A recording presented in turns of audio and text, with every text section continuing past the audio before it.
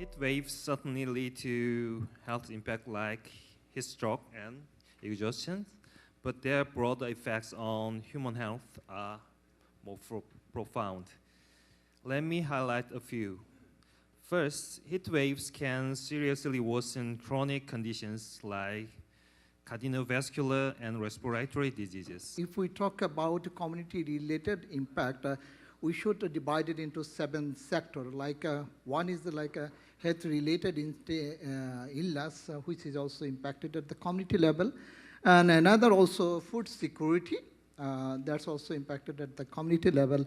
Another we can say water scarcity, especially in the urban slum area, and also economical strength, because in the urban slum area, people also lost their livelihood, and also they lost their working hours due to the heat wave. And another also mental health, already my first speaker mentioned about the mental health issue.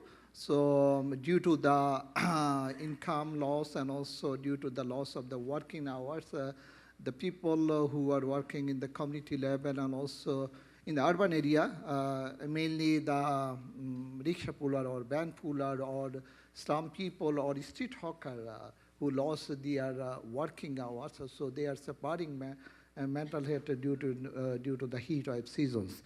And last one also community resilience and also social inequality. So due to the income loss among the marginalized people and also poor people, so there are some inequality also created within the community level.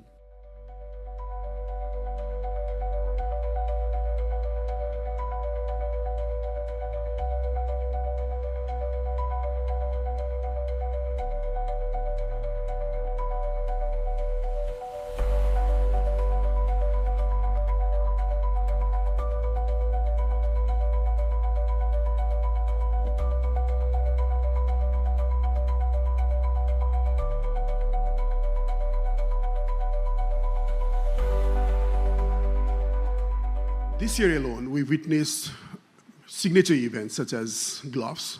I'd want to speak of Thame, a tiny lake, hardly of the size of a swimming pool. This little pool, which was hardly like 9 kilometers upstream of a picturesque village in Thame, burst its banks, burst its moraine, and then swept away the entire community. Had it been in the middle of a night, we could have lost this entire settlement with people and everyone. We've also in the past have had bilateral discussions and MOUs, say for instance the 9-point MOU signed between our respective governments, between the government of China and government of Nepal, particularly looking at specific areas of, again, transboundary elements such as early warning systems between government of China and government of Nepal, as how could we collaborate further, especially in terms of, again, building up of government-to-government relationship, but also between academicians and science institutions, whereby we could inform about impacts much ahead in time to downstream communities to Nepal. For having led Nepal's NDRMA for nearly 5 years, what I've also seen is, unlike in the past where these incidents were mostly kind of considered to be limited only into the Nepali territory, I'd want to mention by a case that happened in 2021, the Melamchi disaster. This is again another a kind of a glof outburst. It was a prehistoric kind of glof that burst and led to a wiping of a nearly $500 million water transfer project, the headworks of which is under a 24-meter rubble that was very hard to imagine for us. The news and the assessments after the flood events have been carried widely for its damage and impacts that's been brought it down. But if you look into the time trajectory for the last 2 years, what has happened is these nearly 15 million of cubic meters of debris that came down to these mountains didn't stop there. It started flowing downstream to Bihar, to India, which is one of those heavily embanked river systems in the world, the Kosi River, that had breached back in 2008. Now what has happened is the sediment and the debris through these Gulf lakes has now come down to Bihar and thus weakening the embankment systems even in Bihar. We've already witnessed the kind of impacts that it could bring into the floodplains within the Nepal-Bihar territories as well. This way we've been spending quite a huge amount of resources to again strengthen and protect this embankment. So what it used to be a localized impacts only into the mountains, this is definitely of a transboundary nature that transcends not only the mountains, but also not only Nepal, but also in Bihar. So this is where the need to all these countries, all the way from China to Bangladesh, at least for the case of for Kosi and for the Ganges River Basin, is become so much pertinent.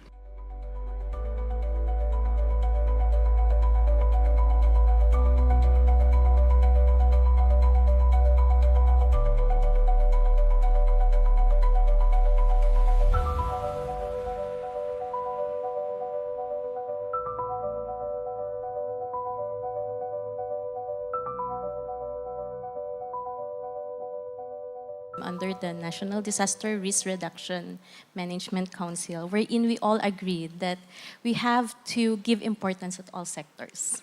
So during the time that our weather forecast will be provided, there is already a risk assessment wherein they will tell us if flooding will occur. So there is already a pre-evacuation that will be implemented in the affected areas. So we're inside the camp or inside the evacuation center. We have this special place for women and children, and even breastfeeding areas.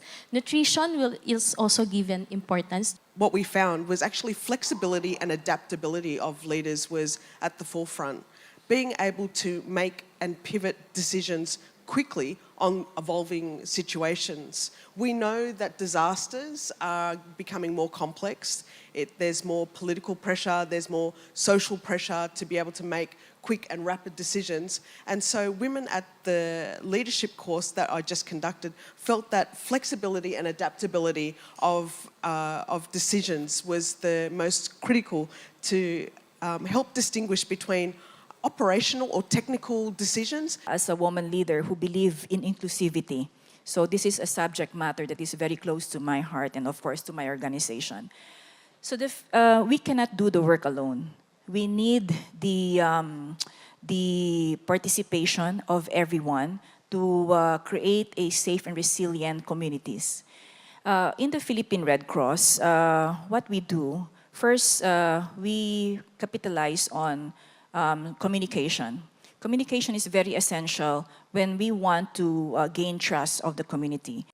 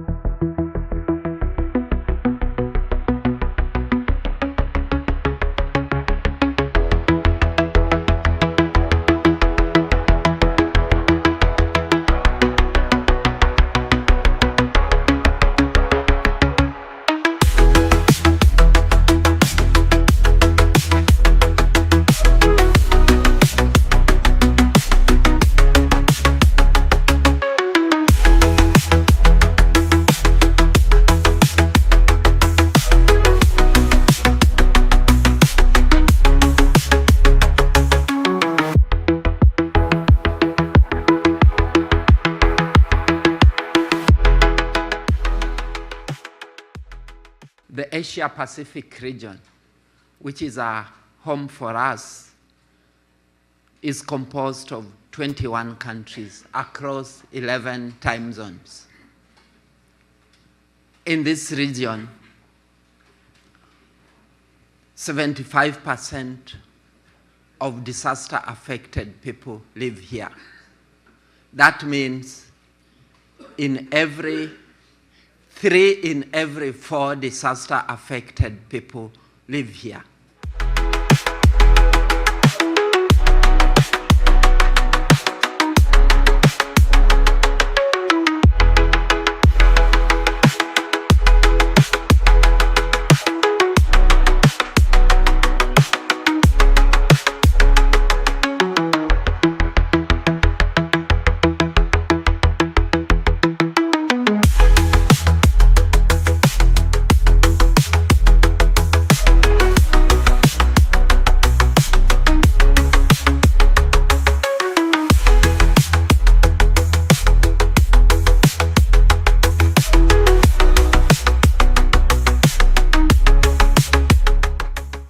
are facing more and more challenges, and we cannot anymore continue business as usual. We have to integrate our approaches from development to humanitarian help in a holistic that takes into consideration all the dimensions from development to preparedness, to disaster risk reductions, to early warning systems, to anticipatory actions, and to recovery after disasters.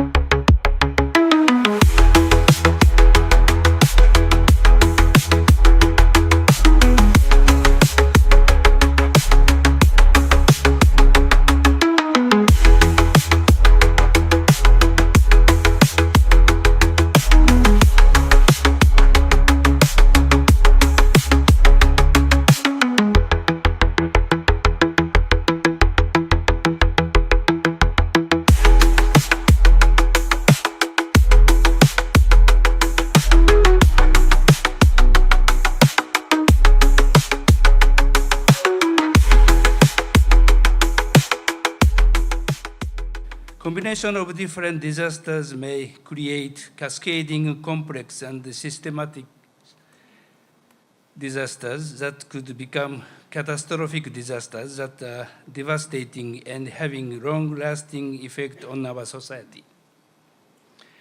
In today's dynamically changing environment, I believe science, technology, and innovation, STI, has a significant role in identifying and preventing unprecedented disaster risks, and if these disasters would actually occur, STI may help in providing practical solutions for our society.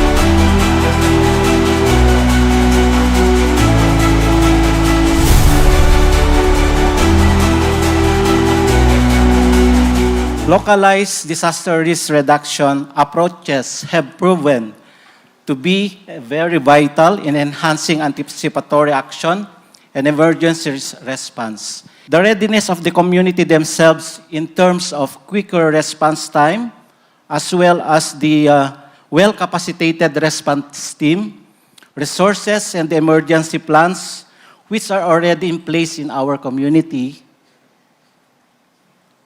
are already leading to potentially saving lives and reducing the scale of damages. Additionally, the involvement of and engagement of the sectoral organizations who are considered the most vulnerable sectors, the community volunteers, including the OPD, the persons with disability, really contributed a lot in the success of the AA and ER implementation.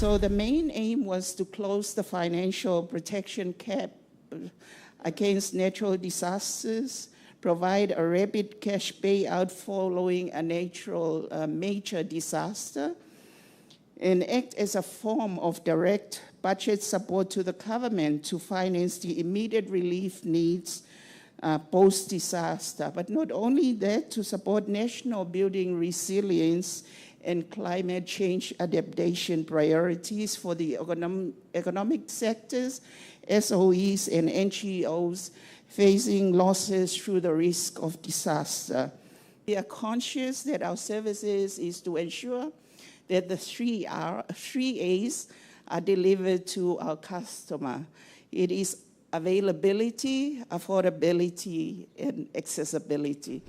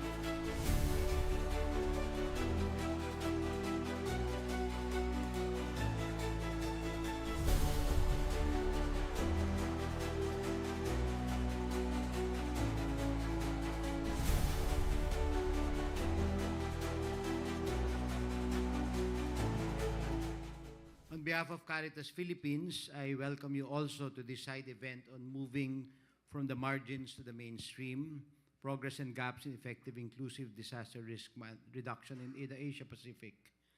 Our session aims to highlight different initiatives in including the vulnerable sectors in our respective societies, in the conceptualization, planning, implementation, monitoring, and evaluation of DRR programs. As a region and in our respective countries, we are well aware of the need to blend well a shared framework that is regional and national on the one hand, and an implementation strategy that is localized from region to country, from country to community on the other hand. This is one of our main challenges, which at the same time is also our hope, as it gives us a path for effective implementation in the communities where our vulnerable sectors belong.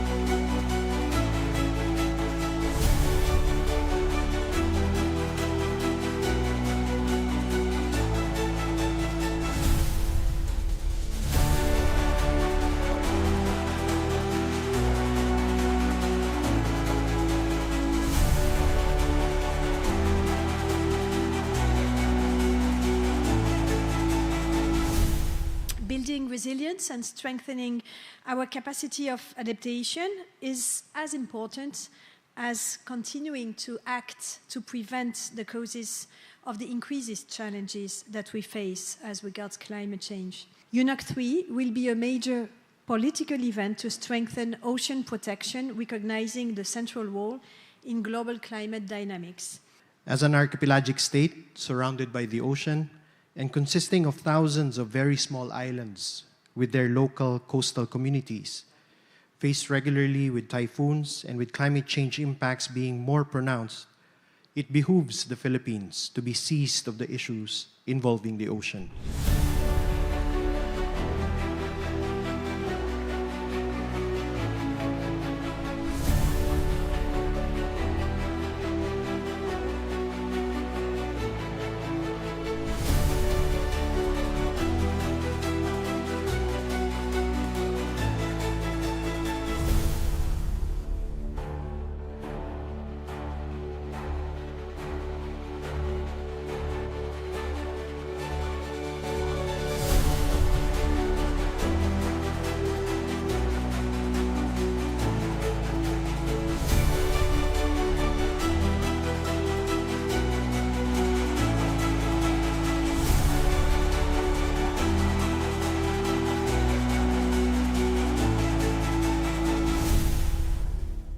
I'm always amazed when, when there's a cyclone and power infrastructure is hit, it's then people realize, oh, we should do something about it. And we have countries that have been doing something about it for a long time. I think Philippines, there's Mauritius, there are other countries who have continued to face cyclones in the power sector, have had to address this issue time and again, and they have lessons that others can learn from. It's important to highlight, first of all, that among all infrastructure systems, this is one infrastructure system which is going the most rapid transition. The energy systems, the power systems, they will look very different from now in just a few years. So in order for us to...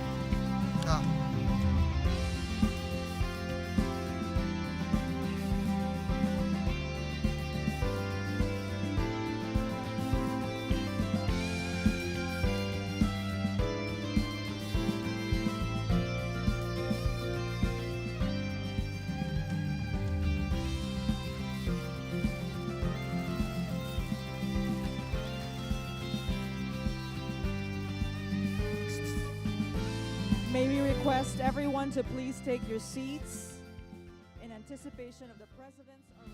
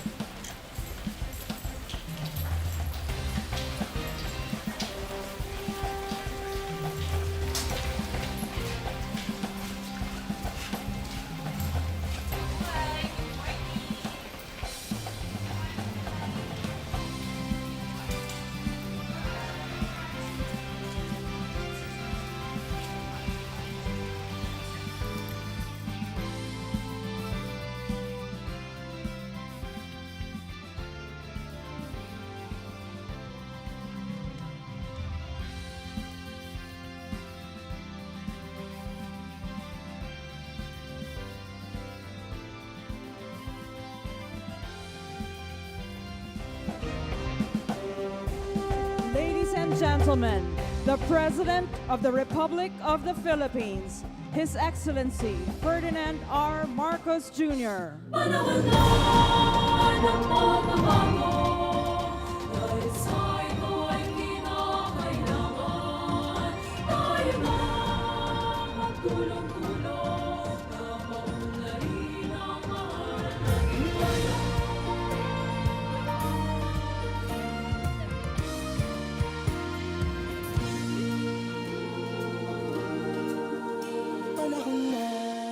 ng pagbabago, dahil sa ito ay kinakailangan tayo na magtulong-tulong, napaunlarin ang mahal nating bayan.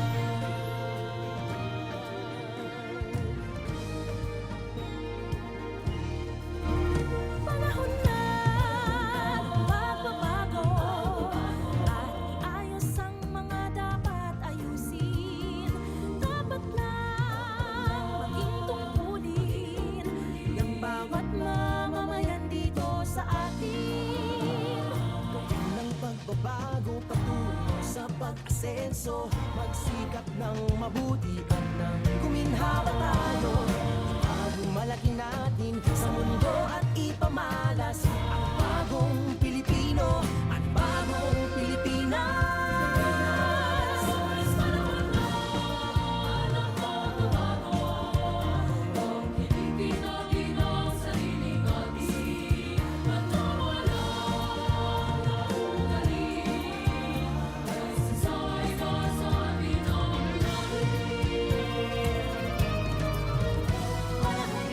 Please remain standing for the singing of the Philippine National Anthem to be led by the Philippine Madrigal Singers. Bayang magiliw, pero sa silanganan, alab ng puso, sa dibdib mo'y buhay. Lupang hinirang, tuyag ka ng magiting, sa manlulupig, di ka pasisihin. Sa dagat at bundok, sa simoy at sa langit bumakaw, may dilagang tula at awit sa paghayang minamahal. Ang kislap ng watawat mo'y tagumpay na nagniningning, ang bituin at araw niya kailan pa may di magdidilim. Lupa ng araw na walhati pagsinta, buhay langit sa piling mo. Aming ligaya na pag may mga api, ang mamatay ng dahil sa'yo.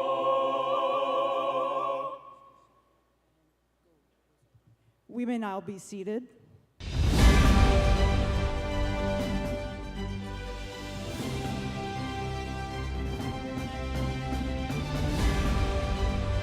Good morning.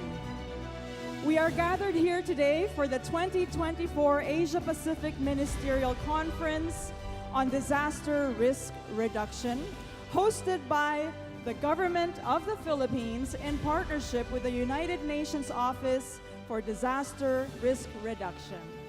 We have over 4,000 delegates from across the Asia-Pacific and beyond, and we are delighted by your participation. We look forward to a rich exchange of experiences, wisdom, and actionable commitments in the coming days as we work together to accelerate disaster risk reduction in the world's most disaster-prone region. This year's conference is particularly significant as this has been designed to promote solutions. We have made it a mission to ensure that the sessions highlight the importance of prioritizing inclusive and universally accessible DRR. The APMCDRR is a demonstration of the shared commitment and unity of purpose by the diverse countries in the Asia-Pacific to accelerate risk reduction efforts and enable transformative change towards resilience. The Government of the Philippines is truly honored to host this year's conference as we all come together and surge to 2030. To have a better understanding, kindly direct your attention on screen for a short audio-visual presentation on the APMCDRR. In a time of mounting disasters, the price of inaction is steep, and it is rising each year. But we know the solution. Invest in prevention and resilience, and invest now. First, integrate disaster risk reduction, DRR, into every national and local budget. Tools like budget stress testing can future-proof fiscal policies and help countries use their domestic sources more efficiently. Second, mobilize the private sector more, not only to secure business continuity, but to foster innovations and enhance resilience across supply chains. Third, increase international financing, with better access for the countries that need it most. Tools like climate bonds can unlock funds for resilience and help blend public and private funding, sharing responsibility and creating predictable investment environments. Fourth, close data gaps for targeted DRR investments. Standardized disaster data can help governments and investors prioritize DRR funding and help reach those most at risk from disasters. Fifth, focus more on crisis prevention. Every dollar invested in resilience today saves 4 in future losses. But the climate won't wait around for us to decide. The Asia Pacific is leading in DRR, but it needs bold financial action. Let's accelerate DRR financing for our future. Invest in resilience, and invest now. We can all contribute to reducing disaster risk. Our diverse experiences, skills, and knowledge can be harnessed to make communities more resilient. When gender equality is prioritized, women, girls, and people of diverse genders are prepared for disasters, and everyone benefits from their contributions and leadership. When persons with disabilities are part of infrastructure design and decision-making, sustainability, resilience, and accessibility grow. When local, indigenous, and traditional knowledge is foregrounded in prevention and mitigation, our environments thrive. When we invest in the untapped potential of children and youth, we usher in a future that's sustainable, equitable, and resilient for all. Governments and other stakeholders have shared responsibility to prevent new risks and reduce existing ones. Inclusive disaster risk governance is indispensable. Our policies, decisions, and financing must reflect this fact. We all have a role to play. What will yours be? Let's protect our future together. Leave no one behind. Disaster resilience starts where we live. Cities, villages, and rural landscapes. Communities know their land, risks, and needs best. Traditional methods of water management or crop rotation can bolster drought resilience. In cities, local flood assessments empower communities to identify and reduce risks. This is localization, putting those who know their environments in charge. But it needs support, financing, capacity building, shared knowledge. Innovative financing like community funds and public-private partnerships can transform resilience. Resources and technology empower communities to prevent risks, prepare, respond fast, and build back better. Risk data must be localized, connecting communities and all levels of governments. Scientific insights must be paired with lived experiences to truly inform action. Women, youth, indigenous and marginalized groups fill in the full risk picture. Without their empowerment, resilience remains incomplete. Localization isn't just risk reduction, it's ownership, leadership, and accountability. Asia-Pacific communities are integrating local knowledge into disaster planning and investment. Early warnings improve, livelihoods are protected, recovery is faster and sustainable. Local communities hold the key to reducing disaster risk. Together we can build a future where communities, villages, towns, and cities stand strong.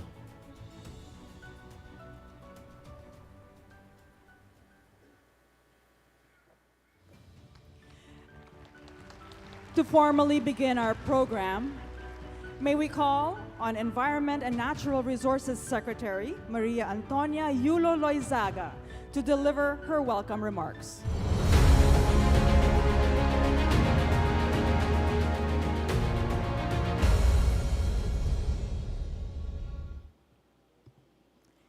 His Excellency Ferdinand Romualdez Marcos Jr., President of the Republic of the Philippines, His Excellency Kamal Kishore, Special Representative of the UN Secretary General for Disaster Risk Reduction and the head of the UNDRR, Honorable Gilberto Teodoro Jr., Secretary of the Philippines Department of Defense and Chair of the Office of Civil Defense. Good morning.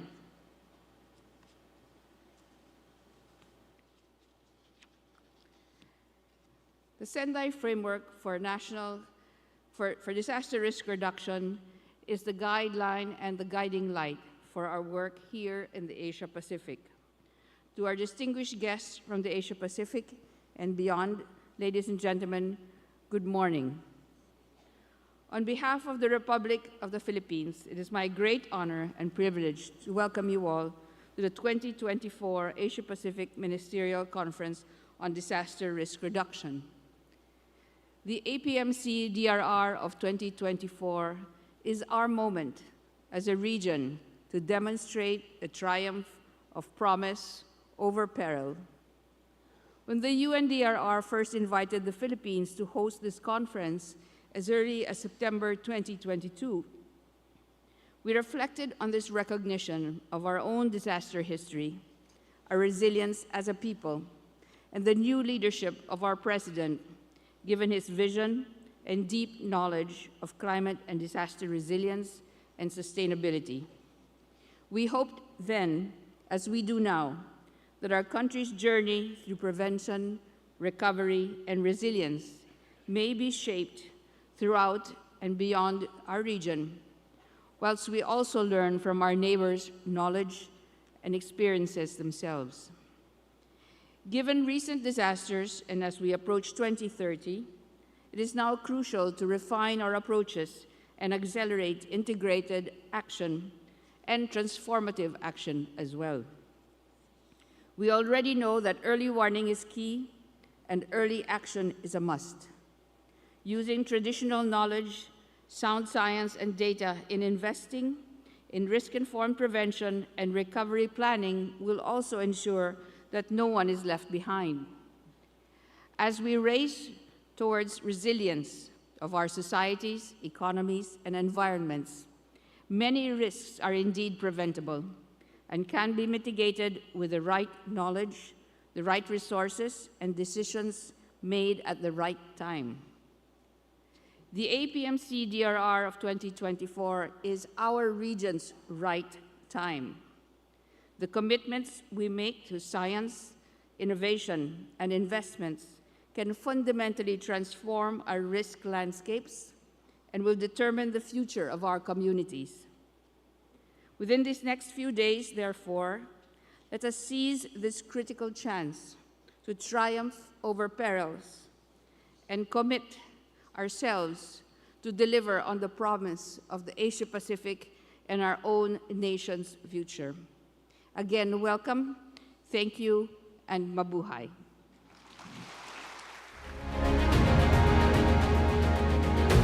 Thank you, Secretary Loizaga. To deliver his message, may we call on National Defense Secretary Gilberto Teodoro Jr.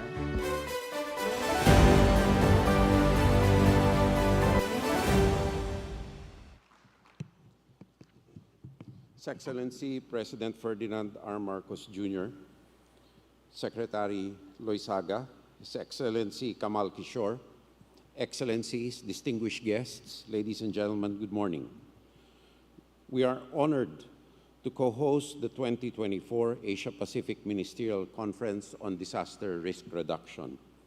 As an archipelago at the heart of the Pacific Ring of Fire and the Typhoon Belt, the Philippines is highly susceptible to natural hazards, including tropical cyclones, floods, earthquakes, and volcanic eruptions. The country's vulnerability, inherent in its geographic location and exacerbated by a rapidly changing climate, poses significant challenges, not only for the Philippines, but for the region. However, through collective action, we shall only get stronger and demand greater resilience from our communities. In this context, we are grateful to be in the company of our local, regional, and global partners. Thus far, the Philippine government, under the leadership of President Ferdinand R. Marcos Jr., has strengthened its horizontal and vertical coordination mechanisms. We have sought to empower our local government units, who are, in many ways, in a better position to address the needs of their communities. We have also enhanced cooperation among different government agencies, leveraging their respective functional expertise in disaster mitigation, preparedness, response, and recovery. Moving forward, we will build on our collaboration with civil society and the private sector to foster a multi-sectoral and collaborative approach to disaster risk reduction. This mirrors the Philippines' intent behind hosting this conference. We hope to provide an avenue where governments in the region, international organizations, the private sector, civil society, and other key stakeholders can convene, share best practices, and coordinate a robust and sustained regional response to the challenges we are facing, both as individual nations and as a collective whole. Maraming salamat po, mabuhay, and a pleasant good morning to each and every one of you.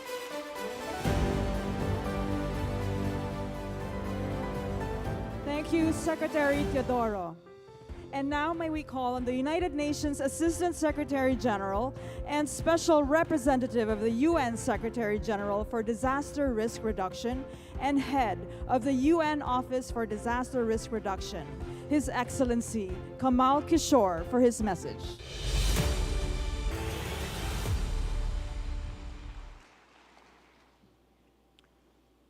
Your Excellency President Marcos Jr., co-chairs of the conference, Secretary Teodoro Jr. and Secretary Loaizaga, representatives of the Government of the Philippines, leaders of the delegations from Asia Pacific, Excellencies, esteemed delegates, ladies and gentlemen, Mabuhay. On behalf of the United Nations Office for Disaster Risk Reduction, it is a great honor for me to welcome you all to the opening of the Asia Pacific Ministerial Conference on Disaster Risk Reduction. I would like to start by extending my sincere gratitude to our host, the people and the government of the Philippines, under the leadership of His Excellency President Marcos Jr. This gathering would not have been possible without your kindness, your generosity, and your support. Thank you very much. We're fortunate to have the Philippines as the host country because while it is no stranger to the dangers of disasters, it is also a leader in pioneering inclusive approaches to disaster risk reduction that put people and communities at the center. Even in organizing this conference, the Philippines adopted an all-of-government and a whole-of-society approach, with more than 40 government offices involved, and in addition, a robust participation from local governments, civil society, the scientific community, and the private sector. I would also like to express my appreciation to the national delegations and their leaders who have traveled here, and to the representatives of the various non-governmental organizations, partner organizations, private sector entities who are participating or who have helped in organizing this conference. I'm grateful for all your contributions. Thank you for being here. This conference is the premier regional gathering for promoting cooperation around disaster risk reduction, assessing progress, exchanging good practices and knowledge, and exploring new ways of accelerating the implementation of the Sendai framework. What we discuss here is of relevance not only to the people of Asia Pacific, but to the entire world. That is, because while Asia Pacific is the most disaster-prone region in the world, it is also the region that has pioneered many of the concepts of disaster risk management that has been followed by the world in all the other parts of the world. For example, from Japan's principle of Build Back Better to the Philippines' innovations in building local resilience, from Indonesia's promotion of sustainable resilience to India's comprehensive approach to financing disaster risk reduction, from Bangladesh's cyclone preparedness program to the Pacific Islands' model of integrating climate action and disaster risk reduction. There are simply too many examples to count. And what makes the Asia-Pacific region so important is that it is doing things not just for the region itself, but for the world. Right now, the world and Asia-Pacific are at a crossroad. The future looks uncertain. Number, geography, intensity of disasters is changing. We are faced with unprecedented challenges. As we learned from last year's midterm review of the Sendai framework, disaster risks are increasing all across the world. They are becoming more complex. At the same time, we are lagging behind in meeting the targets of the Sendai framework. Disasters are now affecting record numbers of people and threatening their lives and livelihoods. Left unchecked, these disaster risks threaten to derail the development aspirations of the Asia-Pacific region and push back progress that has taken decades to achieve. After all, this is the region that went from being primarily an agrarian, rural, low-income region in the 1960s to a global economic powerhouse. In that time, per capita GDP almost tripled globally, but in Asia-Pacific, it saw a nearly 15-fold increase. That said, progress has been uneven, with several countries in the region still in the lowest development tiers, and others, such as small island developing states, facing existential threats from climate change. Indeed, we must never forget the Pacific in Asia-Pacific. To address the mounting risks and to ensure continued prosperity, it is critical that two actions be taken. First, investing in disaster prevention must be a priority for all countries in the region. This means dedicated funding for disaster risk reduction in national budgets and dedicating a larger proportion of official development assistance to prevention and not simply response. This is central to saving lives and protecting vital infrastructure and assets. We know from experience that the cost of prevention is almost always less than the cost of recovery. Second, countries must implement local and inclusive approaches to disaster risk reduction. In line with the principle, nothing about us without us, governments must seek out and involve local communities when designing and implementing risk reduction measures. This applies to everything, from closing the last mile of early warning systems to scaling up nature-based solutions for disaster risk reduction. And in every community, efforts should be made to engage the most at-risk groups, such as persons with disabilities, women, children, older persons, indigenous groups, and marginalized communities. This is essential so that we ensure that we leave no one behind. These two actions encompass much of what we will discuss at this conference and where we need more international cooperation to break barriers and make progress. I would expect nothing less of the region that is renowned for its cooperation, innovation, and resourcefulness. As we near the 20th anniversary of the 2004 Indian Ocean tsunami, let us rekindle the spirit of cooperation and solidarity that we saw in the aftermath of that deadly disaster. But this time, let us cooperate for the future to prevent risks from becoming disasters.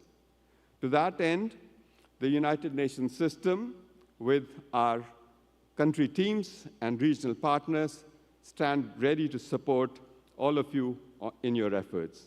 I would once again like to thank the Philippines for hosting this conference and thank all the partners who helped put it together. We really look forward to working with you. Thank you.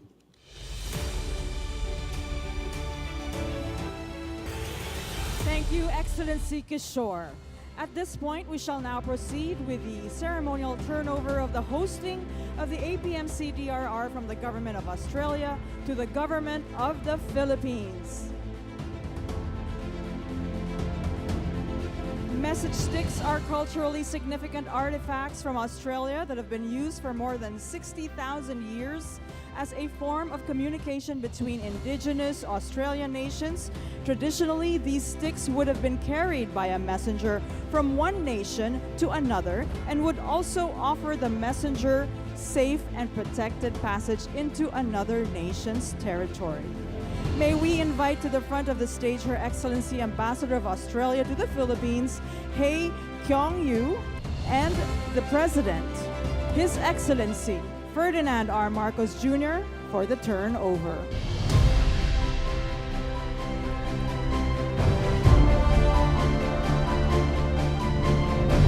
Ambassador Yu is handing over the Australian message stick to the President. In the spirit of this Indigenous Australian tradition and with the permission of Nunukul Yugera, who have kindly prepared this message stick, the Australian government respectfully asks the President of the Republic of the Philippines to be the caretaker and messenger of this stick. To pass the message from Australia to the Philippines, allow me to read the message on the stick. Let's continue to work together and with our communities to reduce the impact of future disasters in the Asia-Pacific region, and let's take care of our country and the natural environment and work together towards the protection of all people, both here and now, and for the future generations to come.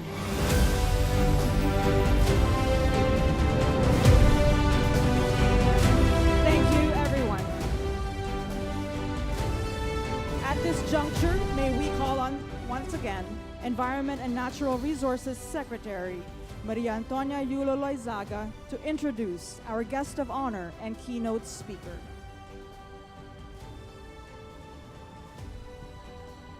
Ladies and gentlemen, the President of the Republic of the Philippines, His Excellency Ferdinand R. Marcos Jr.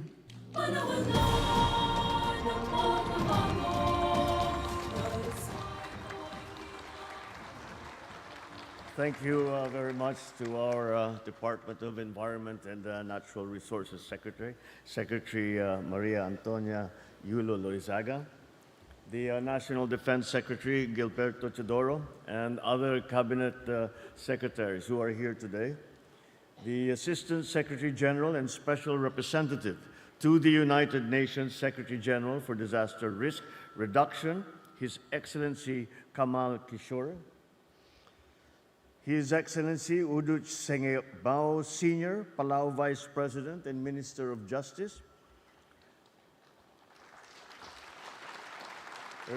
His Excellency Senbayan Amar Saikan, Deputy Prime Minister of Mongolia,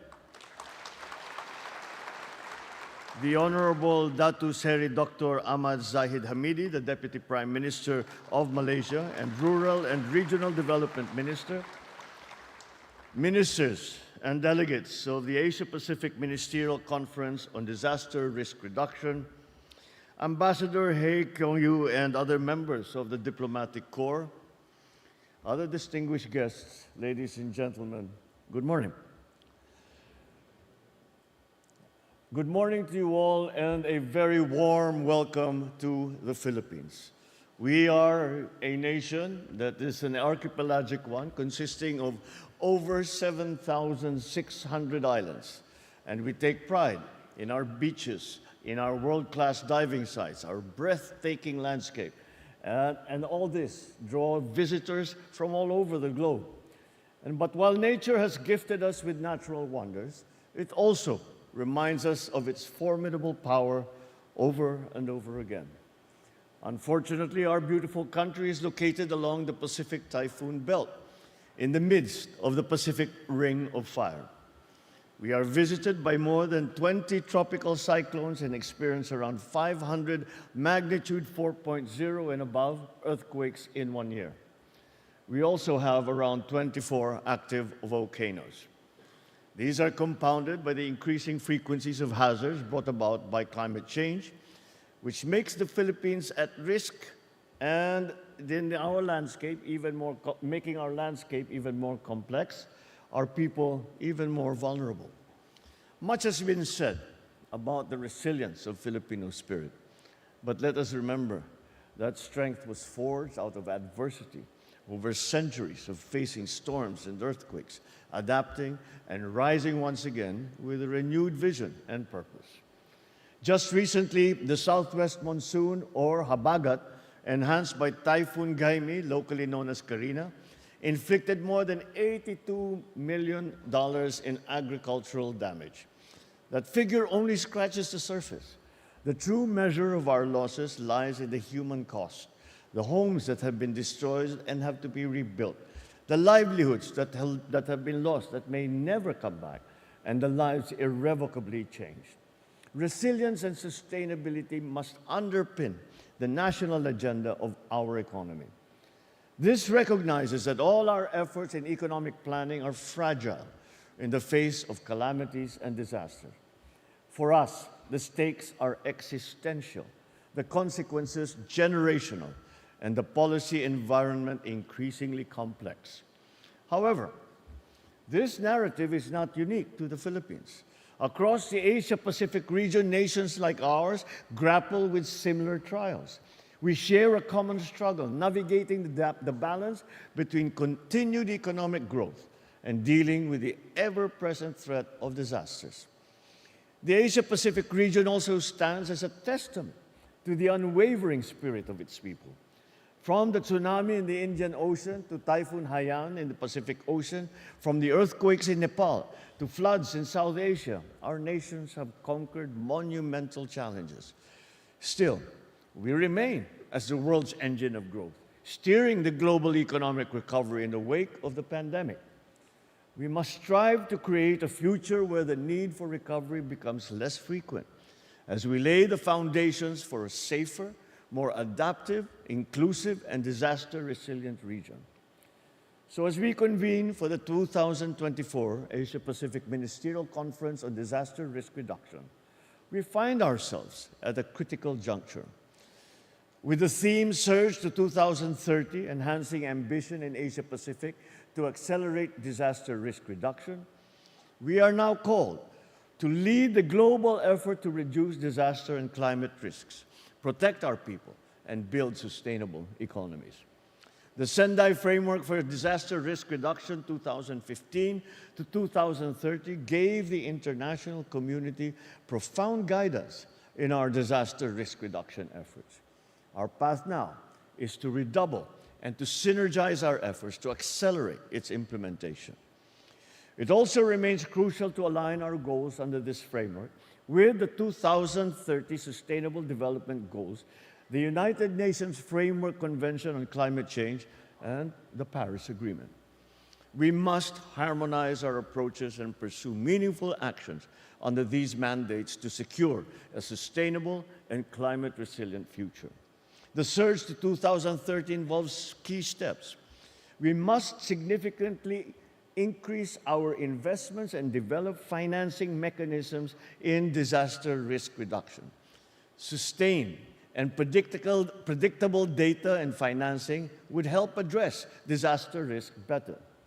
This entails ensuring that developing countries, particularly the least developed countries, landlocked countries, and small island developing states are provided greater access to these resources to advance their policies and build disaster resilience. For our part, the Philippines, as a climate champion, humbly accepts the role as steward of the board of the fund for responding to loss and damage. This reinforces our commitment to improving the board's operations and to contribute to the success of its institutional architecture. We are hopeful for a fund that will benefit climate-vulnerable countries, many of whom are in our region. Equally importantly, we enforce the guidelines on the issuance of green and blue bonds. Our green bond market has been recognized by the Asian Development Bank for its potential to expand even further. Our country's most promising sectors for growth comprise renewable energy, green buildings, sustainable agriculture, and water management. Given our archipelagic nature and the looming threat of climate change, investing in the blue bond market is also essential to ensuring the responsible stewardship of our natural wealth, the safeguarding of our coastal communities, and the sustainable growth of industries like fisheries and tourism. Second, we must embrace inclusion. Disasters disproportionately impact people, and they exacerbate existing inequalities. Building stronger societies requires addressing the needs of the most vulnerable, the very young, the very old, the sick, the indigenous peoples, marginalized communities. We must ensure that every voice is heard and every person is empowered to contribute to disaster risk reduction and receives the assistance that they need if the time comes. Third, we must acknowledge that climate change and disasters are catalysts for human displacement. This necessitates forward-thinking policies that create safe pathways for migration and to support those displaced by disasters so that they can rebuild their lives with dignity and security. On our side, we remain steadfast in empowering our local authorities and working closely with our youth to implement nature-based and ecosystem-centered solutions that not only address their unique challenges, but also honor their local traditions and practices. Fourth, innovation must be at the heart of all our strategies. Advancements in technology, data analytics, early warning systems can revolutionize our disaster preparedness and our response. Fifth, coordination and collaboration are the cornerstones of our whole-of-nation approach. By engaging all of our stakeholders, we ensure that we collectively identify the needs, address the gaps, and anticipate the risks ahead of us. And six, fostering open dialogue is essential in bringing our sectors together, promoting both convergence and coherence in our efforts. As such, we carry out regular assessments, regular critiques, ensuring that our policies on disaster risk reduction remain consistent and effective. And seventh, we place great value on the engagement of our private sector, particularly in advancing investments and practices in environmental, social, and governance areas. Through collaborative research, information sharing, and innovative financing, we continue to strengthen and deepen our partnerships with these key stakeholders. And finally, we must advocate for stronger international legal frameworks that guide disaster prevention and response.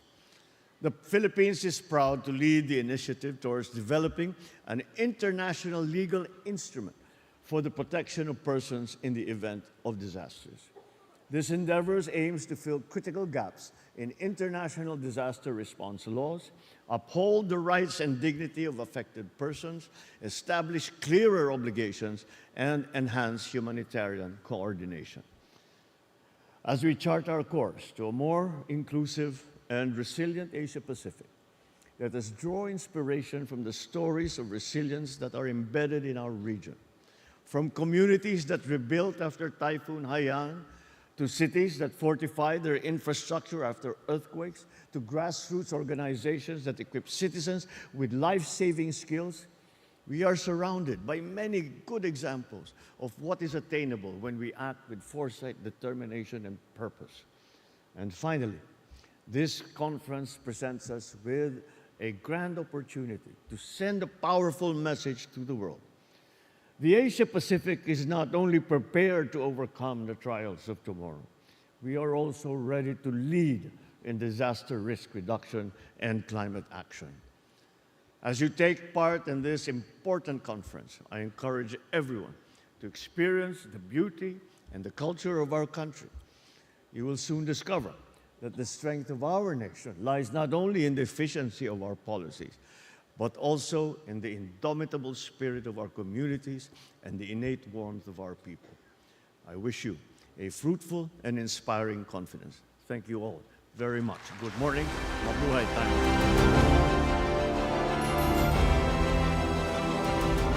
Thank you, Mr. President.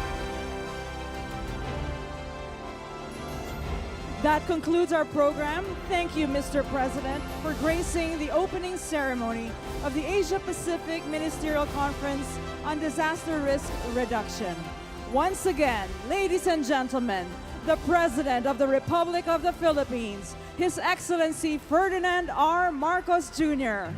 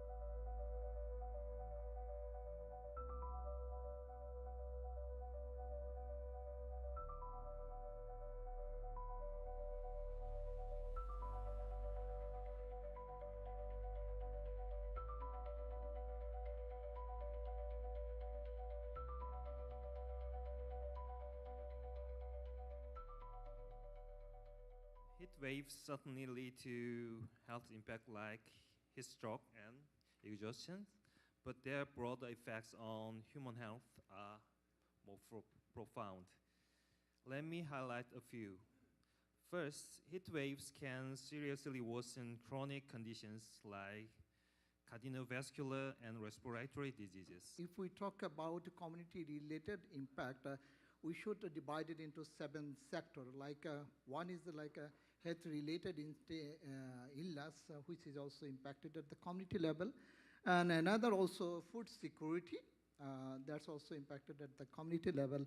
Another, we can say water scarcity, especially in the urban slum area, and also economical strength, because in the urban slum area, people also lost their livelihood, and also they lost their working hours due to the heat wave. And another also mental health, already my first speaker mentioned about the mental health issue.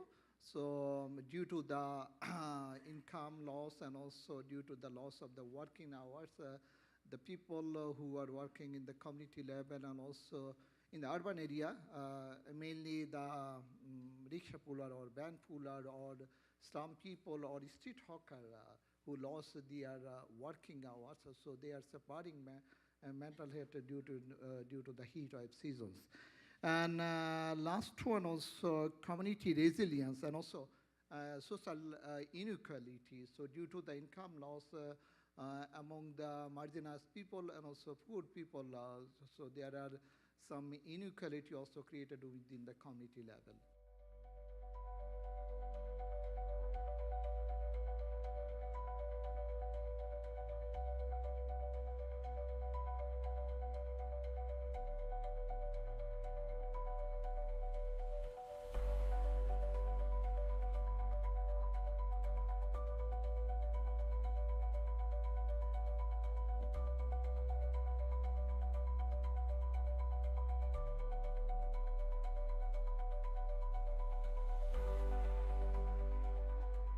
This year alone, we witnessed signature events such as GLOVES.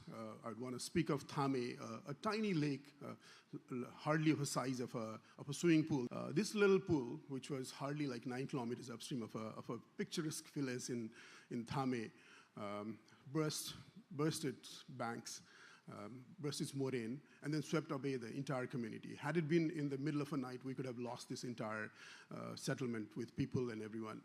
We've also in the past have had bilateral discussions and MOUs, say for instance the 9-point MOU signed between our respective governments, between the government of China and government of Nepal, particularly looking at specific areas of, again, transboundary elements such as early warning systems between government of China and government of Nepal, as how could we collaborate further, especially in terms of, again, building up of government-to-government relationship, but also between academicians and science institutions, whereby we could inform about impacts much ahead in time to downstream communities to Nepal.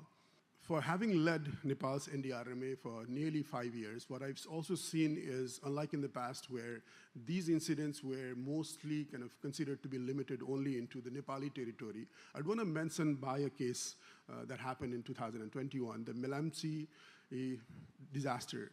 This is again another a kind of a GLOF outburst. It was a prehistoric kind of GLOF that burst and led to a wiping of a nearly $500 million water transfer project, the headworks of which is under a 24-meter rubble that was very hard to imagine for us. The news and the assessments after the flood events have been carried widely for its damage and impacts that's been brought it down. But if you look into the time trajectory for the last 2 years, what has happened is these nearly 15 million of cubic meters of debris that came down to these mountains didn't stop there. It started flowing downstream to Bihar, to India, which is one of those heavily embanked river systems in the world, the Kosi River, that had breached back in 2008. Now what has happened is the sediment and the debris through these GLOF lakes has now come down to Bihar and thus weakening the embankment systems even in Bihar. We've already witnessed the kind of impacts that it could bring into the floodplains within the Nepal-Bihar territories as well. This way we've been spending quite a huge amount of resources to again strengthen and protect this embankment. So what it used to be a localized impacts only into the mountains, this is definitely of a transboundary nature that transcends not only the mountains, but also not only Nepal, but also in Bihar. So this is where the need to all these countries, all the way from China to Bangladesh, at least for the case of for Kosi and for the Ganges River Basin, is become so much pertinent.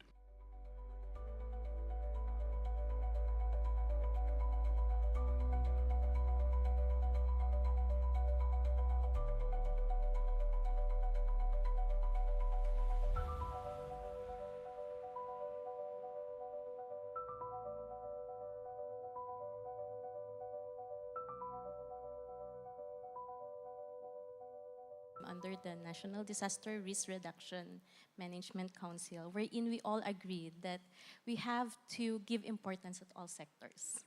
So during the time that our weather forecast will be provided, there is already a risk assessment wherein they will tell us if flooding will occur. So there is already a pre-evacuation that will be implemented in the affected areas. So we're inside the camp or inside the evacuation center.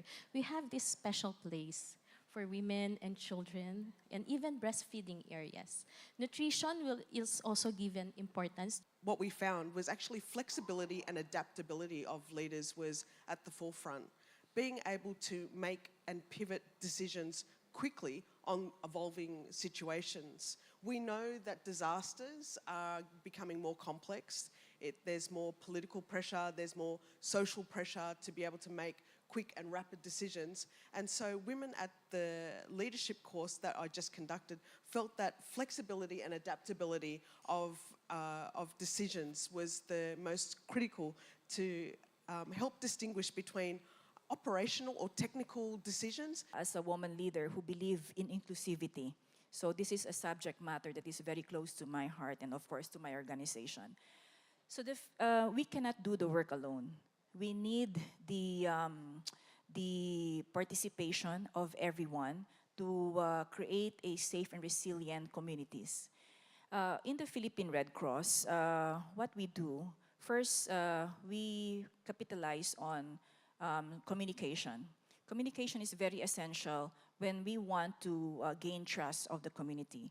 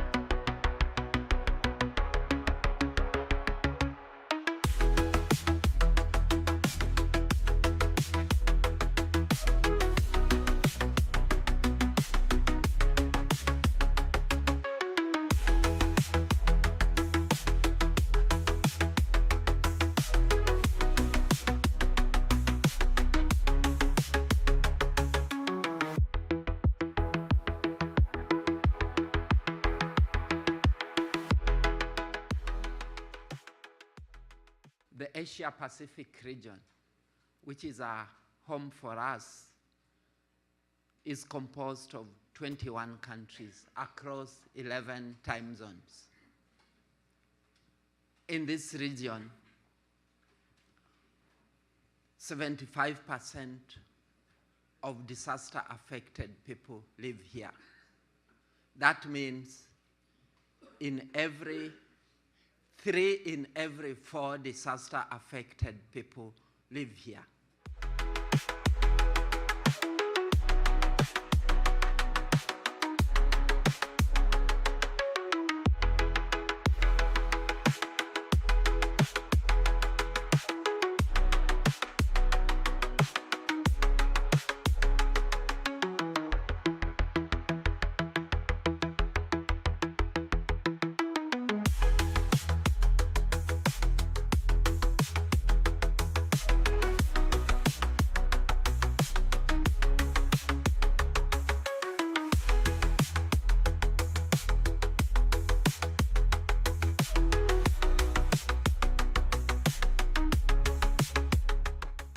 we are facing more and more challenges, and we cannot anymore continue business as usual. We have to integrate our approaches from development to humanitarian help in a holistic that takes into consideration all the dimensions from development to preparedness, to disaster risk reductions, to early warning systems, to anticipatory actions, and to recovery after disasters.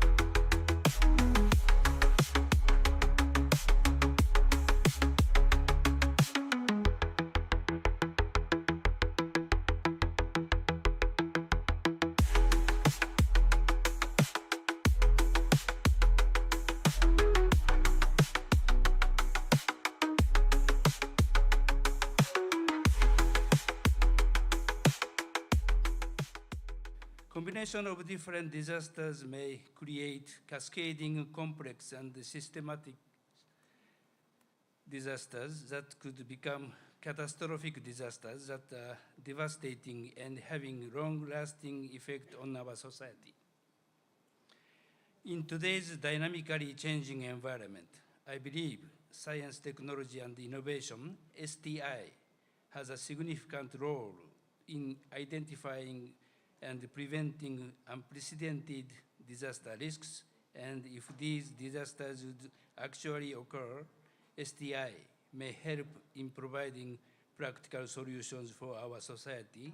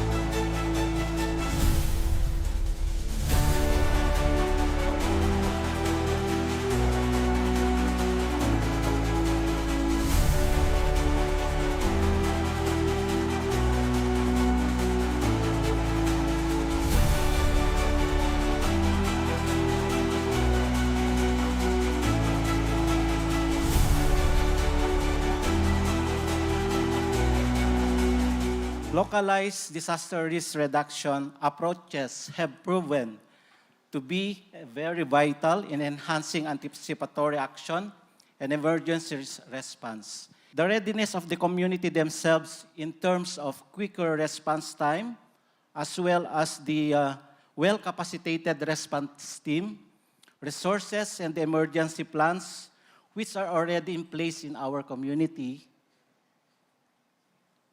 are already leading to potentially saving lives and reducing the scale of damages. Additionally, the involvement of and engagement of the sectoral organizations who are considered the most vulnerable sectors, the community volunteers, including the OPD, the persons with disability, really contributed a lot in the success of the AA and ER implementation.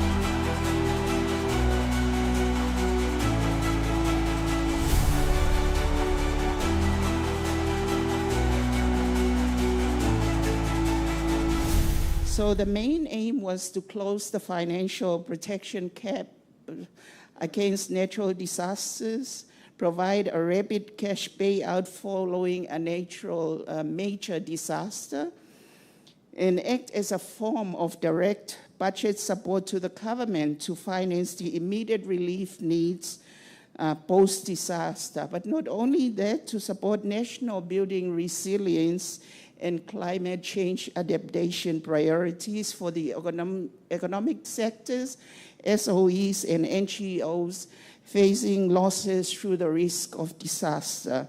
We are conscious that our services is to ensure that the three A's are delivered to our customer. It is availability, affordability, and accessibility.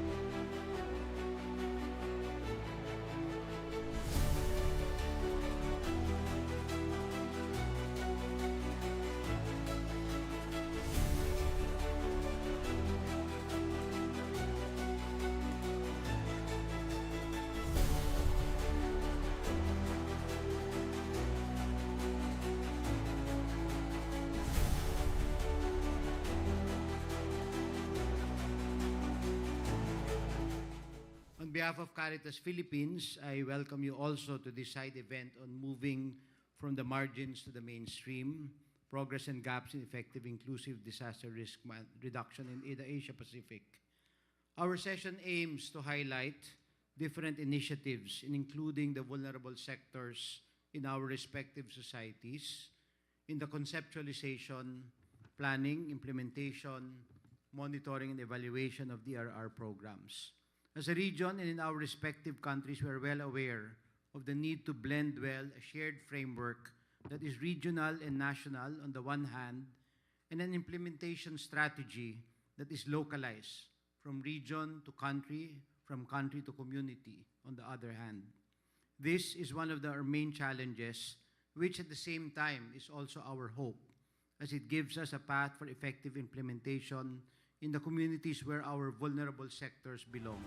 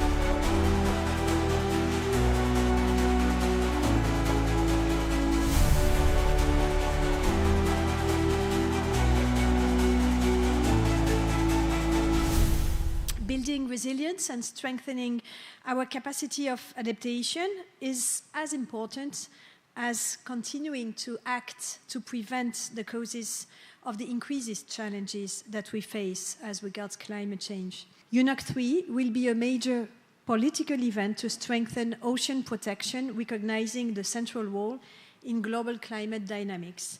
As an archipelagic state surrounded by the ocean and consisting of thousands of very small islands with their local coastal communities, faced regularly with typhoons and with climate change impacts being more pronounced, it behooves the Philippines to be seized of the issues involving the ocean.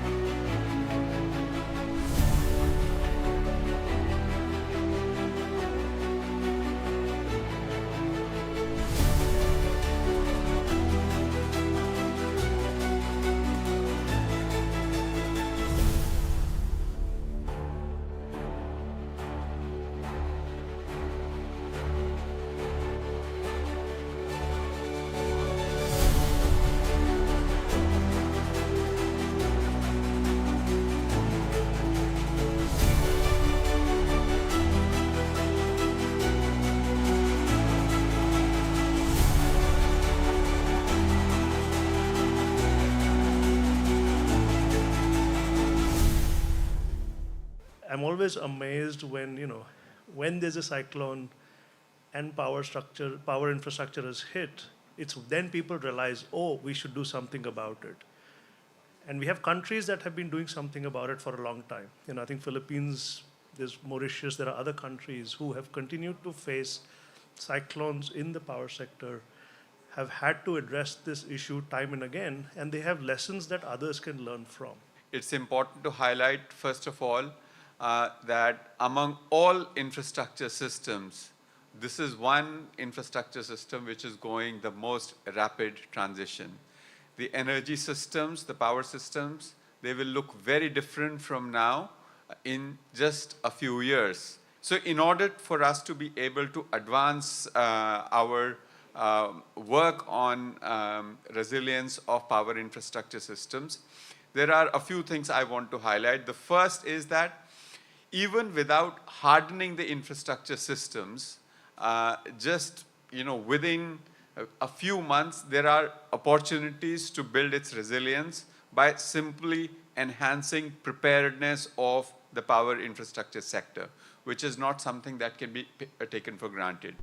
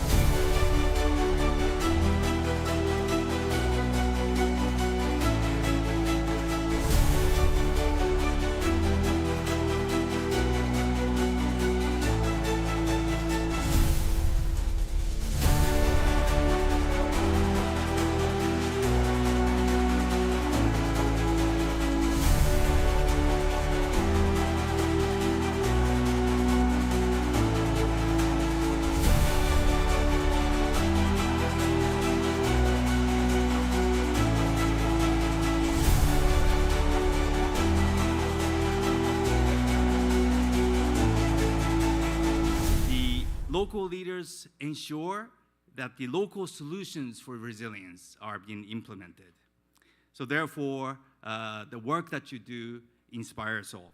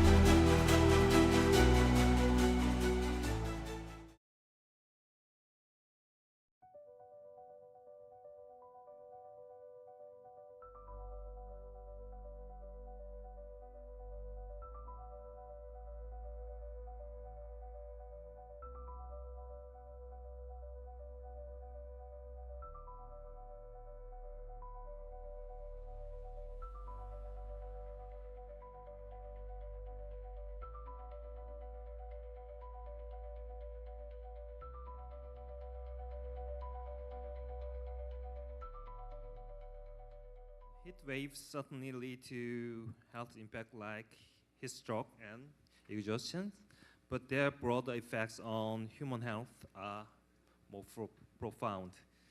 Let me highlight a few. First, heat waves can seriously worsen chronic conditions like cardiovascular and respiratory diseases. If we talk about community-related impact, we should divide it into 7 sectors. Like one is like a health-related illness, which is also impacted at the community level, and another also food security, that's also impacted at the community level.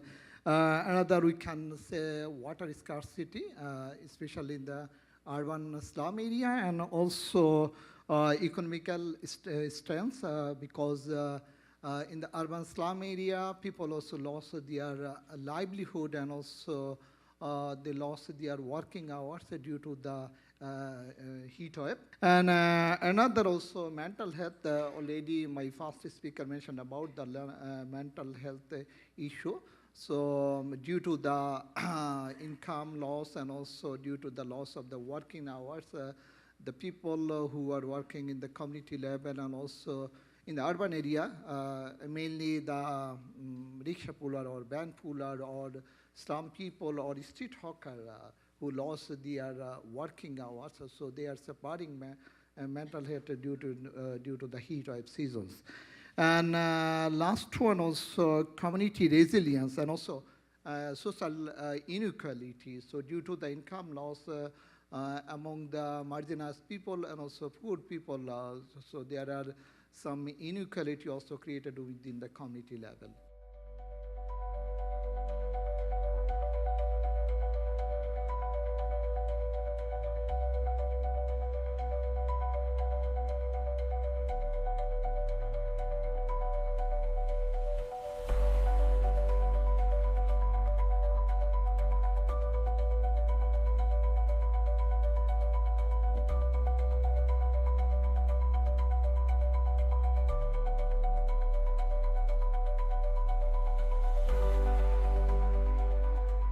This year alone, we witnessed signature events such as gloves.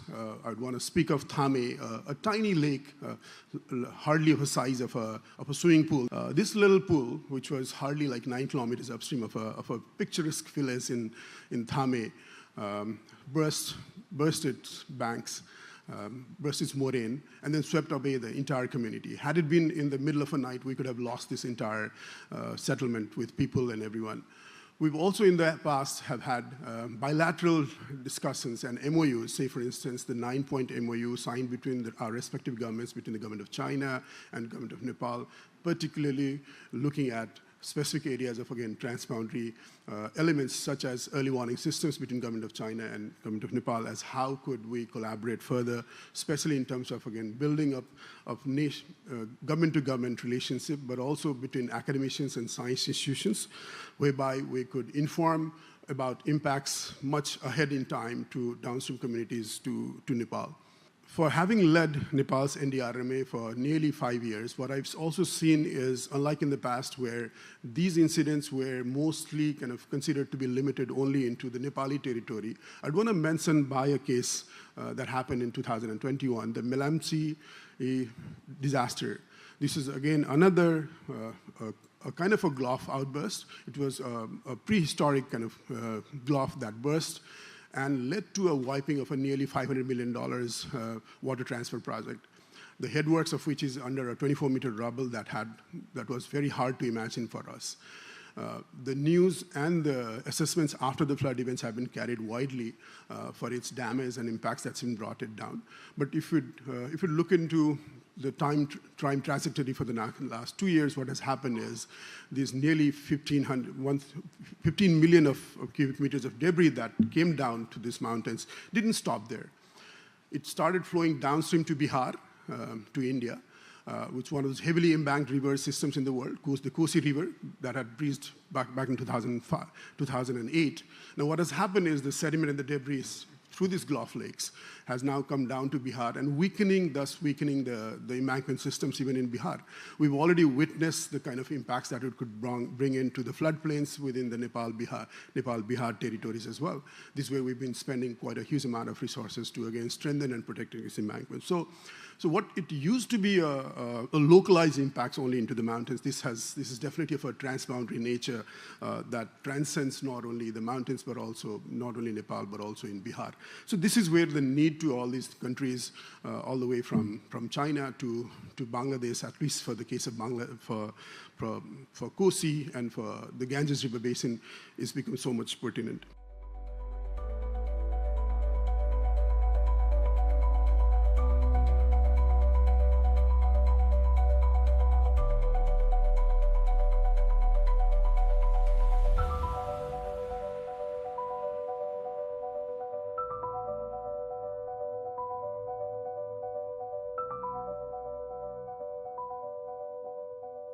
Under the National Disaster Risk Reduction Management Council, wherein we all agreed that we have to give importance at all sectors.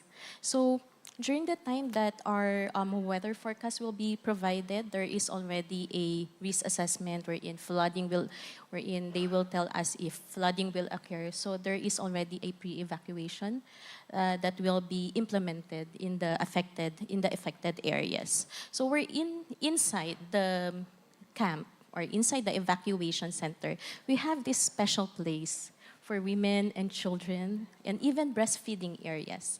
Nutrition is also given importance. What we found was actually flexibility and adaptability of leaders was at the forefront. Being able to make and pivot decisions quickly on evolving situations. We know that disasters are becoming more complex. There's more political pressure, there's more social pressure to be able to make quick and rapid decisions. And so women at the leadership course that I just conducted felt that flexibility and adaptability of decisions was the most critical to help distinguish between operational or technical decisions. As a woman leader who believes in inclusivity, so this is a subject matter that is very close to my heart and of course to my organization. So we cannot do the work alone. We need the participation of everyone to create a safe and resilient communities. In the Philippine Red Cross, what we do, first we capitalize on communication. Communication is very essential when we want to gain trust of the community.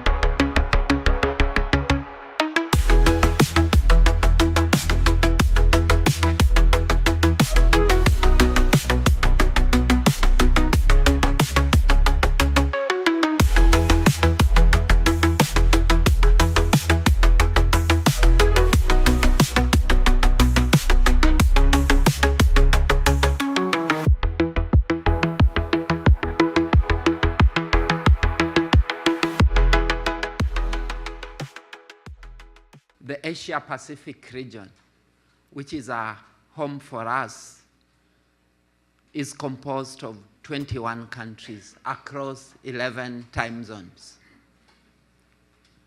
In this region, 75% of disaster-affected people live here. That means 3 in every 4 disaster-affected people live here.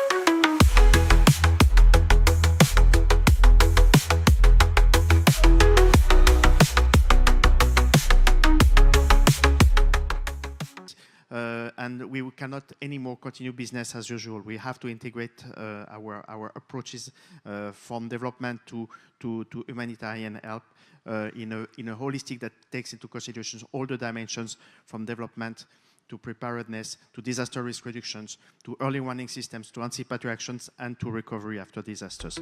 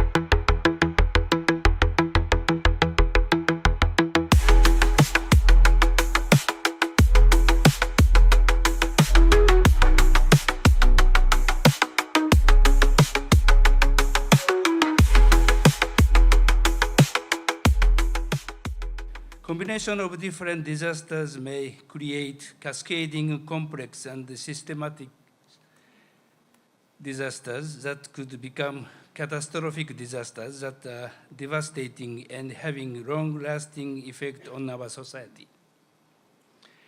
In today's dynamically changing environment, I believe science, technology, and innovation, STI, has a significant role in identifying and preventing unprecedented disaster risks, and if these disasters would actually occur, STI may help in providing practical solutions for our society.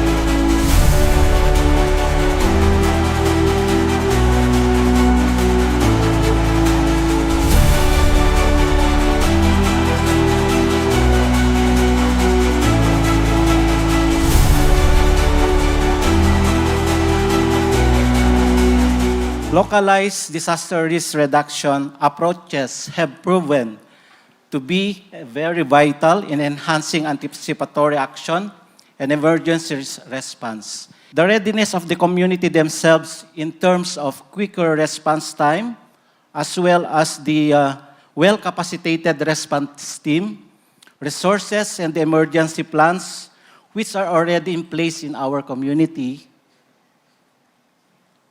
are already leading to potentially saving lives and reducing the scale of damages. Additionally, the involvement of and engagement of the sectoral organizations who are considered the most vulnerable sectors, the community volunteers, including the OPD, the persons with disability, really contributed a lot in the success of the AA and ER implementation.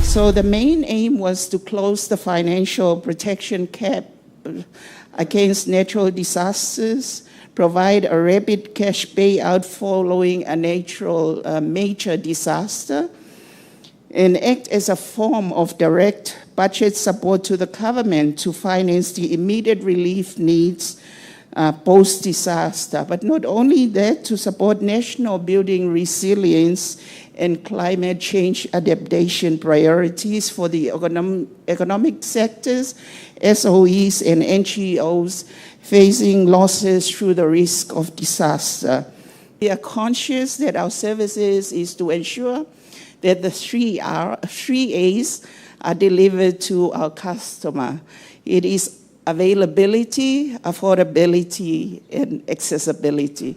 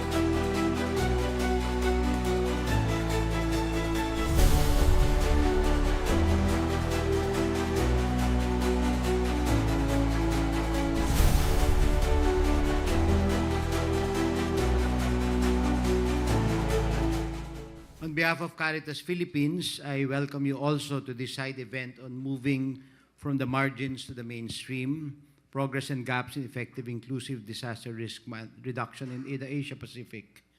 Our session aims to highlight different initiatives in including the vulnerable sectors in our respective societies in the conceptualization, planning, implementation, monitoring, and evaluation of DRR programs.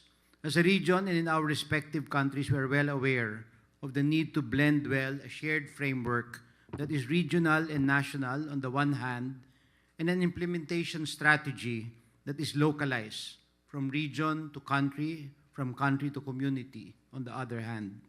This is one of our main challenges, which at the same time is also our hope, as it gives us a path for effective implementation in the communities where our vulnerable sectors belong.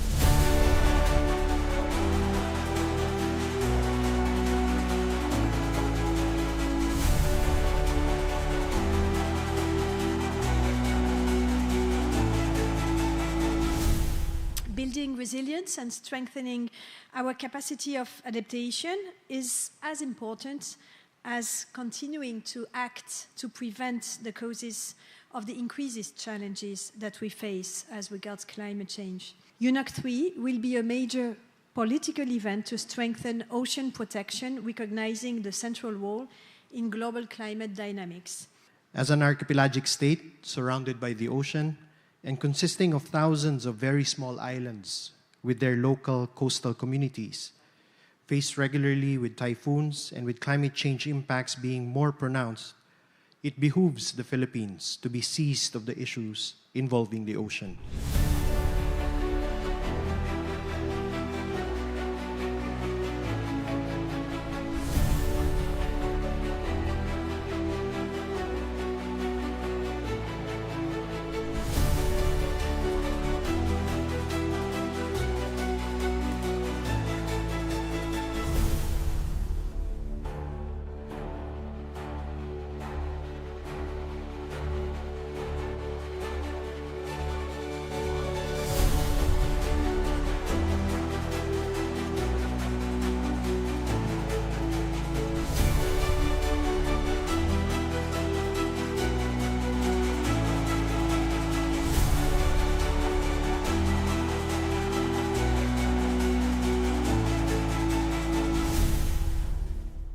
I'm always amazed when, when there's a cyclone and power infrastructure is hit, it's then people realize, oh, we should do something about it.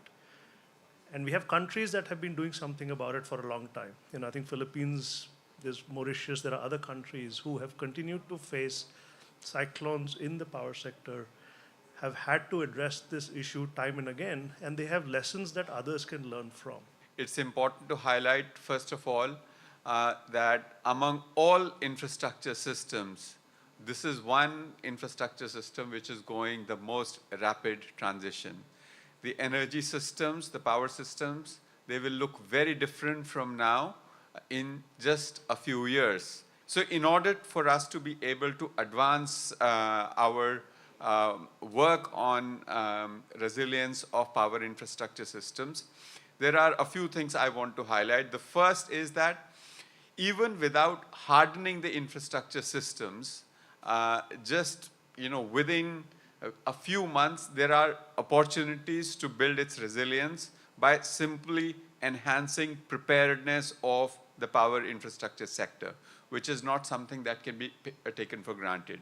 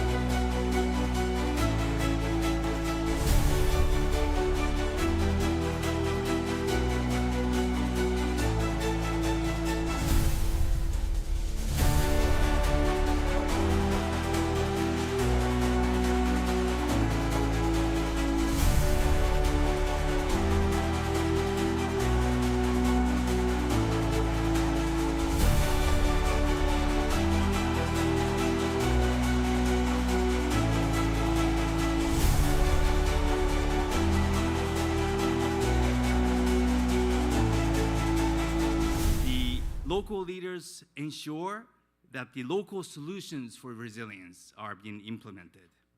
So therefore, the work that you do inspires all.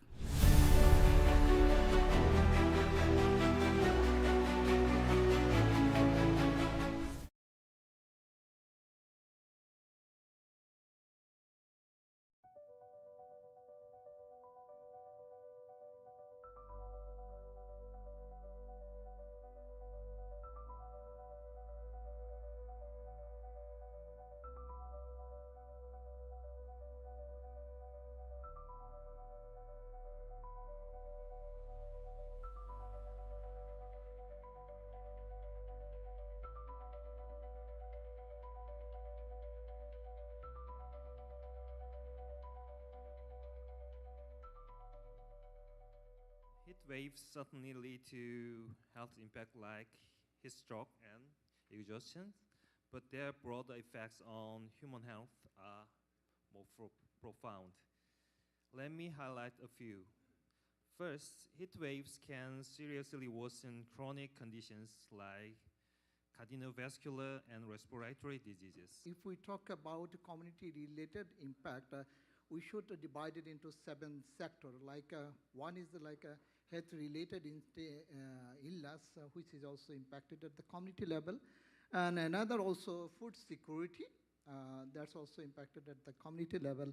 Another we can say water scarcity, especially in the urban slum area, and also economical strength, because in the urban slum area, people also lost their livelihood, and also they lost their working hours due to the heat wave. And another also mental health, already my first speaker mentioned about the mental health issue. So due to the income loss and also due to the loss of the working hours, the people who are working in the community level and also in the urban area, mainly the rickshaw puller or van puller or slum people or street hawker who lost their working hours, so they are suffering mental health due to the heat wave seasons. And last one also community resilience and also social inequality. So due to the income loss among the marginalized people and also poor people, so there are some inequality also created within the community level.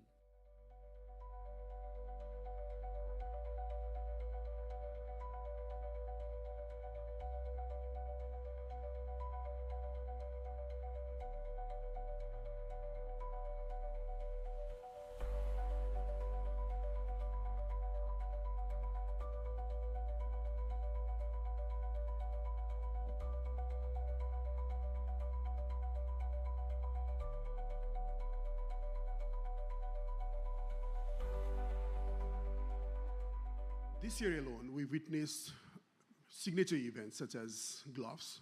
I'd want to speak of Thame, a tiny lake, hardly the size of a swimming pool. This little pool, which was hardly like 9 kilometers upstream of a picturesque village in Thame, burst its banks, burst its moraine, and then swept away the entire community. Had it been in the middle of a night, we could have lost this entire settlement with people and everyone.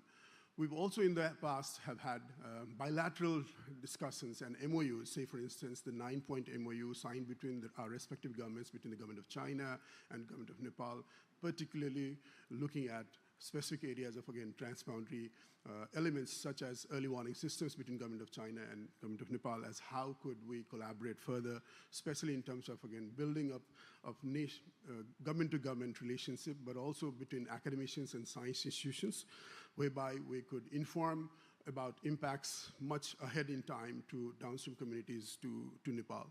For having led Nepal's NDRMA for nearly 5 years, what I've also seen is, unlike in the past where these incidents were mostly kind of considered to be limited only into the Nepali territory, I'd want to mention by a case that happened in 2021, the Melamchi disaster. This is again another a kind of a glof outburst. It was a prehistoric kind of glof that burst, and led to a wiping of a nearly $500 million water transfer project, the headworks of which is under a 24-meter rubble that was very hard to imagine for us. The news and the assessments after the flood events have been carried widely for its damage and impacts that's been brought it down. But if you look into the time trajectory for the last 2 years, what has happened is these nearly 15 million of cubic meters of debris that came down to these mountains didn't stop there. It started flowing downstream to Bihar, to India, which one of those heavily embanked river systems in the world, the Kosi River, that had breached back in 2008. Now what has happened is the sediment and the debris through these Gulf lakes has now come down to Bihar and thus weakening the embankment systems even in Bihar. We've already witnessed the kind of impacts that it could bring into the floodplains within the Nepal-Bihar territories as well. This way we've been spending quite a huge amount of resources to again strengthen and protect this embankment. So what it used to be a localized impacts only into the mountains, this is definitely of a transboundary nature that transcends not only the mountains, but also not only Nepal, but also in Bihar. So this is where the need to all these countries, all the way from China to Bangladesh, at least for the case of for Kosi and for the Ganges River Basin, is become so much pertinent.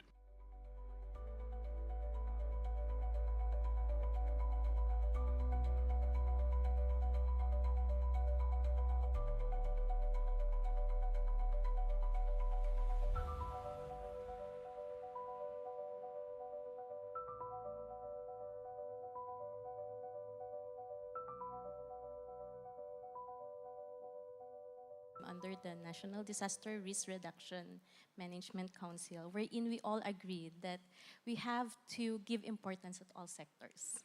So during the time that our weather forecast will be provided, there is already a risk assessment wherein they will tell us if flooding will occur. So there is already a pre-evacuation that will be implemented in the affected areas. So we're inside the camp or inside the evacuation center. We have this special place for women and children and even breastfeeding areas. Nutrition is also given importance. What we found was actually flexibility and adaptability of leaders was at the forefront. Being able to make and pivot decisions quickly on evolving situations. We know that disasters are becoming more complex. There's more political pressure, there's more social pressure to be able to make quick and rapid decisions. And so women at the leadership course that I just conducted felt that flexibility and adaptability of decisions was the most critical to help distinguish between operational or technical decisions. As a woman leader who believes in inclusivity, so this is a subject matter that is very close to my heart and of course to my organization. So we cannot do the work alone. We need the participation of everyone to create a safe and resilient communities. In the Philippine Red Cross, what we do, first we capitalize on communication. Communication is very essential when we want to gain trust of the community.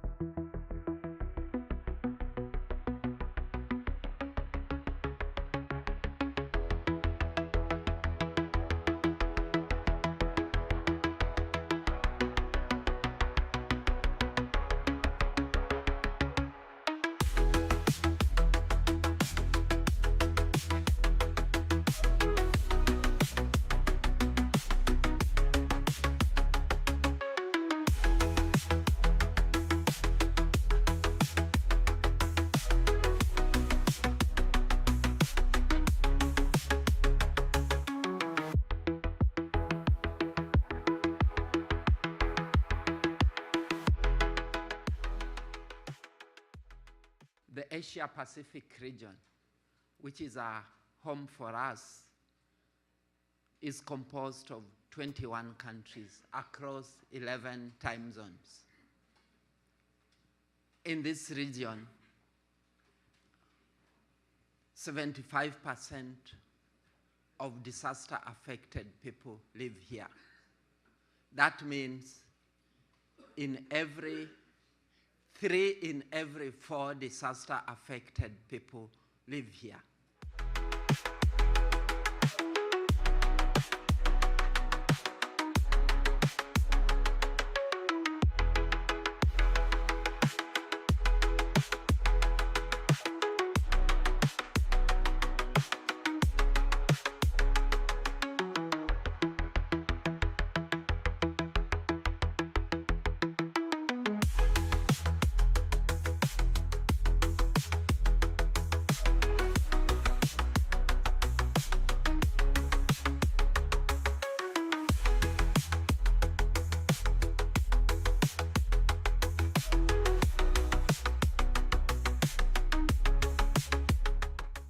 We are facing more and more challenges, and we cannot anymore continue business as usual. We have to integrate our approaches from development to humanitarian help in a holistic that takes into consideration all the dimensions, from development to preparedness, to disaster risk reductions, to early warning systems, to anticipatory actions, and to recovery after disasters.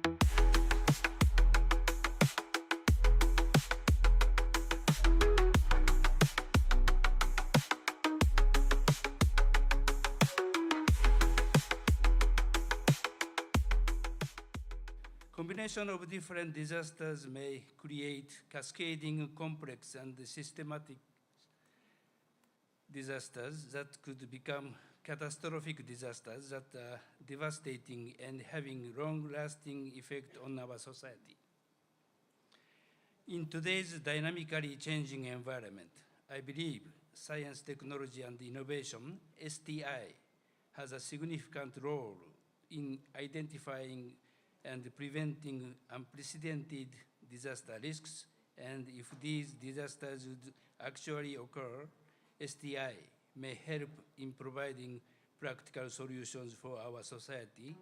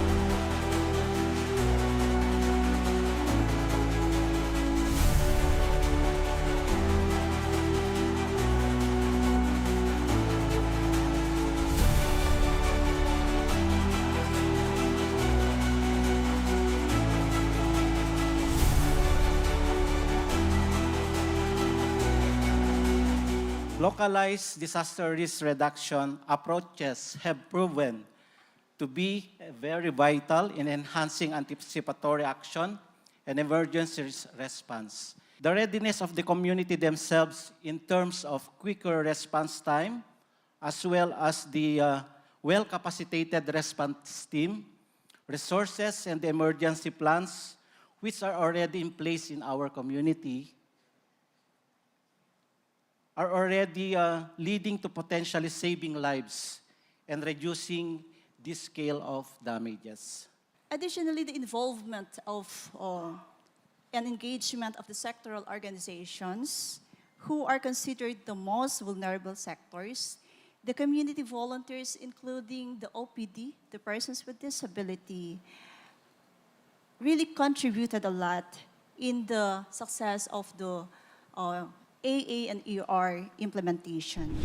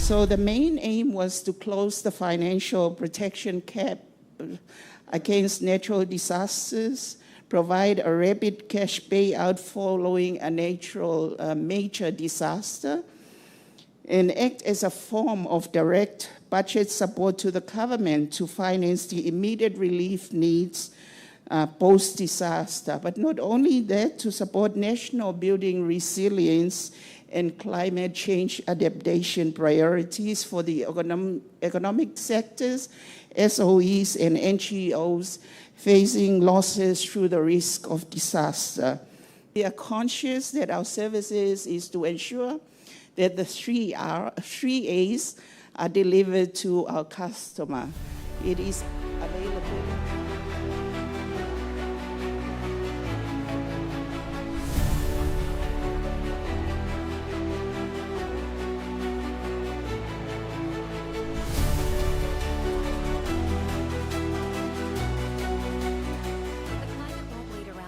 To decide.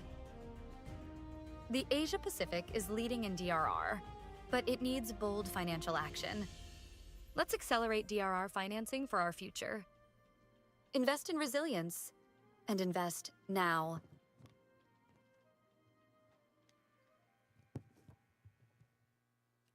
To kick off our session, let me introduce our plenary speakers. First is Honorable Maria Antonia Yulo Loizaga, Secretary of the Department of Environment and Natural Resources, Government of the Philippines.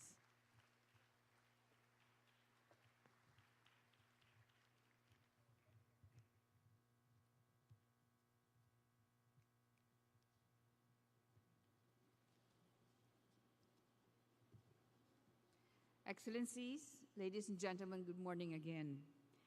As the Asia and the Pacific remains the most disaster-prone region in the world, whilst also being the fastest-growing regional economy, investing in resilience is paramount. We host 60% of the 8 billion global population and a rich diversity of ancient cultures and natural resources, as well as traditional scientific and technological knowledge. The advancement of the Asia-Pacific region, despite multiple hazards, represents the triumph of promise over peril.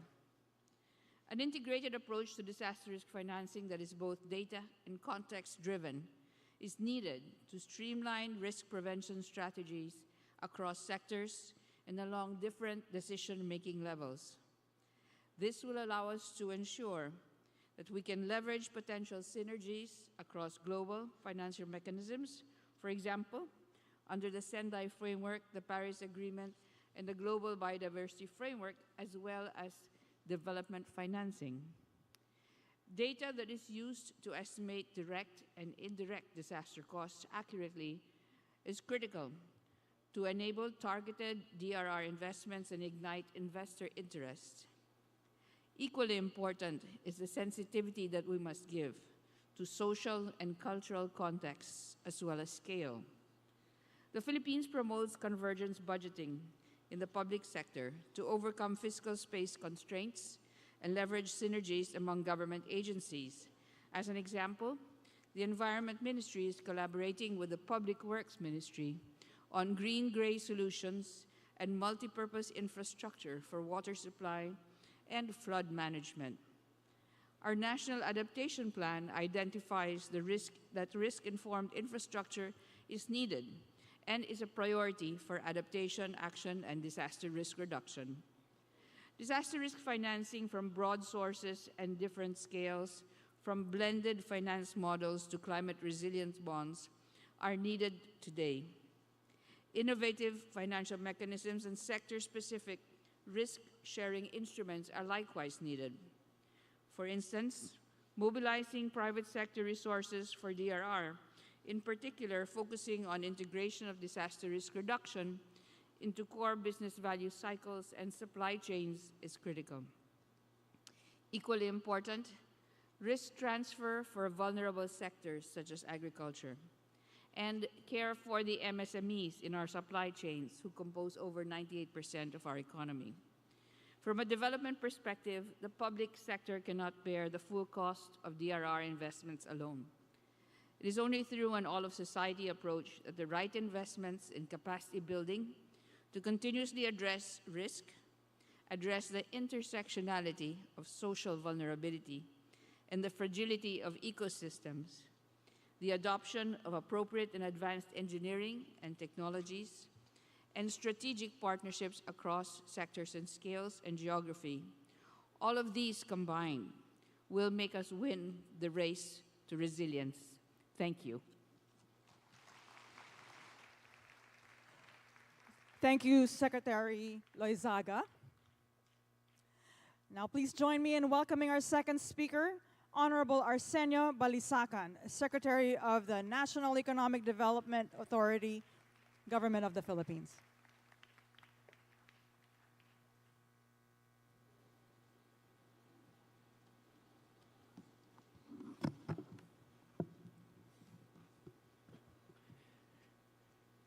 Excellencies, distinguished speakers and guests, good morning. I am deeply honored to speak at the first plenary session of the 2024 Asia-Pacific Ministerial Conference on Disaster Risk Reduction and to welcome our international delegates to the Philippines. The Asia-Pacific region has been at the epicenter of global disasters, ranging from typhoons and earthquakes to floods and tsunamis. The disaster's impacts are most acutely felt by economies that are highly vulnerable to shocks. As climate change worsens these threats, it is evident that robust disaster risk management, including adaptive and responsive disaster risk financing, is becoming increasingly important. Without sufficient resources, the path to rehabilitation and recovery lengthens, and socioeconomic consequences are profound. While helpful, traditional models of disaster risk financing, such as grants, loans, and insurance, often fall short in terms of both speed and sufficiency, underscoring the need for more adaptive and responsive solutions.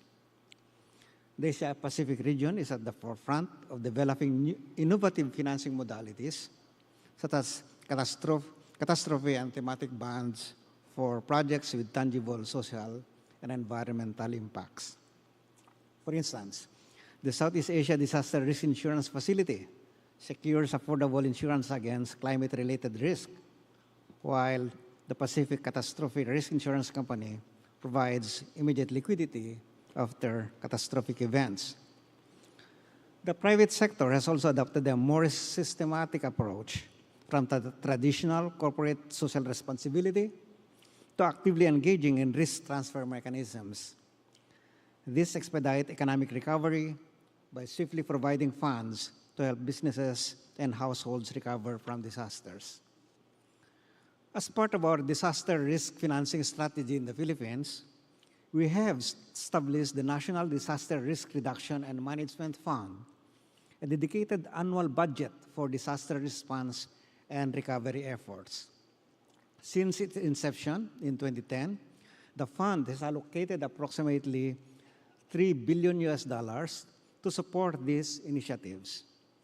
Additionally, we have integrated budgetary requirements for mitigation and preparedness into the annual budgets of various agencies and governments. We are also exploring reinsurance options, including creating the private sector-led Philippine Catastrophe Insurance Facility and contingency credit arrangements for future disasters.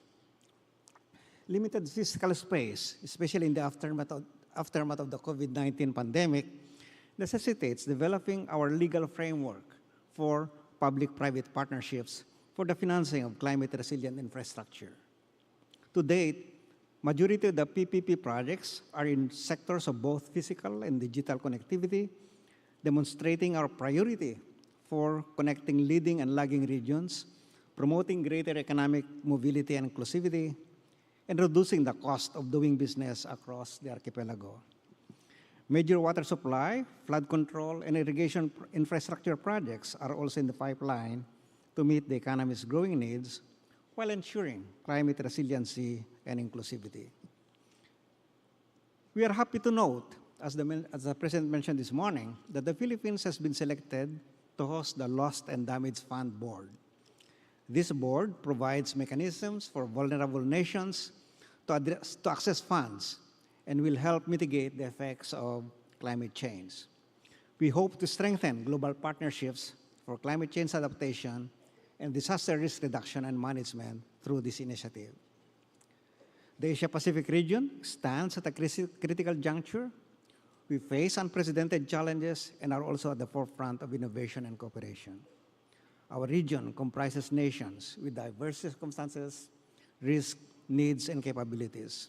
However, by drawing on our unique capabilities and harnessing our collective strength, we can work together so that no nation will stand alone in the face of climate adversity. Together, and with much hope and optimism, let us surge to the future as one resilient region. Thank you, and mabuhay. Thank you, Secretary Balisacan. For our third speaker, it is my honor to introduce Mr. Jaime Augusto Sobel de Ayala, Chairman of Ayala Corporation.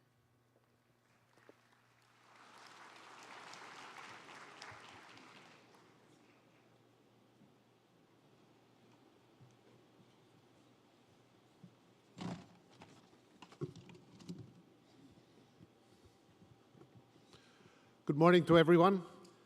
Secretary Tony, Secretary Arce, always a pleasure to share the stage with you. And thank you for this opportunity to speak at this forum as a voice from the private sector. I think today's discussion is a meaningful and important one, considering that the Philippines is among those most at risk from climate change and has limited resources to mitigate, to adapt, and to bounce back from calamities. I have to say that I support the thesis that disaster risk reduction financing presents a significant opportunity to safeguard lives and livelihood.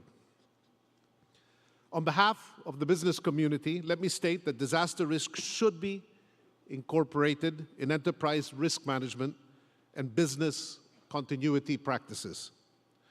Further, DRR should be embedded in corporate strategy and the whole capital allocation process. Lastly, we believe that corporate boards should have oversight on their company's DRR and resilience strategy, and hence should be constantly trained around this space. All these occur within the backdrop of an upcoming era of greater transparency about corporate sustainability performance, including how companies impact their environment and host communities, and vice versa. Within the next few years, owing to the new sustainability reporting standards by the ISSB, Philippine companies may be required to more clearly disclose their climate-related risks and opportunities and their mitigation and adaptation measures. Companies should now be more rigorous in conducting enterprise risk management exercises. Disclosures may now have to state the specific financial impacts of climate change, considering a whole range of different scenarios. These would also have to be integrated with a business continuity management system to ensure the DRR will be brought to the mainstream. As examples, the Philippine Disaster Resilience Foundation, PDRF, which I'm proud to say I serve as a co-chair, as well as Arise Philippines, the latter through the leadership of Mr. Hansi and the SM Group in the Philippines, have been consistently conducting capacity building sessions on business continuity and community resilience for both private enterprises and public institutions. At Ayala, the company which I chair, we have committed to achieve net zero greenhouse gases by 2050, which will be complemented by a comprehensive climate risk assessment exercise, as well as actionable emissions reduction roadmaps. Interventions and resilience measures developed by private institutions across the different platforms would indeed benefit greatly from DRR financing. Second, risk awareness without the appropriate action is quite insufficient. Disaster risk management initiatives should also be integrated into corporate strategy and company investment plans. Alongside the capital deployment processes of companies, these can all hugely benefit from support provided by DRR financing. Just a couple of examples on resilience investments from our own group here in the Philippines. After Typhoon Haiyan, Globe Telecom, our telecommunications arm, started to invest in more typhoon-resilient cell towers. They've also invested in elevated network equipment and improved equipment covers considering recent volcanic activities. Ayala Land, in turn, our real estate company, continues to incorporate disaster-related data in their estate planning, ensuring our properties are resilient, sustainable, and valuable. On the financing front, our Bank of the Philippine Islands provides sustainable finance solutions to large institutional clients and smaller enterprises, alongside advisory services to build organizational resilience. Finally, ASEN, our renewable energy platform, successfully completed pioneering energy transition mechanism transactions. This enables us to retire a fairly young coal-fired power plant by 2040. And ASEN has recently partnered with Singaporean firms to explore the use of transition credits to accelerate the plant's retirement further to 2030. And I think Secretary Balisacan mentioned this as a great pioneering effort. Lastly, I cannot understate the role of company leadership teams in steering enterprises towards greater climate awareness and action. As stewards of their organizations, they are charged with the unenviable task of balancing resilience with their fiduciary duty to their stakeholders and shareholders. Boards and practitioners need to constantly be trained on the latest thinking on climate science, on risk management, and on adaptation. These are just a few thoughts on how we can enhance the practice of DRR in the region.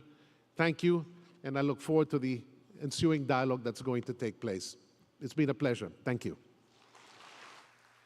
Thank you, Mr. Zobel. And now we will transition to the panel discussion. It's my pleasure to introduce His Excellency, Mr. Kamal Kishore, the Special Representative of the Secretary General for Disaster Risk Reduction, and head of the United Nations Office for Disaster Risk Reduction. As our moderator for this session, Mr. Kishore brings a wealth of experience in disaster risk reduction. Please join me in welcoming him to guide our discussion today.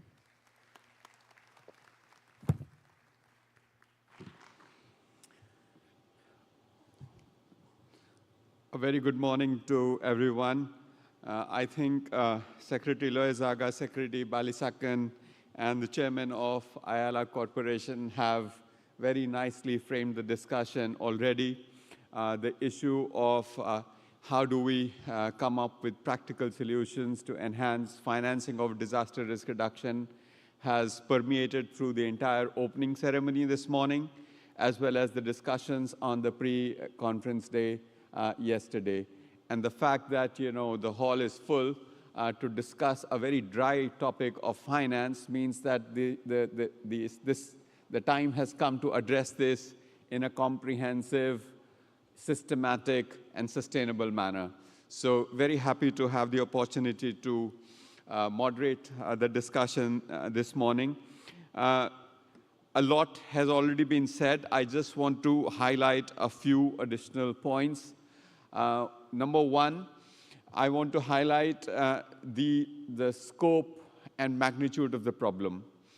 Last year, in October, the Coalition for Disaster Resilient Infrastructure released its biennial report, where it assessed the global risk annual average losses, the expected annual average losses to infrastructure systems alone, to something like $800 billion. So that's assessed annual average loss.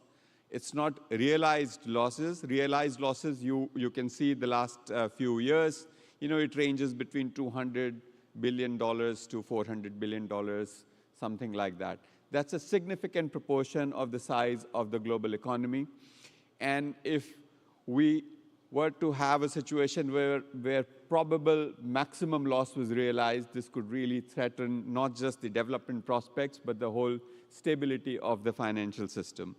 So with that background, I think it's really important that we begin to address this issue in a comprehensive manner.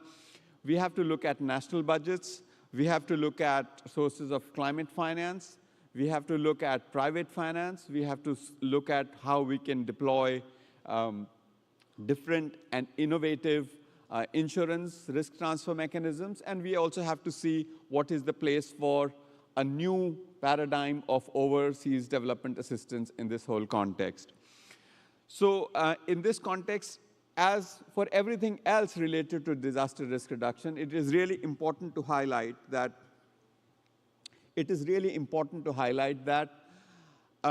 in Asia Pacific, there is a lot of innovation on almost everything, and this area of finance is no exception. We heard from Secretary Balisakan the work that is being done here in the Philippines in terms of the National Disaster Risk Reduction and Management funding arrangements. We have experience in Indonesia, where we are looking at how we can use the past data of losses to allocate resources to different provinces. Of course, we have the work that has been done in India over the last 4 or 5 years to look at the entire spectrum of disaster risk management needs, not just response, but also risk reduction.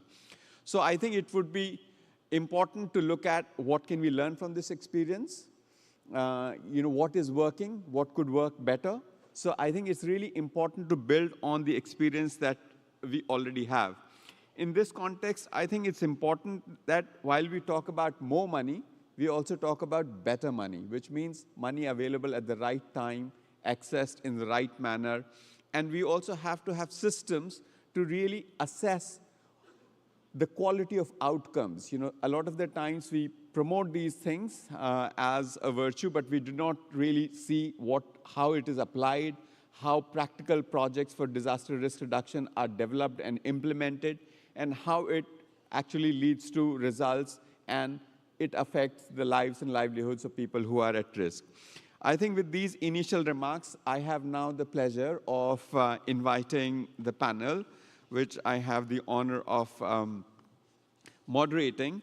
First of all, I would like to invite His Excellency Masatsugu Asakawa, President of the Asian Development Bank. Sir, can you join us here?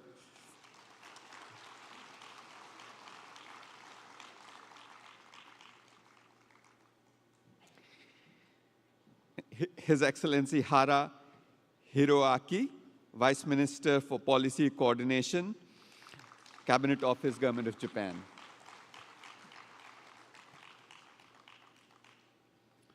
Moving over to the Pacific, Her Excellency Kilistina Tuaimiapi, I'm sorry, I'm sure I'm not getting it right, CEO of Finance, Ministry of Finance and National Planning, Tonga. And finally, His Excellency Esala Nayasi, Deputy Secretary General, Strategy, Policy and Programming, Pacific Islands Forum Secretariat.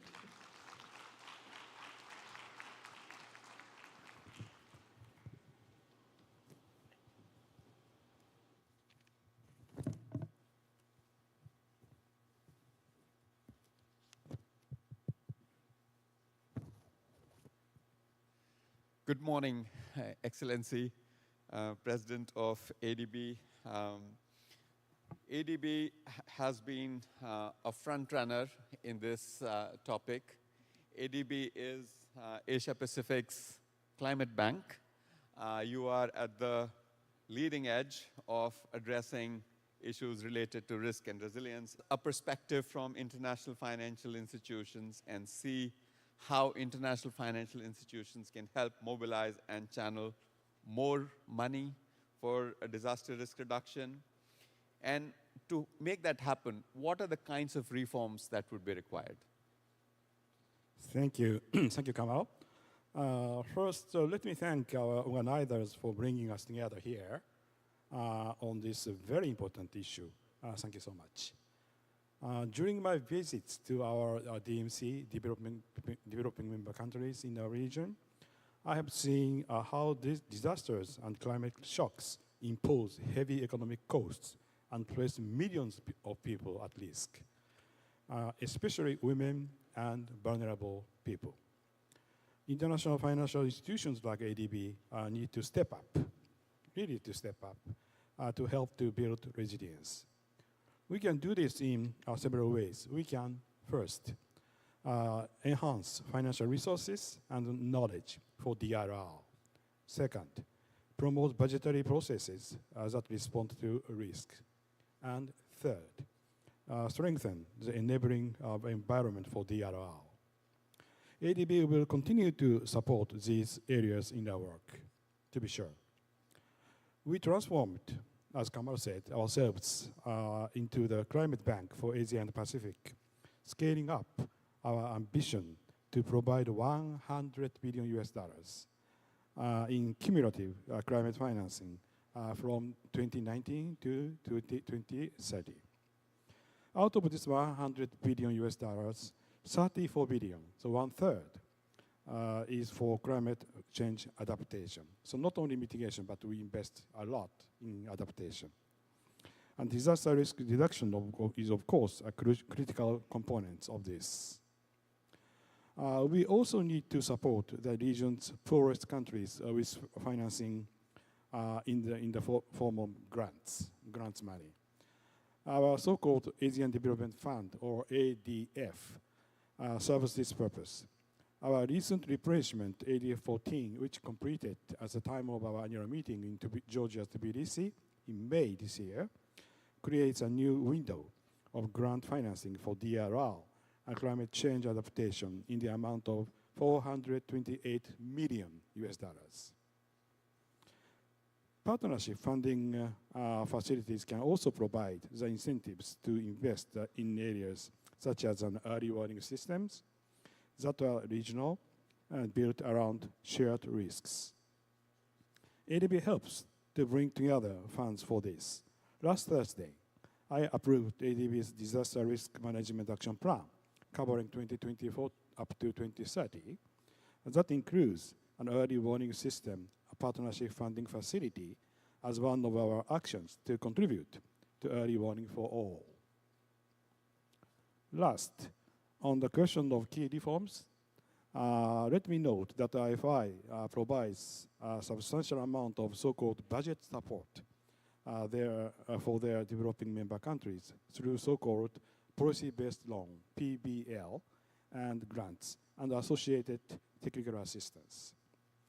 This support can help governments strengthen that enabling environment for disaster risk reduction. For example, ADB's Pacific Disaster Resilience Program supports policy reforms in participating countries that include quantitative disaster risk assessments, promotion of building codes, and risk-informed land use planning, and disaster risk financing strategies. The program also provides a source of contingent financing for disaster response, recovery, and reconstruction. We have a program like this right here in the Philippines called the Disaster Resilience Improvement Program, or DRIP, totaling $500 million. This is helping to promote the use of disaster risk information in decision-making, budget allocation, and project design. Let me stop here, Kamal.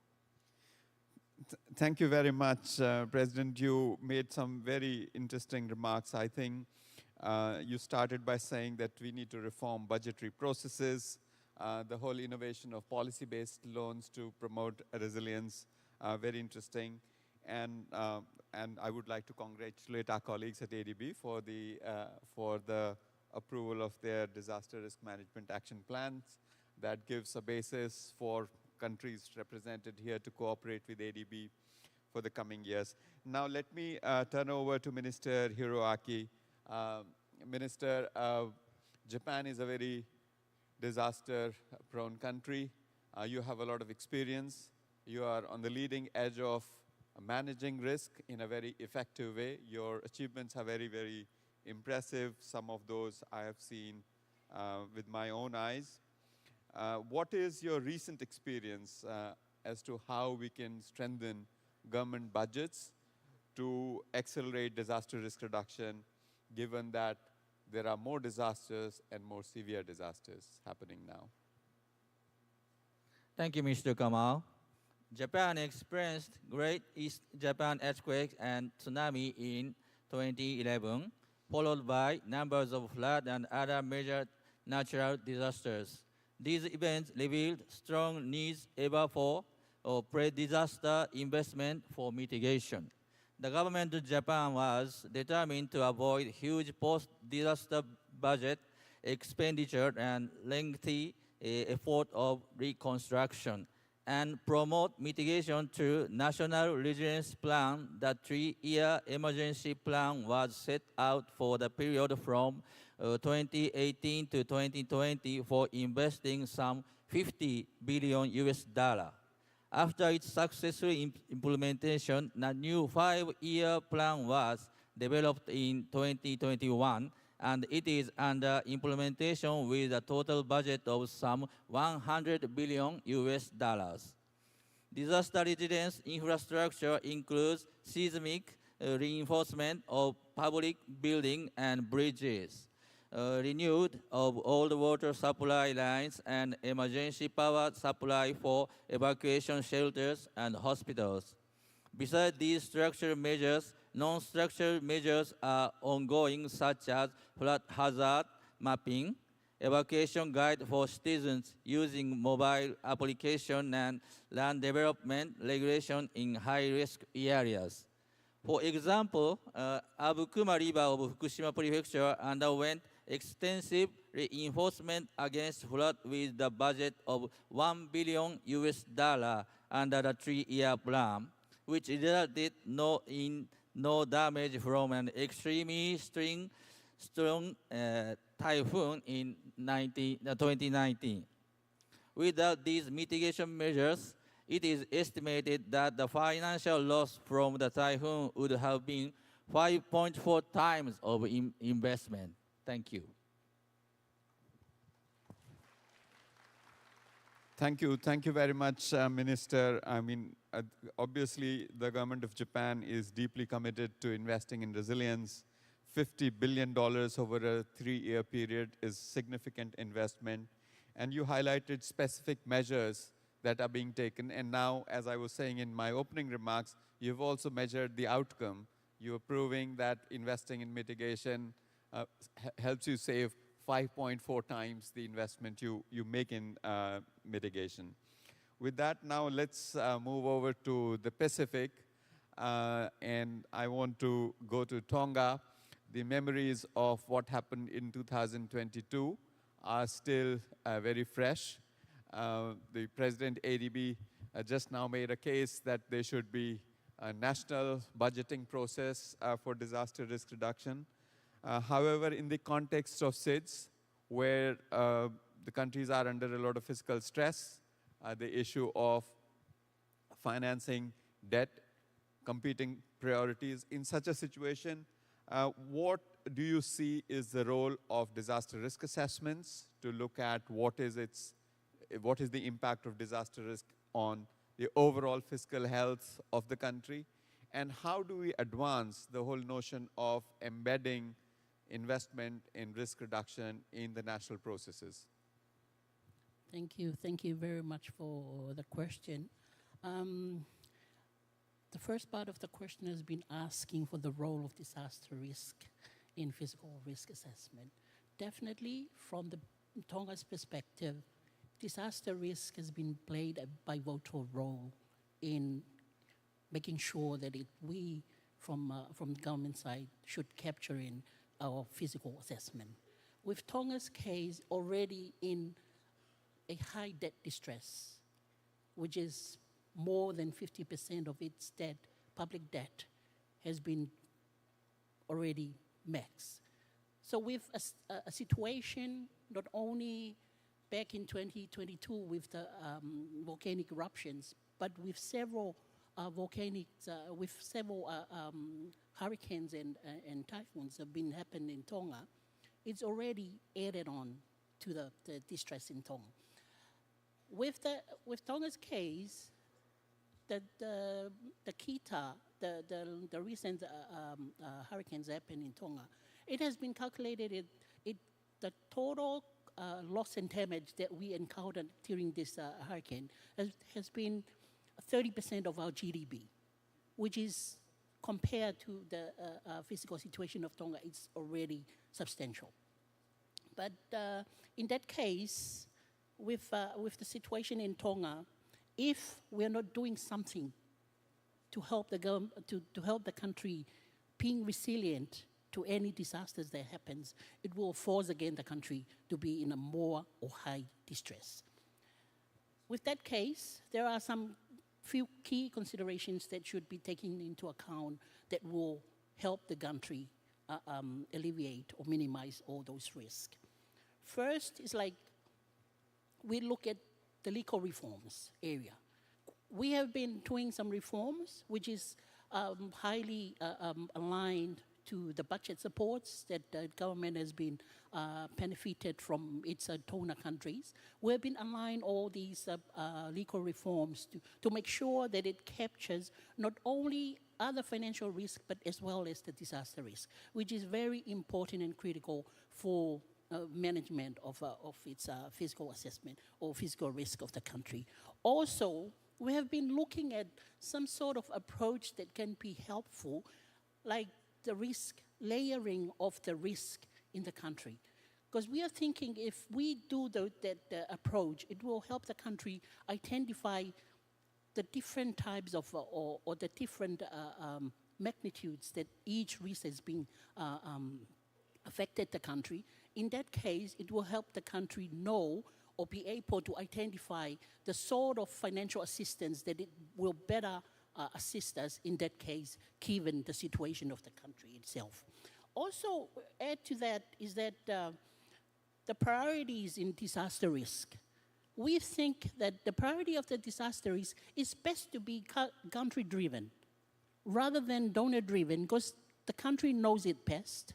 And we know how to prioritize all these with the support from donor countries, but the priorities in disaster risk should be country-driven in order to be effective when it's implemented. In addition, the improvement or the strengthening of coordination within government, not only within government, but also with other relevant stakeholders that needs to be, their views, their concerns, their voices, it needs to be factored in order to assist the disaster risk plan or strategy to be more effective, to be implemented. Maybe I'll finish that and I can continue later. Thank you.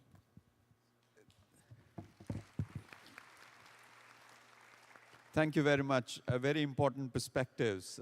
Country-driven prioritization of disaster risk reduction measures, coordination not just within the government, but also with other actors, and embedding disaster risk assessment in the fiscal risk assessment of the country. Now let's go to Pacific Island Forum Secretariat, Deputy Secretary, Excellency Asalan Nayasi. The countries in the Pacific obviously have unique challenges. We just heard limited fiscal space they have. In such a context, how can we explore the innovative financial instruments to assist the Pacific countries build their resilience, help them invest in disaster risk reduction in a manner which is driven nationally, priorities that are determined nationally, just as we just heard from Tonga, and what are the challenges and opportunities in that regard?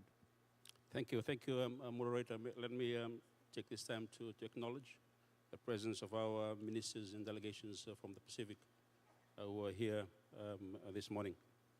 I believe it is important for me to also underline the context for the Pacific, particularly within the Asia-Pacific context. You've heard from Tonga in relation to what a natural disaster could mean to its own economy. For Fiji, during Tropical Cyclone Winston, Fiji lost 33% of its GDP. For Vanuatu, 64% based on Tropical Cyclone Pam. So for us, in relation to the intensity and the frequency of cyclones and its impact on our economy, it is huge. It also means that for some of our economies, given the frequency of natural disasters, we are in a state of perpetual recovery, which not only affects our own economy, but more so the recovery process in which our countries have to go through, and therefore affecting our own ability to cope and adapt. The second issue that I wish to raise in relation to context is our ability, particularly as smaller economies, to drive economic development in the context of natural disasters. Most of our economies, a good number of our economies, do not have the private sector base that would be able to drive investments in our economies given our smallness in size and the level of vulnerabilities that we have. And as the CEO of Finance of Tonga had also alluded to, our dependency on foreign aid, investments and donor financing is one that we always rely on in small island countries within the Pacific context. The issue for us now is predictability, the availability and the scale of financing that can be available to us to be able to cope, not only in terms of investments in our preparedness, but more so in our response to natural disasters. In relation to the response that we have as a region, there are three aspects that I wish to speak on. One is on the policy framework.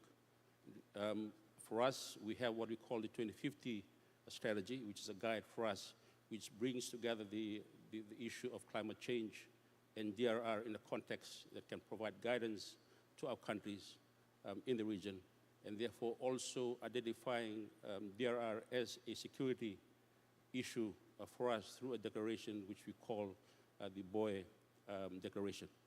Recently, as last year, our economic ministers have also adopted what we call the Disaster Resilience Financing Roadmap, that is to provide guidance not only to us as a region, but countries to be able to help them build systems, provide guidance to them in relation to how we can mobilize financing in response to disasters in the region that is. In relation to the second part on instruments that we have, we've heard today about blue and green bonds. That is also instruments that we have in the region. Fiji is one country that has taken that up, and it is one that we as a region need to explore to be able to bring in private sector investments. The second is also insurance, pragmatic insurance, whether in response to disasters, but more so also in our climate adaptation efforts, particularly to help small farmers and those that drive our economy on a day-to-day basis. The third area that I also wanted to cover is the facilities that we have as a region, and I refer to the Pacific Resilience Facility. It is one that our leaders have endorsed, one that has been established to be able to address the challenge that we have, particularly in relation to access to finance. I can probably talk about that later, Your Excellency, if I have the opportunity. Thank you. Thank you very much for those remarks. A lot of interesting initiatives, Pacific financing for disaster risk reduction, roadmap, the work on insurance, looking at other facilities. We'll come back to that in a moment.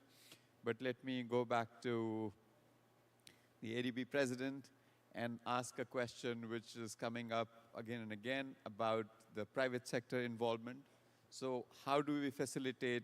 Everyone says that private sector should invest more in resilience, but how do we make a business case for them? How do we encourage private sector to be a bigger player in investing in disaster risk reduction? So thank you, Kamal, for that question. Let me start by saying that private sector involvement, mobilizing private sector is extremely important. This is why ADB has made a substantial private sector shift as a part of our corporate strategy recently. Let me also note that losses in the private sector from disasters can be immense. This includes both direct facility losses and supply chain losses. So we should take a holistic approach that recognizes how the private sector can contribute to disaster risk reduction and also benefit from it. The private sector offers tremendous resources and knowledge that can be harnessed to address disaster risks. To promote this, first, we need reforms in institutional and legal frameworks. These should provide opportunities for bankable investment in disaster risk reduction and for generating stream of income. There needs to be an enhancing framework that supports innovative financial instruments such as parametric insurance, catastrophe bond, and so on. In addition, legislation can create incentives for private entities to invest in their own resilience. For example, by requiring disclosure of disaster risks. We also need to ensure that households and private companies have access to disaster risk information, including information on the benefits of investing in DRR. Second, IFIs like ADB ourselves work with government to create incentives for private investment in DRR, such as tax breaks, subsidies, guarantees, and risk-sharing arrangements. Public-private partnership, PPP, can help to pool resources for DRR and maximize the impact of funding.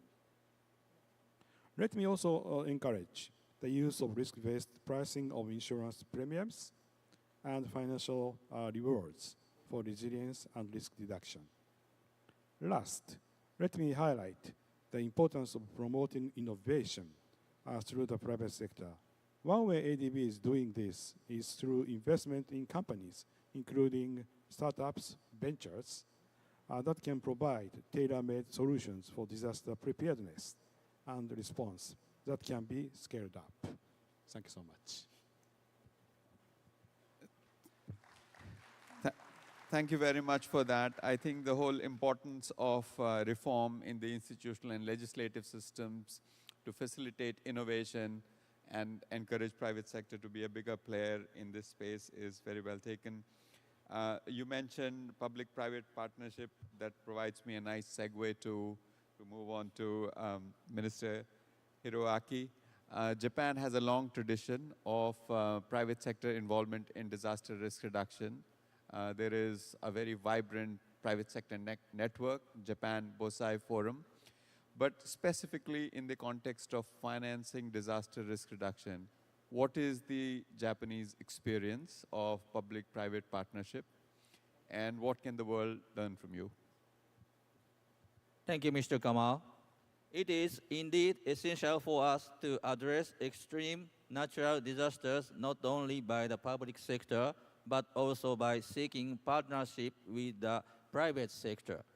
In Japan, a number of corporations prepare their own business continuity plans as a part of their efforts of DRR. Also, retail stores and logistic companies are in cooperation agreement with the government for procurement and transportation of relief goods in case of disaster. Also, the government may request large-scale corporate developers to install rainwater reserve facility and emergency stock warehouse in order to ensure preparedness in public places. PFI and PPP have been developed in DRR in recent years, especially for renewal of old infrastructure, the major social issue which encounters Japan now. For example, the public and private sector have 20-year contract for maintenance and renewal of water supply and drainage systems, which leads to cost effectiveness in management of resilient infrastructure. Japan is no exception in seeking innovation in effective use of private capital and partnership in DRR, and would like to learn from good practice worldwide. Thank you. Thank you very much for that. So, in addition to more traditional ways of engaging private sector in preparedness through pre-arrangement, procurement contracts, availability of water supplies, rainwater storage, etc., I think the work that you're doing with private sector to renew infrastructure systems, make them more resilient is very interesting and worth looking at a bit more closely. Let me now go back to Tonga. In the earlier segment of this discussion, we talked about disaster risk assessments and how those can inform the broader planning, assessing fiscal risk. But such risk assessments require data, and availability of data, data management systems, analytical capability, all of those are in some ways, they are kind of barriers. How can we overcome those in the context of small island developing states? Thank you very much for the question. Of course, we believe that the challenge of lacking data has to start from the national level. And we rightly believe that in order for the regional and even international organizations to be able to move forward and implement or design any policies that is relevant to any individual countries,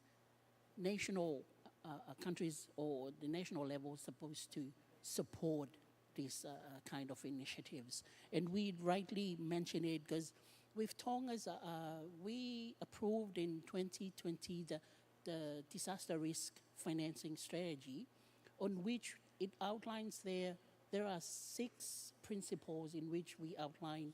It's very important. One of those principles, it states in there the issue of data collections, not only data collections, but also data analysis of course, analysis will be based on those information available on data collections. And that issue, we have been identified to help us not only in policy designs, but also to make it as evidence-based in all discussions that we make, whether with the NGOs or the CSOs or whoever the sectoral arena in which we engage in disaster risk reduction discussions. We have been putting a principle or a priority in this in our disaster risk financing strategy to make sure that the government is abiding to.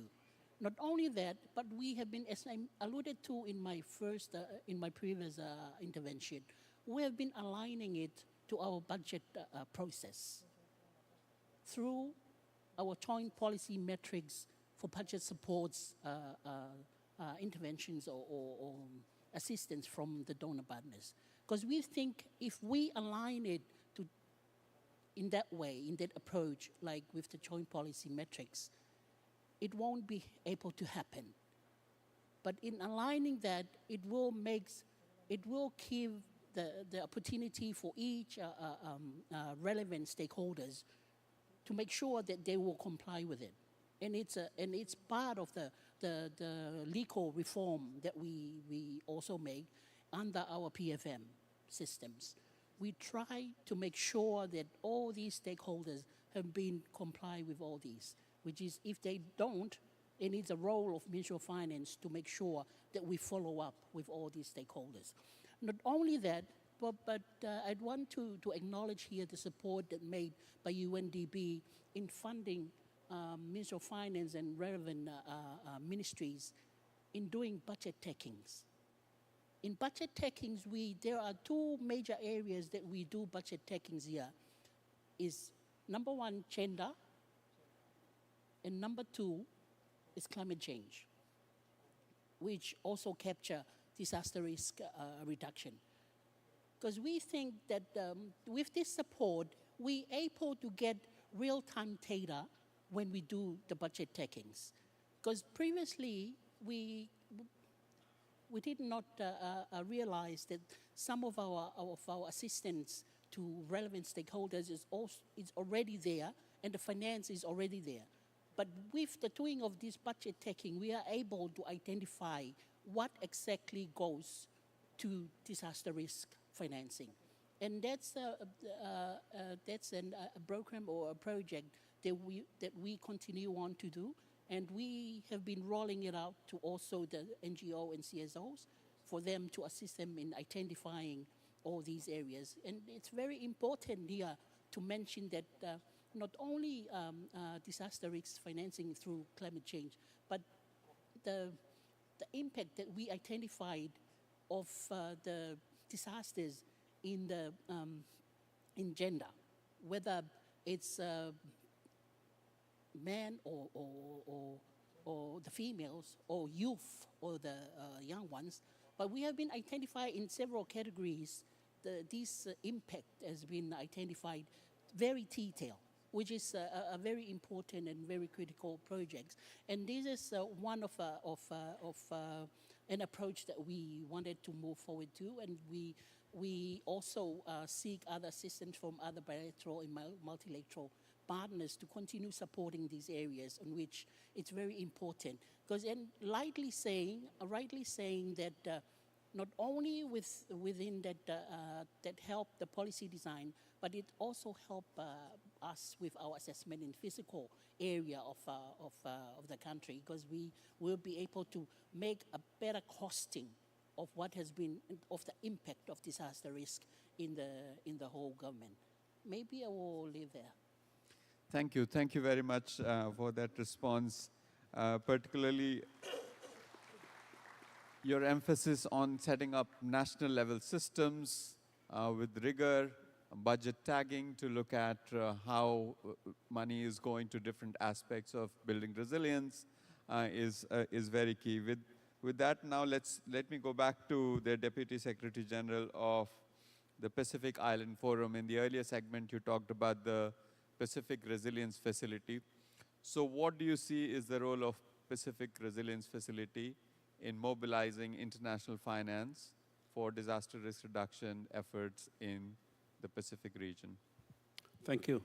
As I've said earlier, there is a clear recognition in the region on the issue of access to finance, whether it's climate change or even DRR. So our leaders, in their wisdom, they've now established the Pacific Resilience Facility. It addresses three key issues. One, the mobilization of financing, and also ability for us to be able to access it readily and within not only our governments but also our communities. Second, it is a facility that serves projects or community projects, that is, those that probably the IFIs will not be able to reach, particularly in the way that their modus operandi within the region. Third, there's recognition that also there's a plethora of financing institutions, international and also the regional level, that also work or provide financing, particularly in the area of resilience. This particular facility is one that does not duplicate that, but it only complements it and ensures that it reaches those particular communities for which other regional and international institutions do not normally reach. In relation to the core functions of the facility, it basically invests grants. So we're in a pledging state at the moment. So invest grants. From those investments, it generates income, and it is the income that we use for projects in the region that are accessible to communities. There are two windows that the facility is set up to provide assistance for. The first is on climate and resilience grant, and the second is on social and community resilience grant. As I've said, it is, we are at a phase now of doing pledging.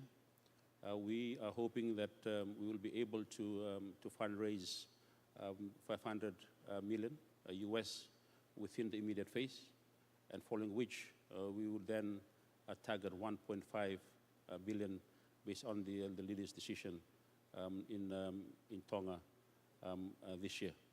So as we speak, there's been a number of countries that have pledged to help finance. We have Australia, we have Saudi Arabia, the US, UK, and also the People's Republic of China. And we are looking for opportunities for financing and also opportunities for partnerships with our partners, including ADB, Japan, and others who are trusted and reliable partners in the region. Thank you very much for sharing that, and I wish you all the best on making this work in the way you are imagining it. Really impressive and detailed thinking on how this could serve the communities in the Pacific Island countries. This has been a wonderful, extremely rich discussion. We heard the point of national ownership, nationally driven prioritization emphasized again and again. We heard about the need for institutional and legislative reform to facilitate private sector participation. We heard how we need to systematize data. We have to have better tagging in our budgets to track how we are spending on disaster risk reduction and resilience. We also heard how we can generate stronger evidence base, as we heard from Japan, as to if you invest in disaster risk reduction, what is the kind of loss you avert, and hence what is the gain of investing in resilience. With that, before I conclude this session, I just wanted to say that this is a conversation which we need to carry forward. We are at a very opportune time having this conversation when next month the COP in Baku Finance is one of the major emphasis areas in Baku. Next year, in Spain, we will have Financing for Development Conference, which will look at a whole range of issues around financing development. And we must ensure that discussion on financing disaster risk reduction is embedded in that larger discussion. So we look forward to working with you from the UN Office for Disaster Risk Reduction side and the UN system side. We are engaging in that process. There is going to be a PrepCom for the Financing for Development in the first week of December in New York. We will take the messages from here to that PrepCom.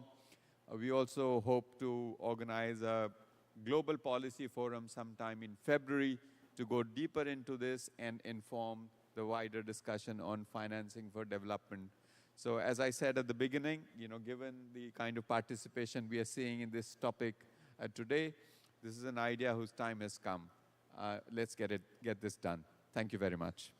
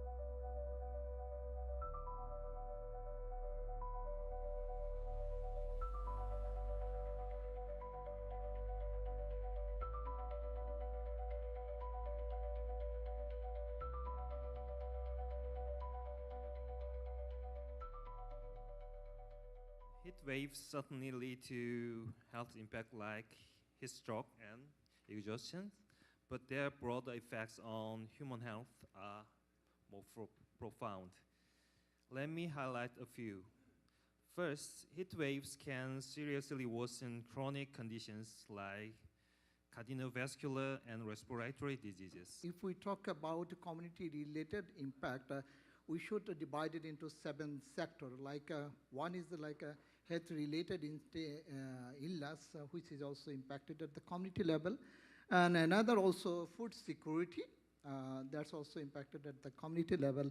Another we can say water scarcity, especially in the urban slum area, and also economical strengths, because in the urban slum area, people also lost their livelihood, and also they lost their working hours due to the heat wave. And another also mental health, already my first speaker mentioned about the mental health issue.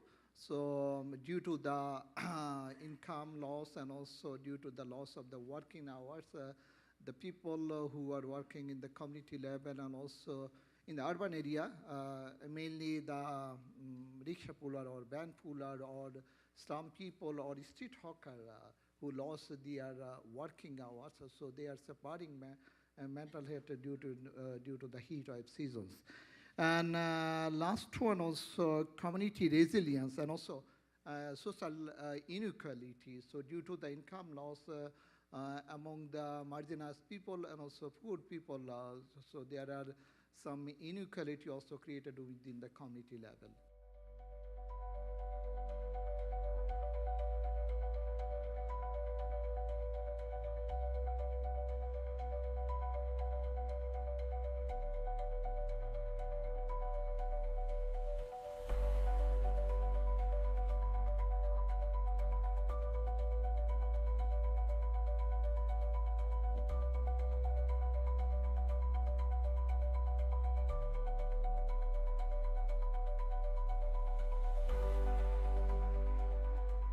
This year alone, we witnessed signature events such as GLOVES.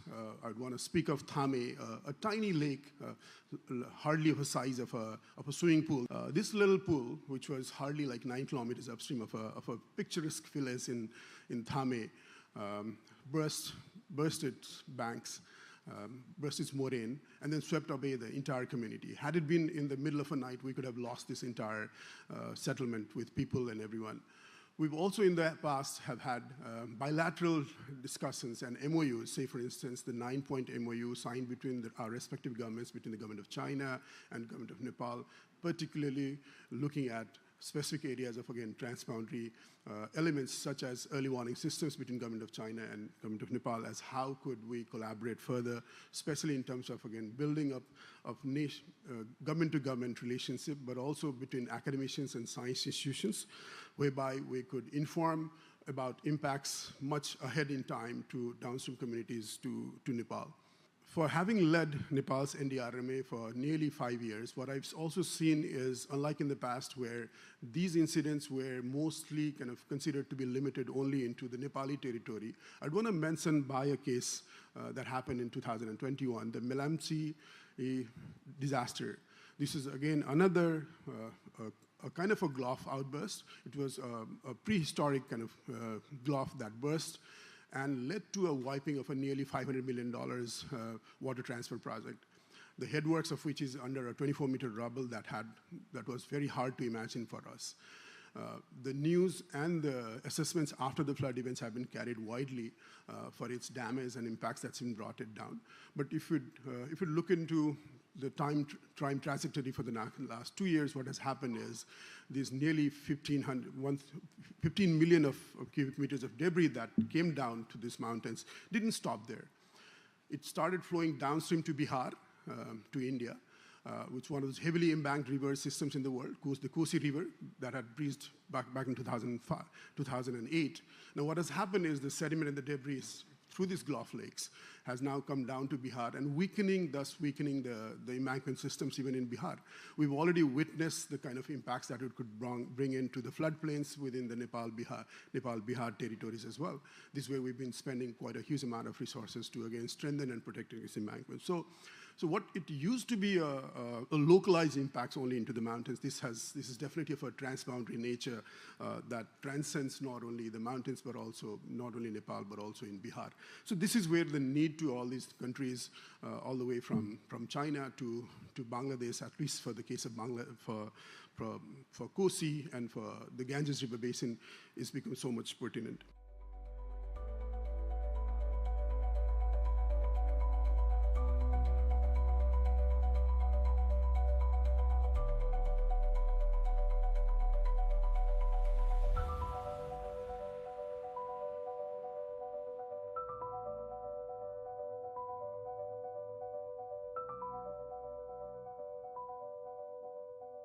Under the National Disaster Risk Reduction Management Council, wherein we all agreed that we have to give importance at all sectors. So during the time that our weather forecast will be provided, there is already a risk assessment wherein they will tell us if flooding will occur. So there is already a pre-evacuation that will be implemented in the affected areas. So we're inside the camp or inside the evacuation center, we have this special place for women and children and even breastfeeding areas. Nutrition is also given importance. What we found was actually flexibility and adaptability of leaders was at the forefront.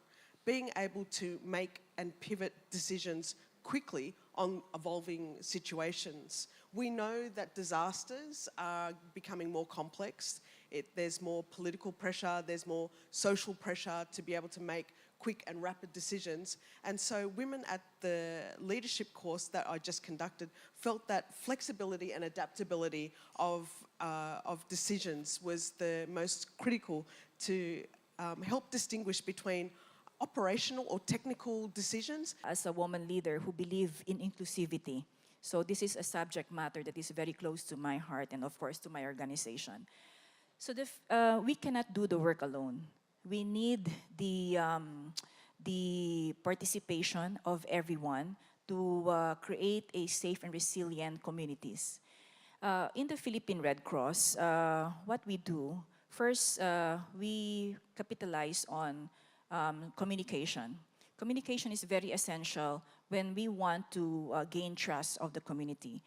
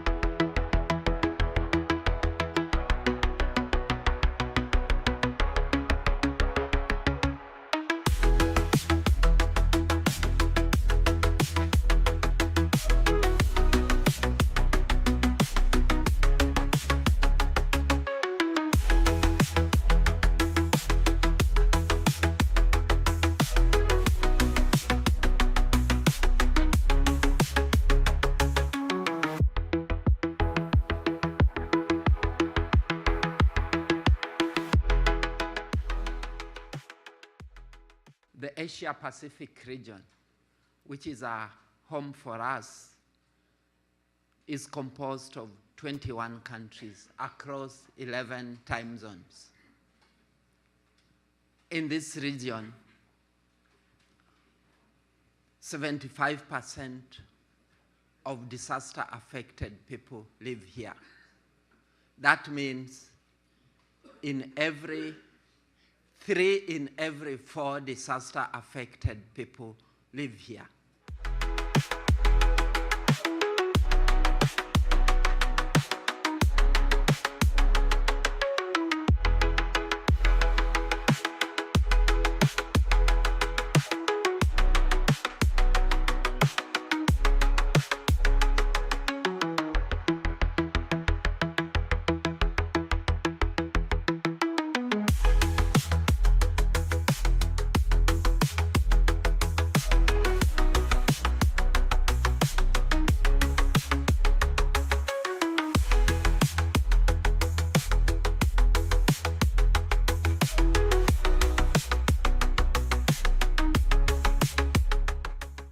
are facing more and more challenges, and we cannot anymore continue business as usual. We have to integrate our approaches from development to humanitarian help in a holistic that takes into consideration all the dimensions from development to preparedness, to disaster risk reductions, to early warning systems, to anticipatory actions, and to recovery after disasters.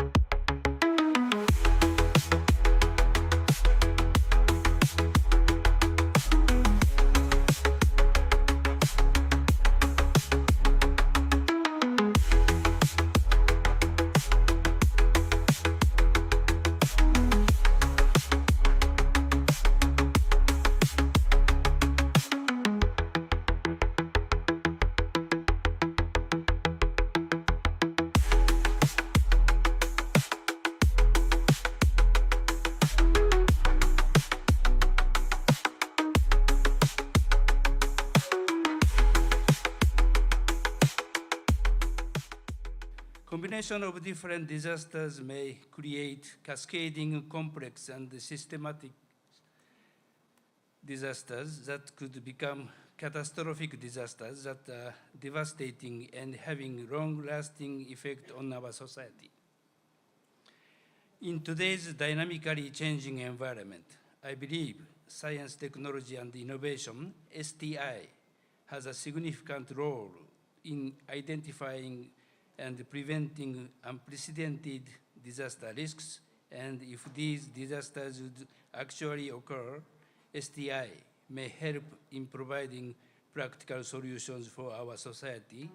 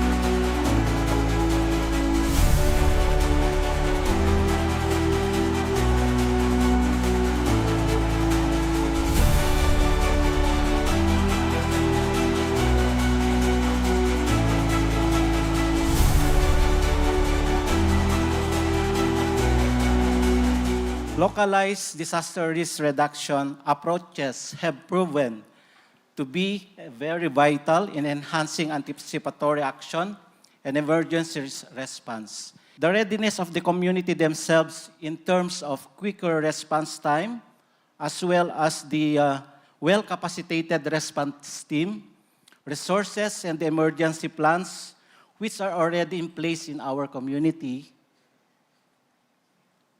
are already leading to potentially saving lives and reducing the scale of damages. Additionally, the involvement of and engagement of the sectoral organizations who are considered the most vulnerable sectors, the community volunteers, including the OPD, the persons with disability, really contributed a lot in the success of the AA and ER implementation.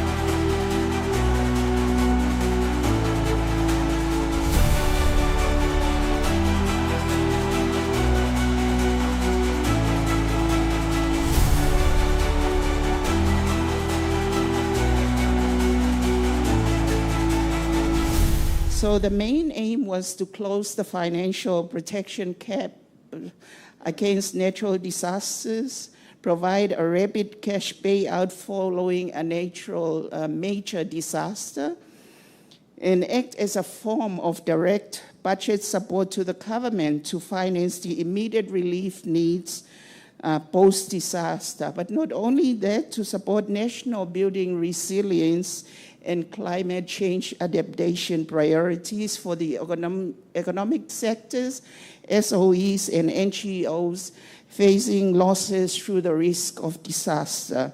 We are conscious that our services is to ensure that the three A's are delivered to our customer. It is availability, affordability, and accessibility.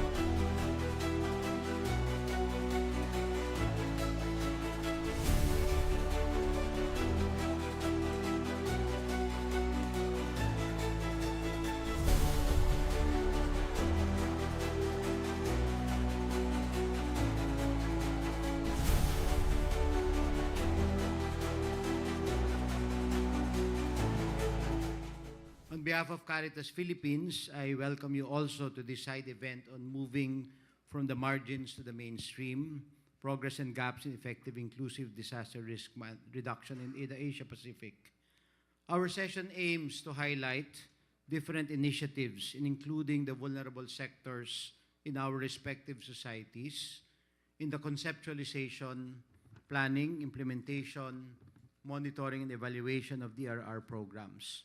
As a region and in our respective countries, we are well aware of the need to blend well a shared framework that is regional and national on the one hand, and an implementation strategy that is localized from region to country, from country to community on the other hand.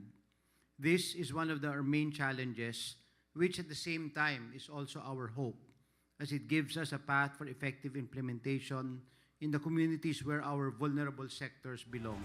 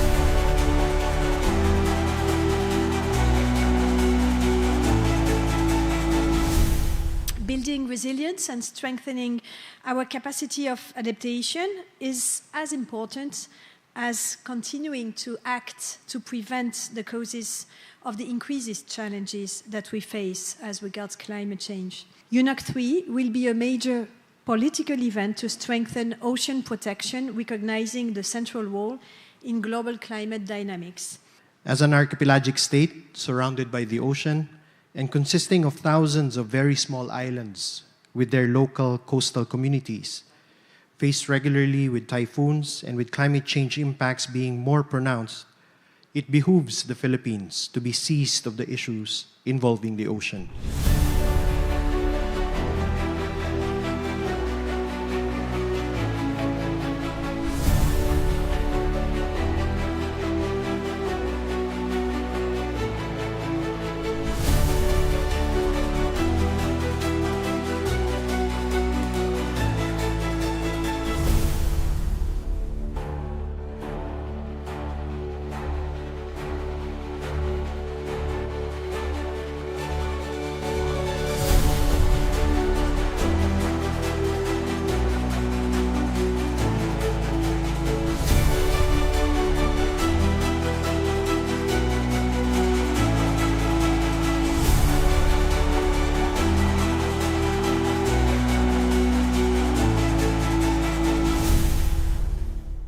I'm always amazed when, when there's a cyclone and power infrastructure is hit, it's then people realize, oh, we should do something about it.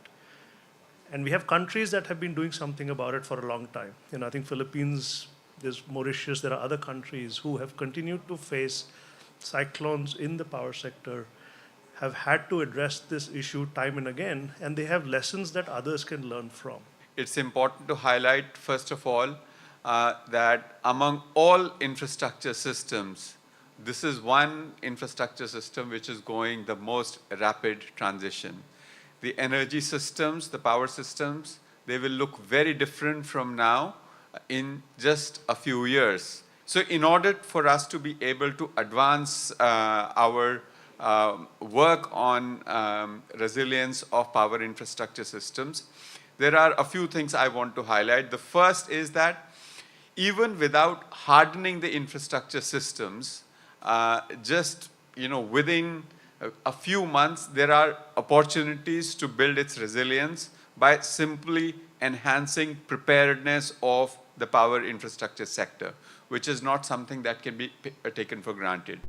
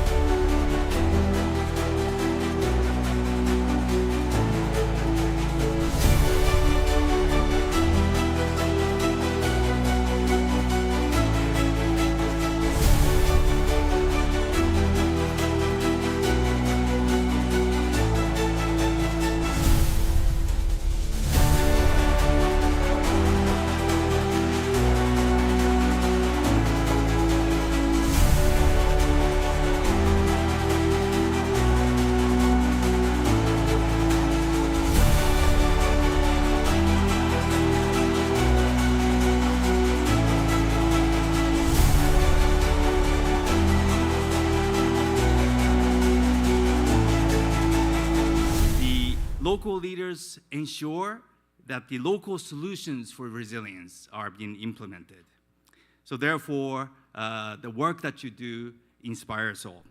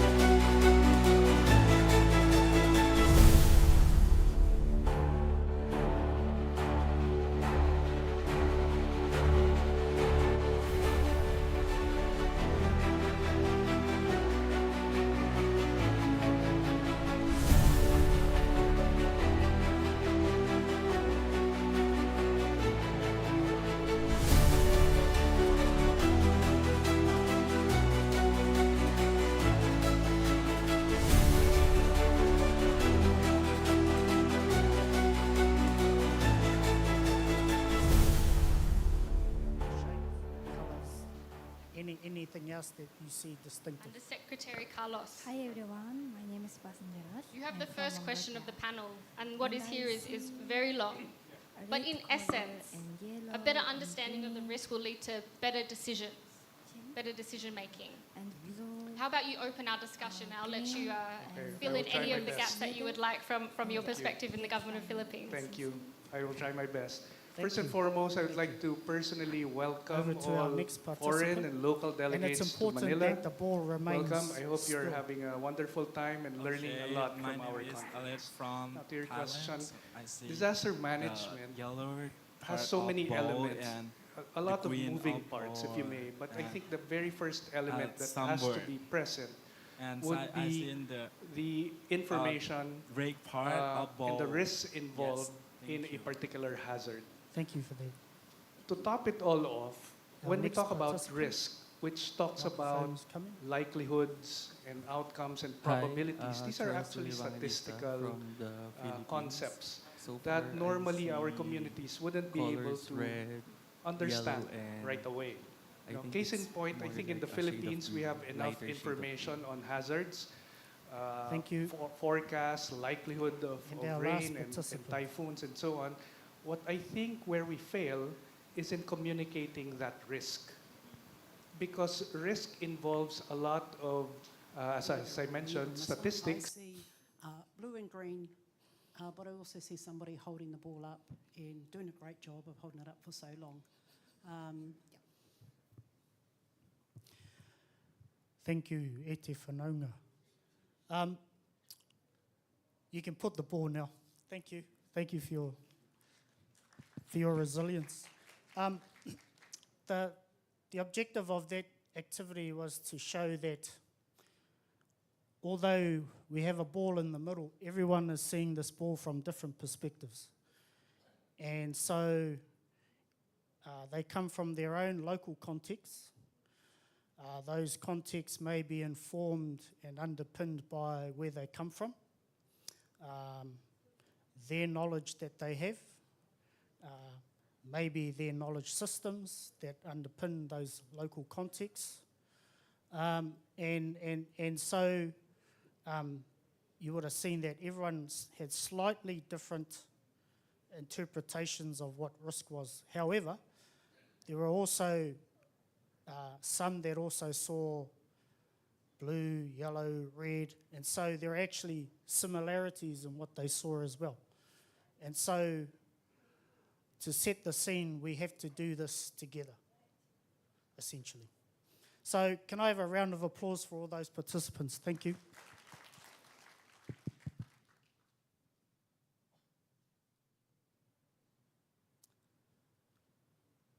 I would like to now introduce our panelists to the stage. Firstly, we have Dr. Nida Shresha Pradhan, Coordinator Action Area on Managing Cryosphere and Water Risks, Senior Water and Adaptation Specialist for ICI MOD. Also like to introduce Dr. Ani Binti Ahmad, President of Ampang Jaya Municipal Council, Malaysia. Would like to introduce Ms. Flora Vano, Country Program Manager for ActionAid Vanuatu. And lastly, Ms. Duang Napa Utamangkapong, Director of Research and International Cooperation Bureau, Department of Disaster Prevention and Mitigation from Thailand. Please give a round of applause for our panelists.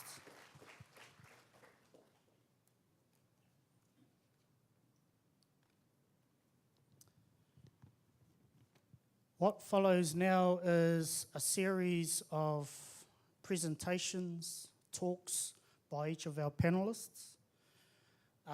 We will basically, they will give short presentations, around about 5 minutes, and they will follow in sequence.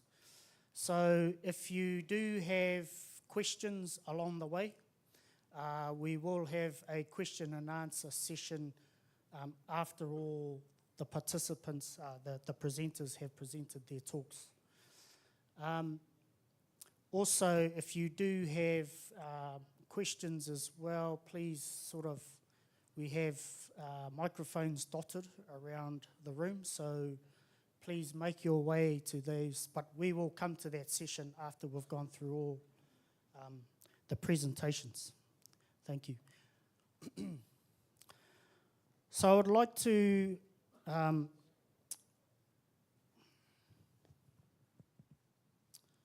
going to sit down now.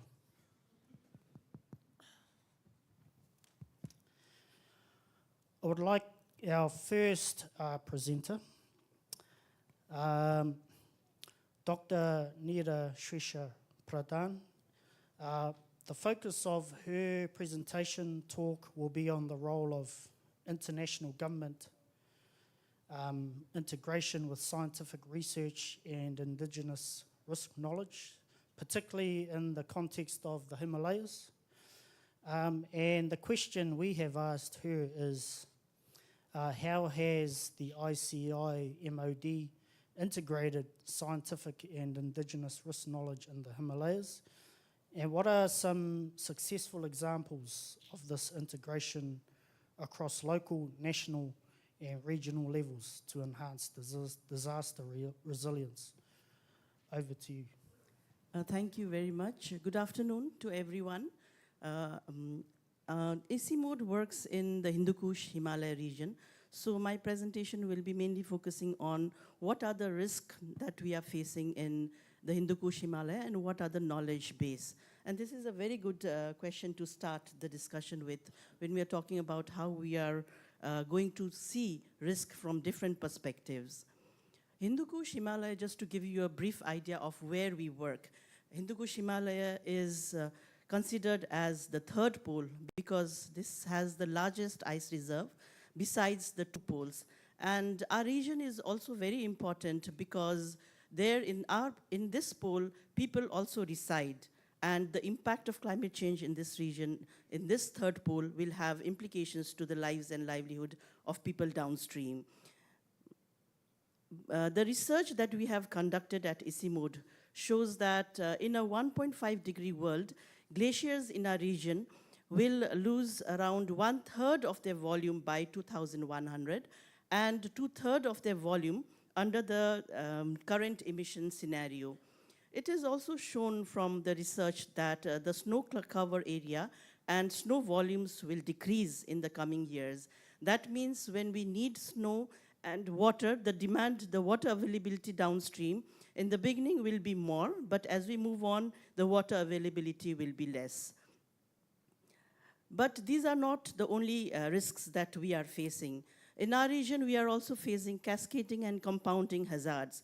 That means it's not only one as business as usual hazard, it's not only flood, but flood leading to other impacts like sediment, landslide, debris flow, and impacting the downstream communities. And in the recent years, we have been seeing this impact more and more in our region, like the Chamoli flood in India, the Milamji flood in Nepal, and many others, in our region. That's why the important thing to understand about this risk is not only single, but cascading and multi-hazard scenario is very important in our region.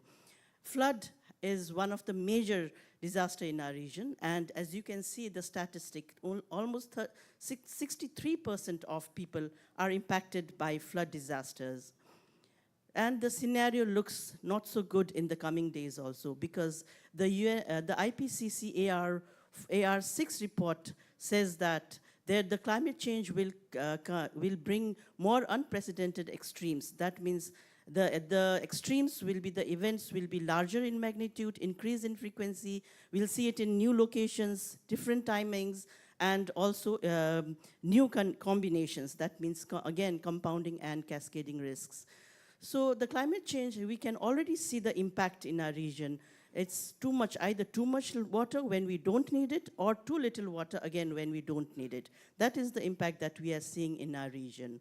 What EasyMode is doing, especially we are doing a lot of other works also, but in the context of risk, understanding the risk, is we have established the stream flow prediction tool, which gives almost 10-day stream flow forecast in a river stretch that is in the larger Hindu Kush Himalaya region, which is helpful for supporting decision support. But when we look at the smaller streams, then we have this flash flood prediction tool, which gives almost 54-hour flash flood forecast. Again, very useful for early warning and decision making. And we are also trying to validate it with the local communities. But actually, when we talk about it working together with the local communities, is the community-based flood early warning system that we are working on, where the communities generate the information themselves and pass it on to the downstream communities. And we have been able to very successfully showcase this, not only in our region, but also take it beyond the HKH and to Malawi also. Then after the recent flood in Khado watershed, in one of the watershed in Nepal, we are also able to come out with satellite-based impact assessment, where we did this assessment based on the satellite, but we are also going to the communities to understand their perspective of the flood and what is the actual impact on the ground. The other important thing is the participatory 3D model, where we work together with the communities, hands-on together with them, and try to come out with this model where they locate what are the dangerous areas, what are the vulnerable areas in their communities, what are the important facilities in their communities, so that when disasters happen, especially in this area is the landslide, then they will be able to work on it. Then we are also talking about the inclusive disaster resilience in our region. And one of the first of its kind workshop that we had in our region at EasyMode is bringing in all the participants, people with disability, and trying to work out what are their needs and their, the vulnerabilities that they are facing, so that we can plan out and design our programs accordingly. Two of the major recommendations that came from that meeting was that it's not only about, we are talking about people with disability, but how we can see that no one is there. It's also we have to train the residents, train the police, and train the residents so that they can deal with the where the real actual situations happen. And then when we say that we want to make inclusive disaster planning, then we have to include them in the planning process itself. Otherwise, it will be very difficult to bring their voice in the planning process and also in the rescue events. But however, whatever we say, it's not so easy. Disaster risk knowledge, developing disaster risk knowledge has its own challenges. The first thing in our region where what we found is the huge data gap, and the access to the data is one of the challenge. And I think in most of the region, that is one of the challenge also. The second one is the rapid urbanization and climate change. You can see the pictures in the screen. That is the recent, almost like 3 weeks ago, in Kathmandu, there was a huge urban flooding. We had not experienced since past 35 years, and we did not know what to do. We were not prepared for that. So on understanding the risk and the risk knowledge, it was realized that is very important so that we can prepare early for the action. Then the institutional coordination. When we talk about risk, it's not only one organization or the two, but it's a combination of many organizations working together. So that is also one of the challenge in our region. Then this is my last slide. Wanted to let you know that we all know that risk knowledge is very crucial, especially for the local resilience, because it informs early warning system and gives timely information to the local communities, vulnerable communities, for preparedness. It also supports policy and planning, because the governments can then, if we have the knowledge about the upcoming risk, then governments and policymakers can plan the policy and policy accordingly, so that we'll have informed decision making. Then it also enhances transboundary cooperation, especially this is one of the issue. If we know upstream and downstream are sharing the information, we know the risk knowledge, then the communities who has to face this will have more lead time for preparedness. With this, a very short, we do quite a lot, but it's just a summary of what we are doing related to this session. Thank you very much. Thank you, Neva. I would like now to pass you on to Ms. Duang Napa Utanga Makapong. Her focus will be on discussing the incorporation of diverse risk perceptions into Thailand's urban development policies. She will share examples of improved resilience for vulnerable groups resulting from integrating local and indigenous risk perspectives into urban planning. So our question to her is, reflecting on your interpretation of risk within urban communities in Thailand, how has the government integrated these diverse risk perceptions into its urban development policies? And please share an example. Thanks. Thank you so much. For our country, we have like other countries like Nepal also. We done for the National Disaster Management Plan. This is the third version of our country already.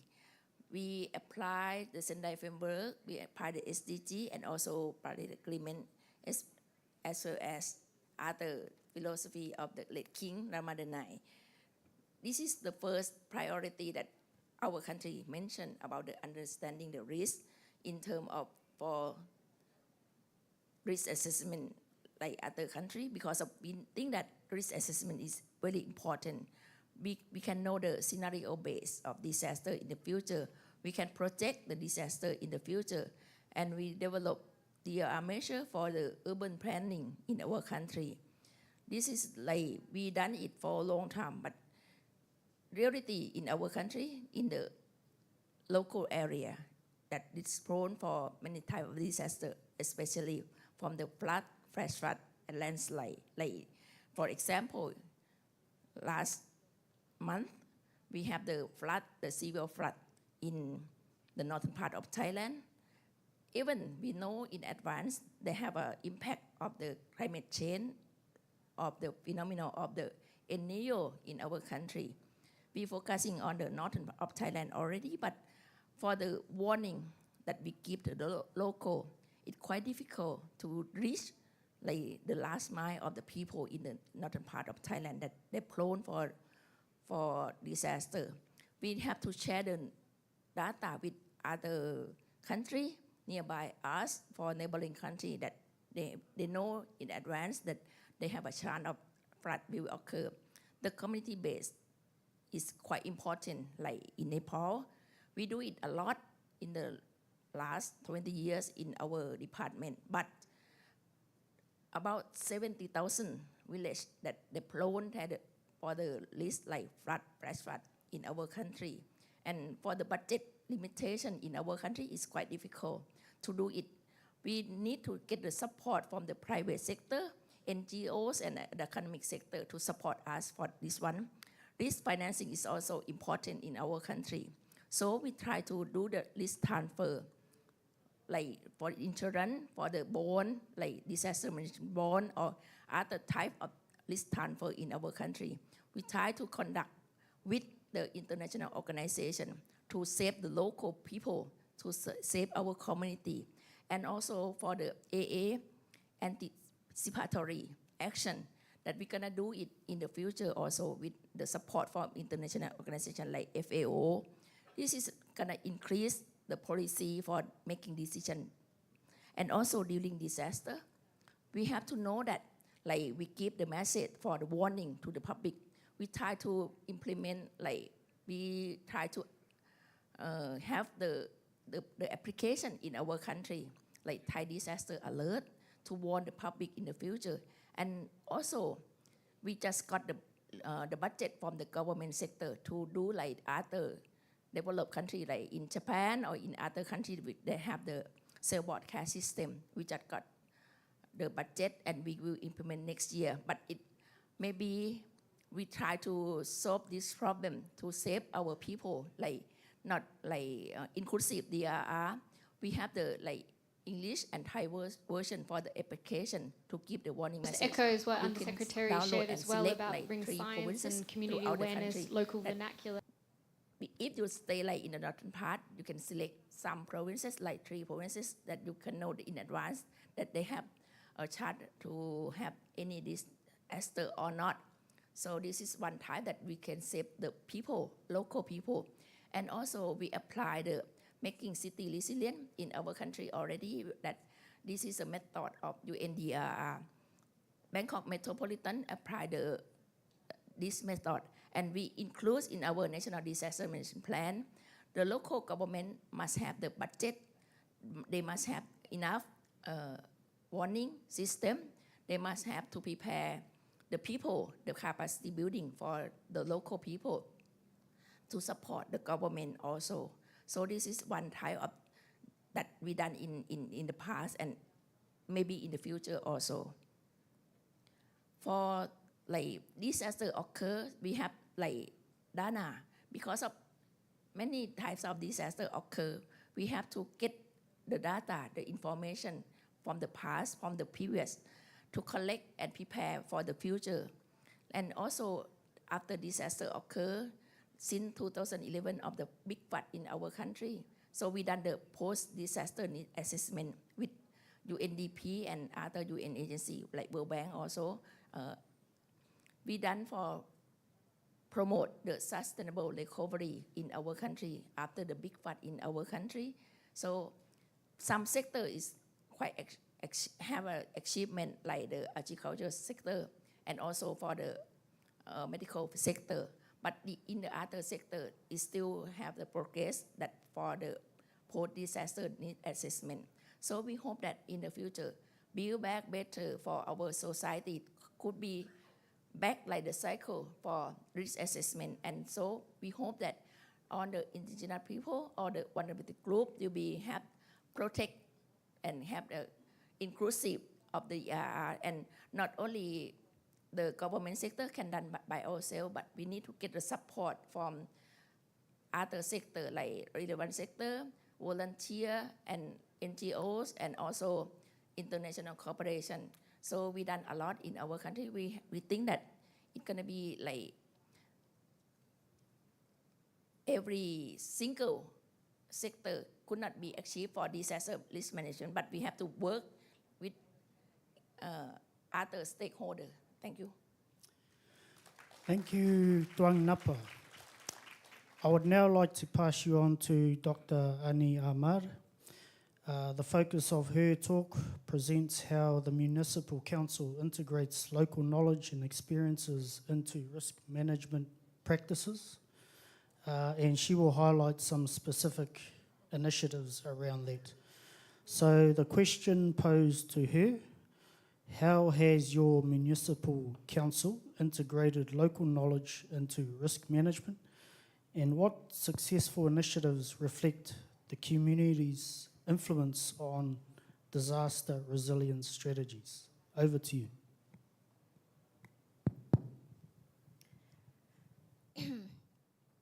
In the name of Allah, the most gracious and most merciful, thank you, Marino.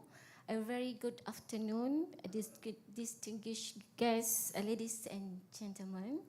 For today's presentation, I want to set the context. I would like to share how a series of landslides or a slope failure that had occurred in my municipality areas has formed a community resilient to ensure their area is safe from another slope failures that could lead to worse calamities. Okay, as a background, our municipality has faced several incidents of slope failures that lead to landslide from 1993, 2002, and the recent ones in 2022.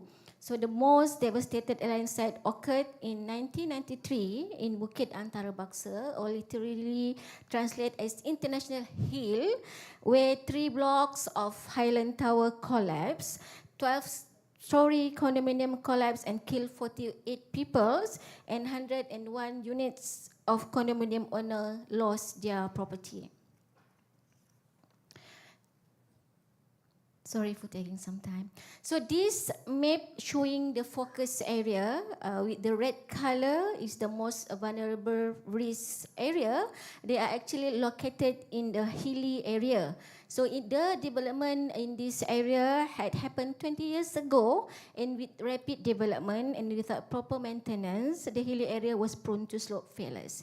So the most recent accident that happened in 2022 cost us as a government around 20 million Malaysia ringgit in terms of slope repairs, compensation, and cost for area to be clean, and cost for future maintenance of the slope.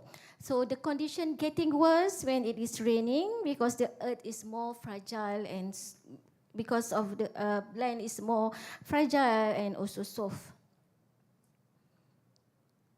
Okay, in the past, slope failures have been approached with engineering solution until now, but with changing climate conditions and limited resources, involvement from the communities is a must.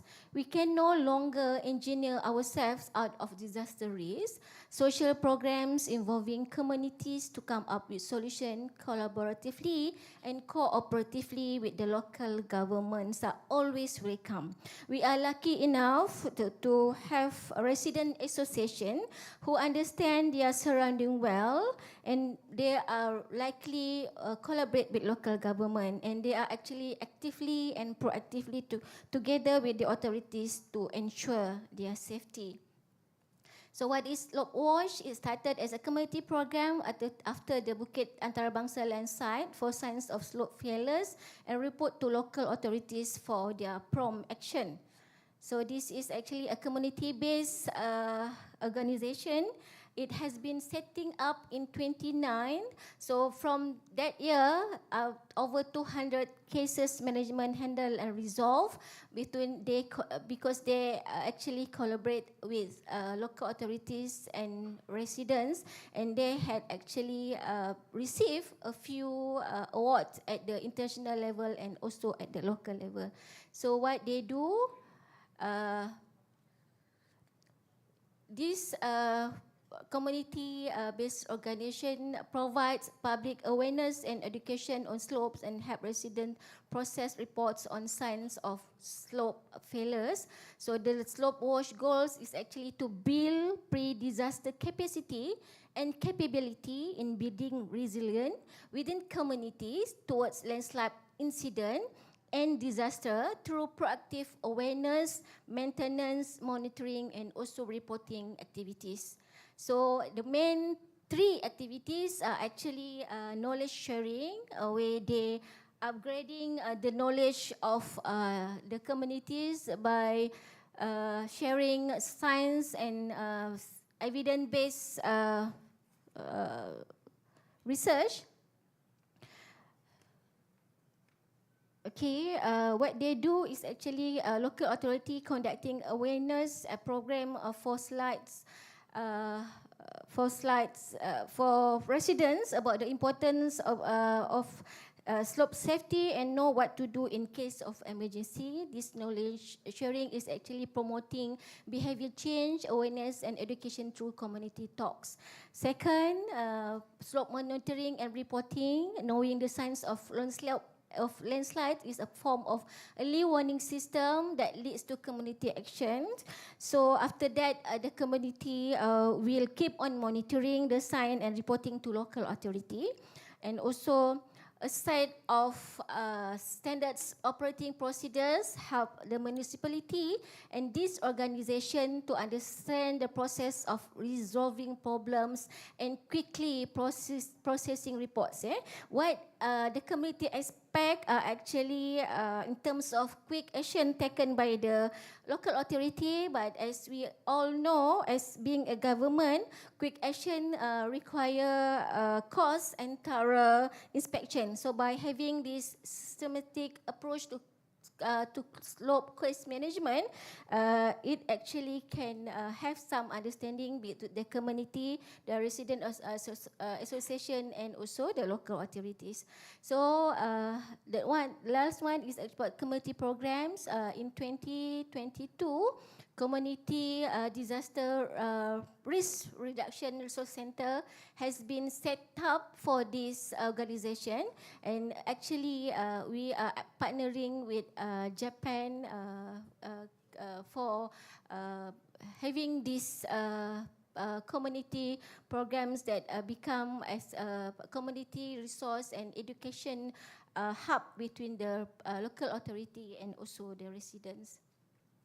So the last one, so other programs is actually this community organization have other programs between municipality and also the residents. So they actually participate in partnership with international organization in installing prototype testing in their area just to monitor the movement of the land, and also having a partnership with other corporation on community weather, and also training of trainers in 2018 and 2024. I think because of this collaboration, I have twofold benefits for the community. They have peace of mind, sense of our control, and also they can live in a very peaceful mind. And for the local authorities, because of this collaboration, the community become eyes and ears for the local authority to take further action. That's all. Thank you.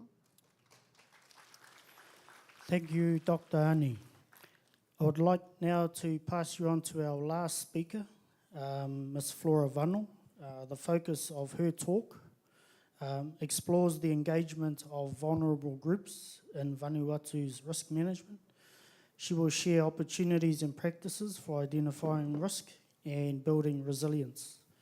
That includes voices from women, youth, and other marginalised communities.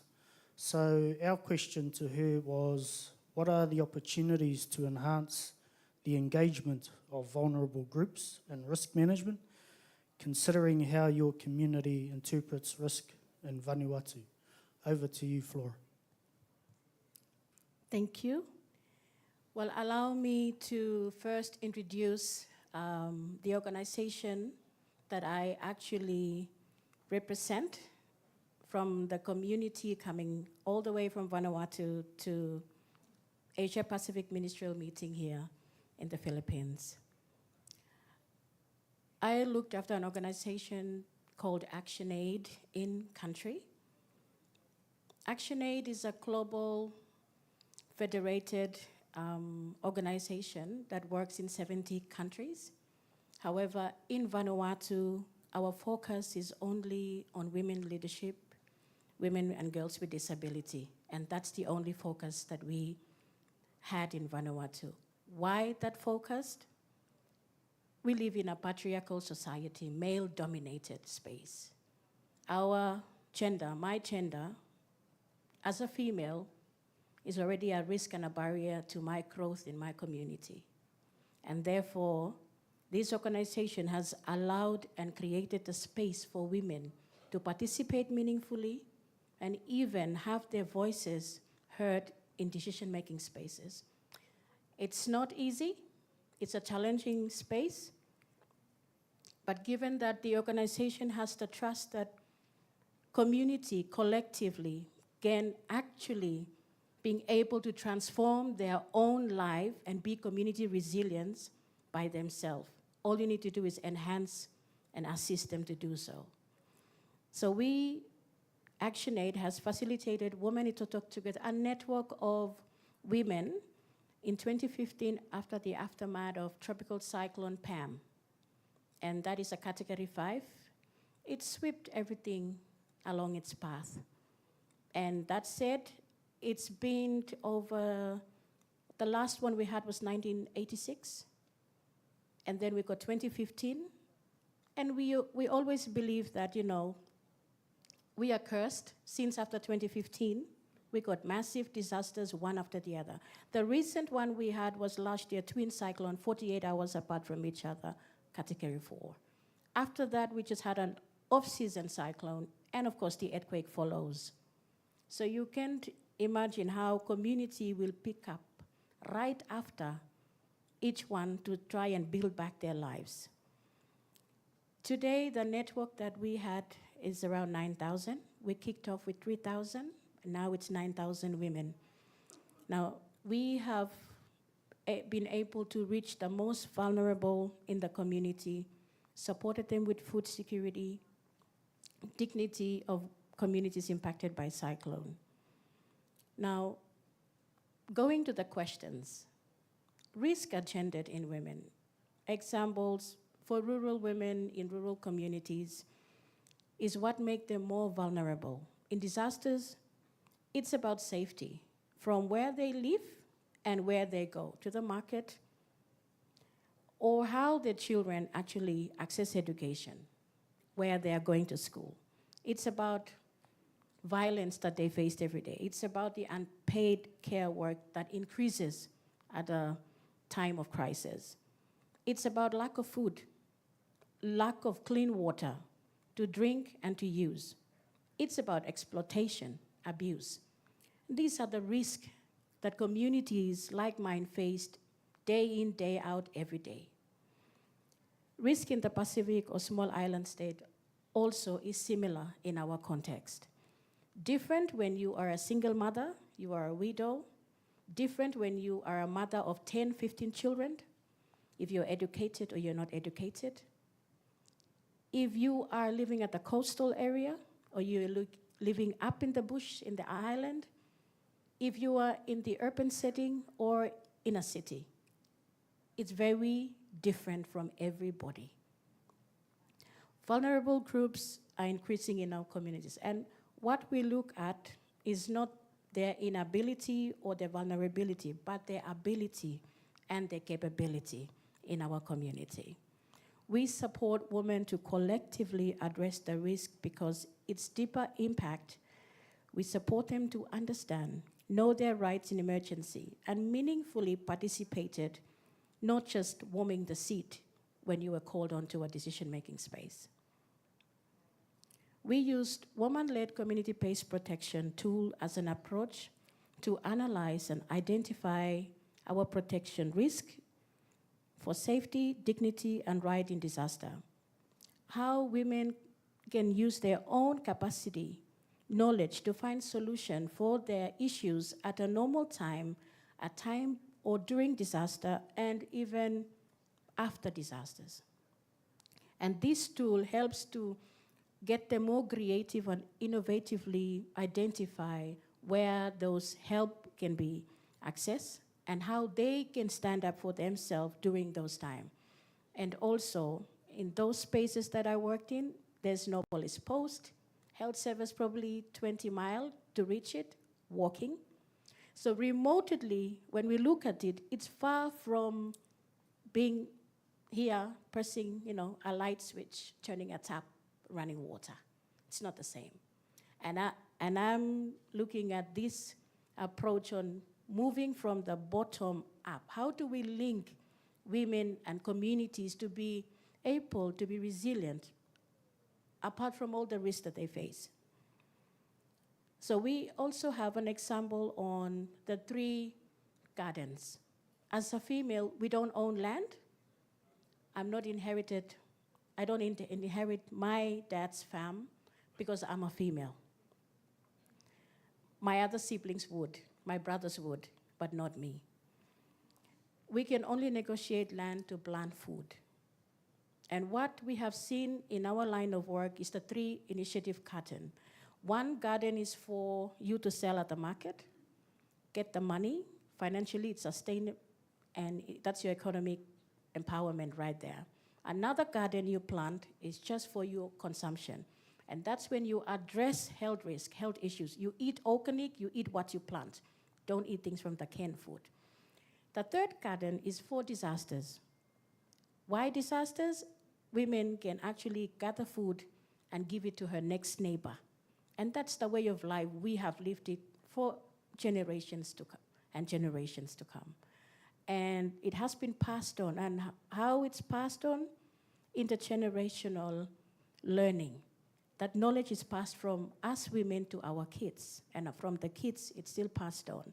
So women are also knowledge holders of their own traditional methods and traditional knowledge. Important to prioritize. We support the organizations organizing of women, girls, and women with disability. So the approach we took is inclusive. We wanted to make sure that we leave no one behind. And if women are advancing, so is women and girls with disability. They are no difference. And we have seen that when you prioritized women leadership in early warning and anticipatory action, you support the preparedness phase and it reduces a high number of risks. Now, in Women in Talk Together platform network, we also have a multi-hazard early warning communication system for women. Now, how does that work align with our existing National Disaster Management Office? The government have its own system to reach the community. However, in the community as women, we also need to find spaces to engage in those systems. The systems are not friendly. They can be there, but are male-dominated. As female, we need to build our own leadership to engage in those spaces and drive our agenda. Now, early warning system that we had, the women define the key message. We don't use jargons we don't use scientific terms to address our key message. It's actually messaging that women knows daily on their daily life. I'll give a practical example. If we have rain for 7 days, that's what the Meteor's office is saying. In the context of a female a mother of probably 10 children in the community, she lives near a river. Behind her was a big, she's down the river, in the valley. She's prone to landslide if there's too much of rain. Flash flooding because the river is there. And of course, school is on the other side. Her children needs to cross over to go to school. What are the key message that she should receive that we should send her instead of saying 7 days of heavy rain, flash flooding? She will want us to tell her, collect firewood before the rain starts, because that was the forecast. It wasn't telling her about the 7 days. It was telling her about the actions. What is it that she needs to do to prep for that? So simple messaging like this by women, for women, it's been kept in a messaging bank, and we disseminated it when the forecast stated 7 days of rain. And it varies from different contexts. And that's our early warning, and that's our anticipatory. And from that, it changes a lot of perspective and respect for women in communities. At first, we were not seen as we can do things. They always said, oh, you talk too much, you do this, you do that. Now we are taking it to a very good use on making sure that this information is being given to our community leaders, and they started to respect us more. We did research in partnership with UTS, University Technology Sydney, and it was funded by the Australian Humanitarian Partnership. It's on economic of acting early. And the economic of acting early, it actually bring out the work that we do on Women, Wet and Weather, which is our multi-hazard early warning system. It actually stated that every $1 we spend on early warning or preparedness, we actually save $4 on disaster or humanitarian action.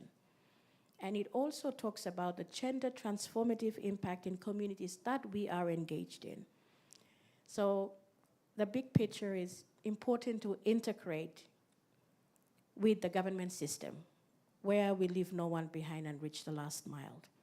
The model will be rolled out through the Pacific Women-Led Coalition, Shifting the Power Coalition, partners in Tonga, Bougainville, Papua New Guinea, through Power System, which is Pacific-owned, women-led early warning response system. We believe in women leadership, bringing in diverse women together to be able to have a seat on the decision-making table, meaningfully, and where climate change impact had been discussed so that the women can talk about the risk in their own various communities.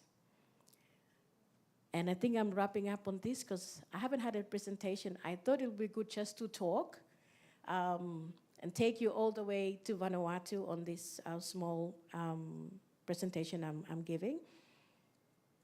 My key message on getting, effective local resilience is investing in community-based.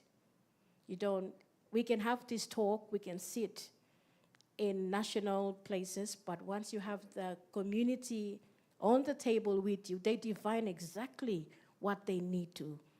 And they are the one that we are collectively talking about building that resilience, and it's about them. And we need to bring them on the table. So we need to recognize the local capacity, including women, people with disability, to reduce disaster risk. This includes investing in women-led organizing, networking and supporting to drive locally led solution, support to access new technology to reduce disaster risk, and also invest in access to latest scientist evidence and innovation, that we can integrate our traditional knowledge into it and of course contextualize it and own it so we can be resilient on our own when we stand up. Information is power, and women and community need to access this power to be resilient. Thank you. Thank you, Flora. Now we've got about 10 minutes for Q&A. So the floor is open. There are microphones in the center of the room. If you have a question, just make your way to the microphone. We do have Harold roving with a microphone, but yeah, the floor is open.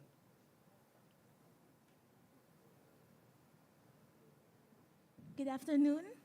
I am Quincy, the Vice President of the Batang Empowered and Resilient Team of Bulihan National High School in Bulacan Province in the Philippines.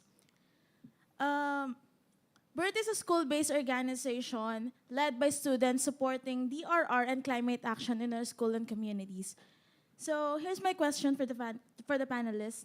How can we better integrate the unique perspectives and lived experiences of children and youth into local and indigenous knowledge systems, especially in enhancing the dissemination of risk information and strengthening community resilience? Are there good practices from your respective countries or region where children and youth's active participation has effectively contributed to risk reduction efforts that we can learn from?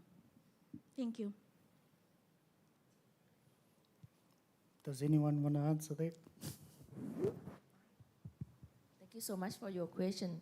In our country, we done the community-based system with the school, and also we have the school curriculum for the children, and they done with a practice for the evacuation drills, and also they can share the experience with their parents since they're very young, and they learn from the experience. We have to have the good lesson learned to them. And right now, this is the digital world, so like children can have more action to, how can I say, involve of the disaster risk reduction activity. Many school students, many university students, they share their experience with the adult like me or myself. We done the digital game in our country also. We have the competition of the digital games, and also they have the film festival for the youth in our country. You can share your views and do think about the future from now on, from the next 20 years from now on. We have the competition in our country. The university students can share the idea, the experience of the climate change. You can share and tell us what you think about the future, so we can learn from you, not only ourselves, but we exchange the idea, we exchange the data with the school student, university student, and also the future. You are the next generation for us, because of we can leave the world to you, because of the world is depend on you in the future. Thank you. Thank you, Dong Napo. Those activities or practices are also led by students. Okay, thank you. Thank you. Next question. Thank you. I'm Agustino Cosme Bello from Timor-Leste. So first of all, I'm really appreciate for the all speaker that your perspective on the local resilience in disaster risk reduction. I'm really appreciate when you talk more about the risk assessment, early warning system, and also vulnerability groups. So my question for the all panelists that what methods or what guidelines or policy that you use for the integration of interoperable data sharing in the assessment to identify the vulnerability groups to make sure that all inclusivity, vulnerability groups are included in the assessment group before disasters happen. I thank you.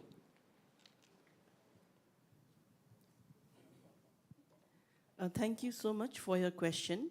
What we do in the Hindu Kush Himalaya region, especially in the community-based flood early warning system, if you look at the early warning system cycle, then we do the risk assessment first. So in that risk assessment, we include, it's not only like the scientist going to the ground and doing the assessment or sitting in the table and doing the assessment. So we work together with the communities where all diverse groups of community members will be there, including women, children, people with disability, and also the local governments together to do the risk identification and scoping.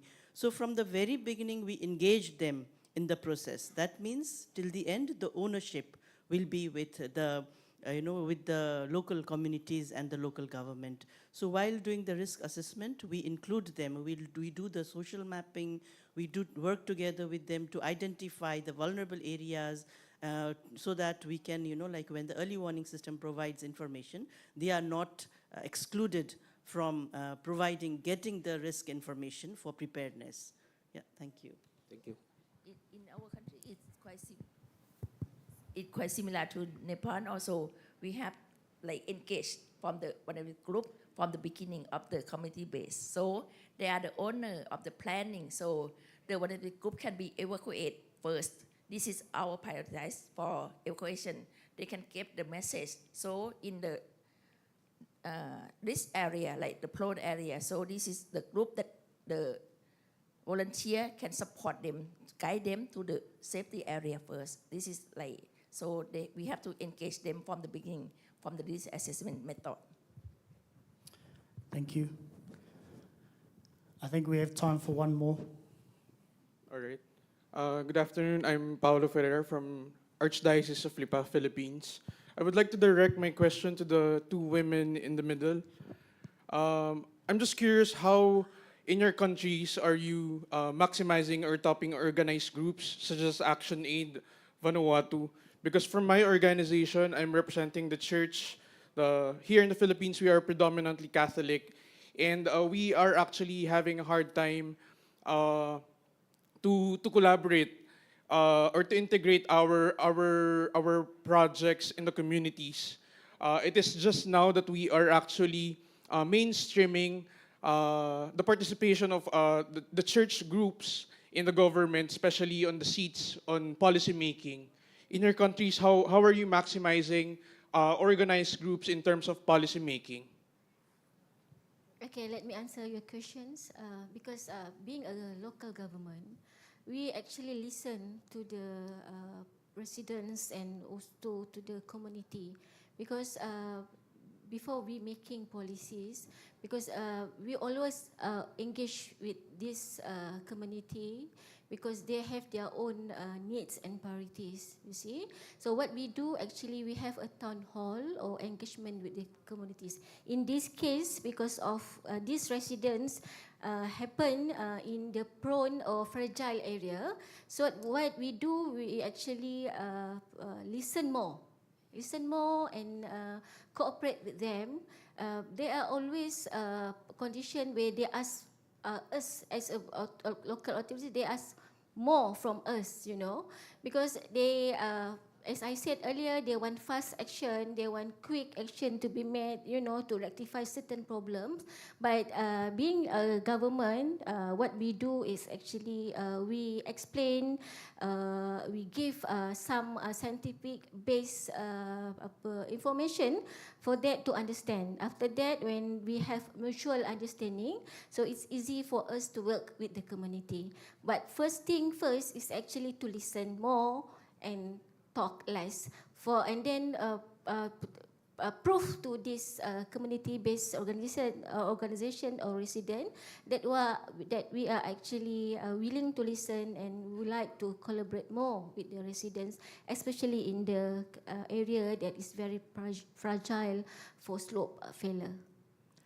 If I may just add on for community, when we work with government and being the mediator, sort of, should I say, we organize spaces that get in the policymakers in the room. What we have learned is if it is from the policymakers, they have the agenda, they are the one who talk, they are the one who make who to listen to, what to take, what not to take.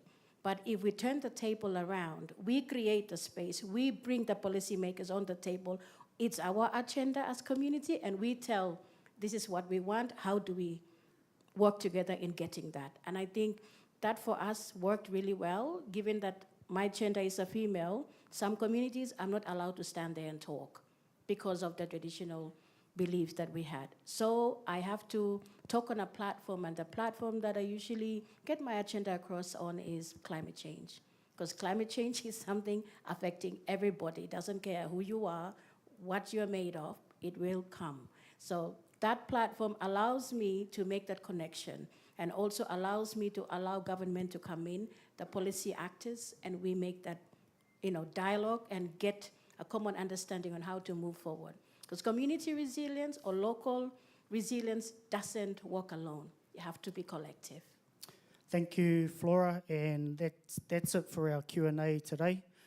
Firstly, I just want to thank all our panelists today for their talks. Also to the audience for taking the time out. So a round of applause, please.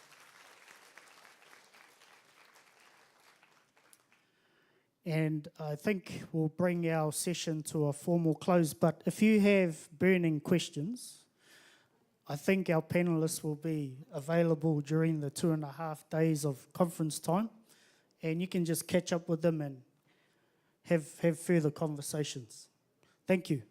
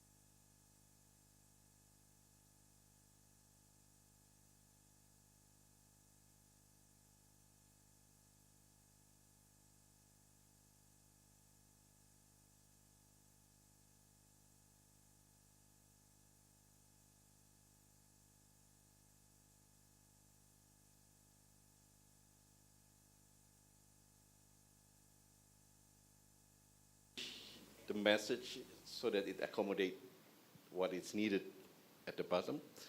And so it is, I think it's an ongoing discussion that needs to be discussed so that the message that is being issued by the warning centers really provide advice of what actions need to be taken rather than data or information that might not relate to the actions that the community needs to take. And I think it is a difficult question. It is not an easy step to take because, again, as I mentioned, the providers needs to follow a lot of regulations, a lot of norms, a lot of information that it's not easy for them just to change because it affects a lot of things. But it's an issue, yeah. Mariton actually pointed out a very important issue, and that is sometimes the information that is provided is already sufficient, more than enough.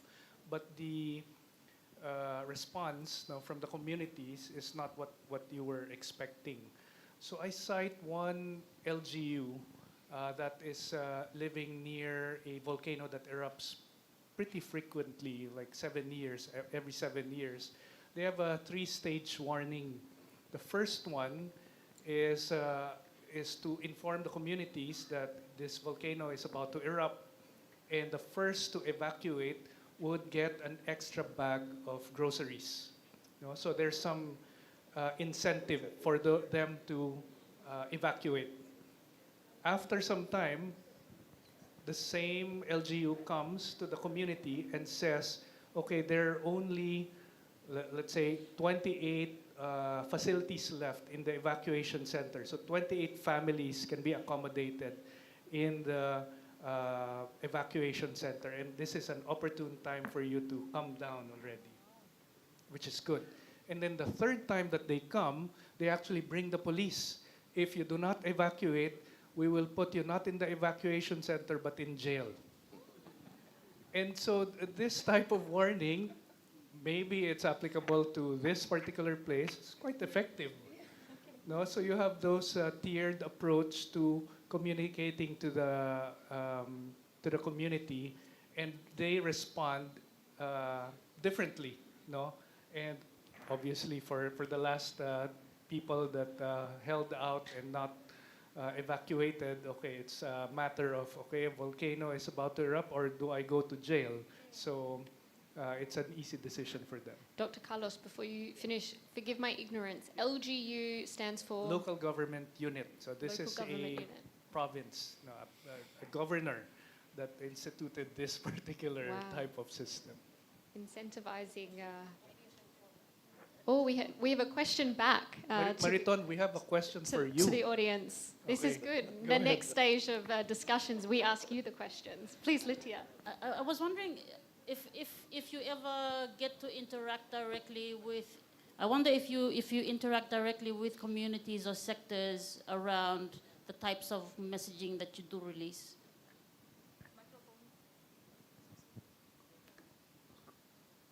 Yes, thank you for the question. We do have actually a specialized division for this. They're focused on disaster preparedness,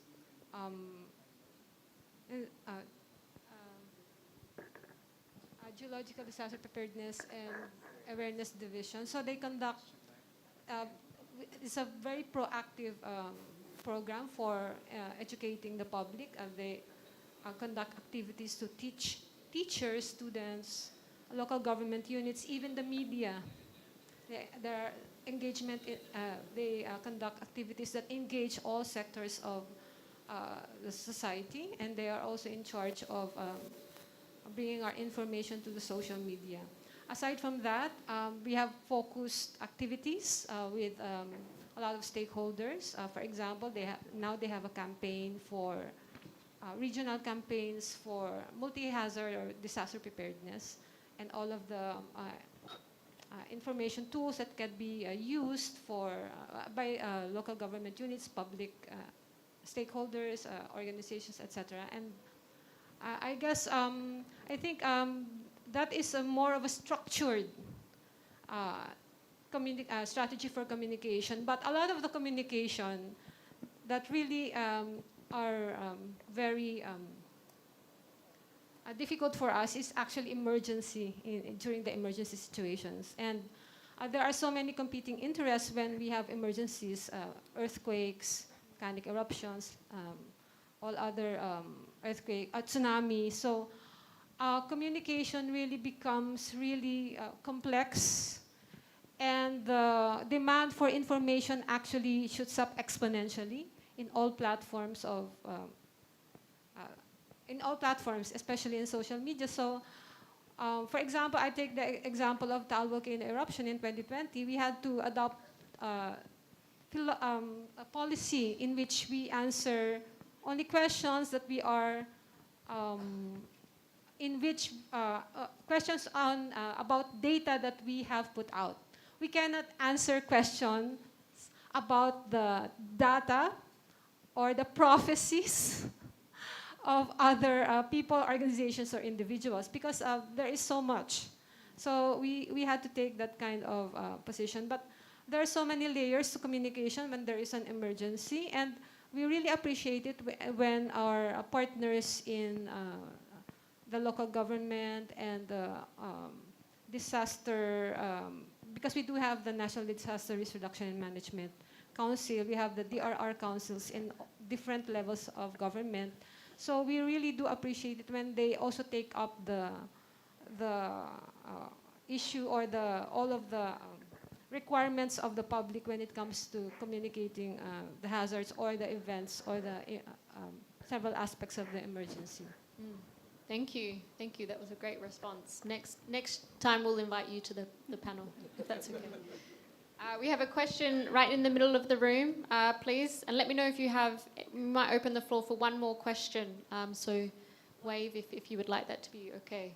We have one up the back and here, but we'll go to Michael. Hello, my name is Michael Ernst. I'm with USAID. Good to see you, Tamale, and excellent panel today.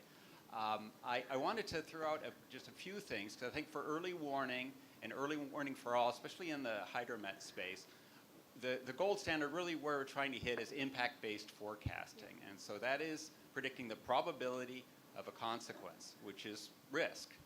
And so I sort of implore you not to avoid probability, but I think all of us have grown up with games of chance, and it's a wonderful way to interact with communities. They can understand chance and probability and consequence. So that's one thing I would sort of implore all of you. The other one, I'm a little concerned. I understand what you're saying, that people can relate to the experiences they've had in the past, but unfortunately, we're in a situation where the climate crisis means there will be impacts in the future that have not been experienced in the past. And so I sort of wanted to raise that issue, especially with heat waves in Indonesia. There's a plug for the Ignite stage. I think 3 p.m. they're going to be talking about the experience in Indonesia with that. And so you're talking about a country that hasn't had those experiences in the past, but probably will in the future. And so this is where I sort of ask the panel, do you have ideas for how to express risks that haven't been faced in the past? Great question. It also links up to your discussion already about, was it a tsunami, was it storm surge? We haven't experienced. How do we communicate that? And I mean, if we were to take a step back, I would say that's probably the metric that you would use then. That, that's the bar. That is that what you're going to experience is actually something that you've never experienced and that we do not know about. And I think that's so. In terms of communicating risk, we've got to be able to relate it to something. So what you can relate it to is something that they may or may not have experienced in this current lifetime. But you can certainly point to something that they've never had. So when Cyclone Winston came through Fiji in 2016, no one in my own office actually realized that a Category 5 was the highest category of a tropical cyclone. So, and so just going about their business on Saturday morning, I mean, why are you guys dilly-dallying? Go to the shops and get ready. So I think we also have to up the ante on the conversations that we're having. And right now, I don't think that we're giving enough thought to exactly what you're saying, which is around the consequence likelihood aspect. We can talk about consequence, but do we really know and understand what likelihood translates to? And that's work in progress for us as well. And yeah, I mean, it's one of the reasons why we do need to be able to look at what's happened in the past, but also to link it back to what is the future telling us. Thank you very much for that, though. And thank you for bringing impact-based forecasting to the conversation as well. What are the impacts of these risks? What is the reason why we need to act? I think we have maybe 2 more questions. I'm just looking. We have one on this side and then one in the middle here, and I see one last one. So last 3 questions, and then we might be up to close. Thank you. Yes, good afternoon. I'd like to ask this question to USEC. I'm Karen from the Philippine Red Cross. I'm just interested with USEC because the Philippines has a resilience vision 2030, and that is to have a safer, adaptive, and disaster-resilient Filipino communities towards sustainable development. And then in the 4 pillars, prevention and mitigation is one of the pillars. And there is a mention on early warning, particularly in the prevention and mitigation. As a Filipino citizen, I'm interested more on what is the initiative now, or at least the accomplishments of the local government, or at least at the national level in terms of institutionalization of early warning.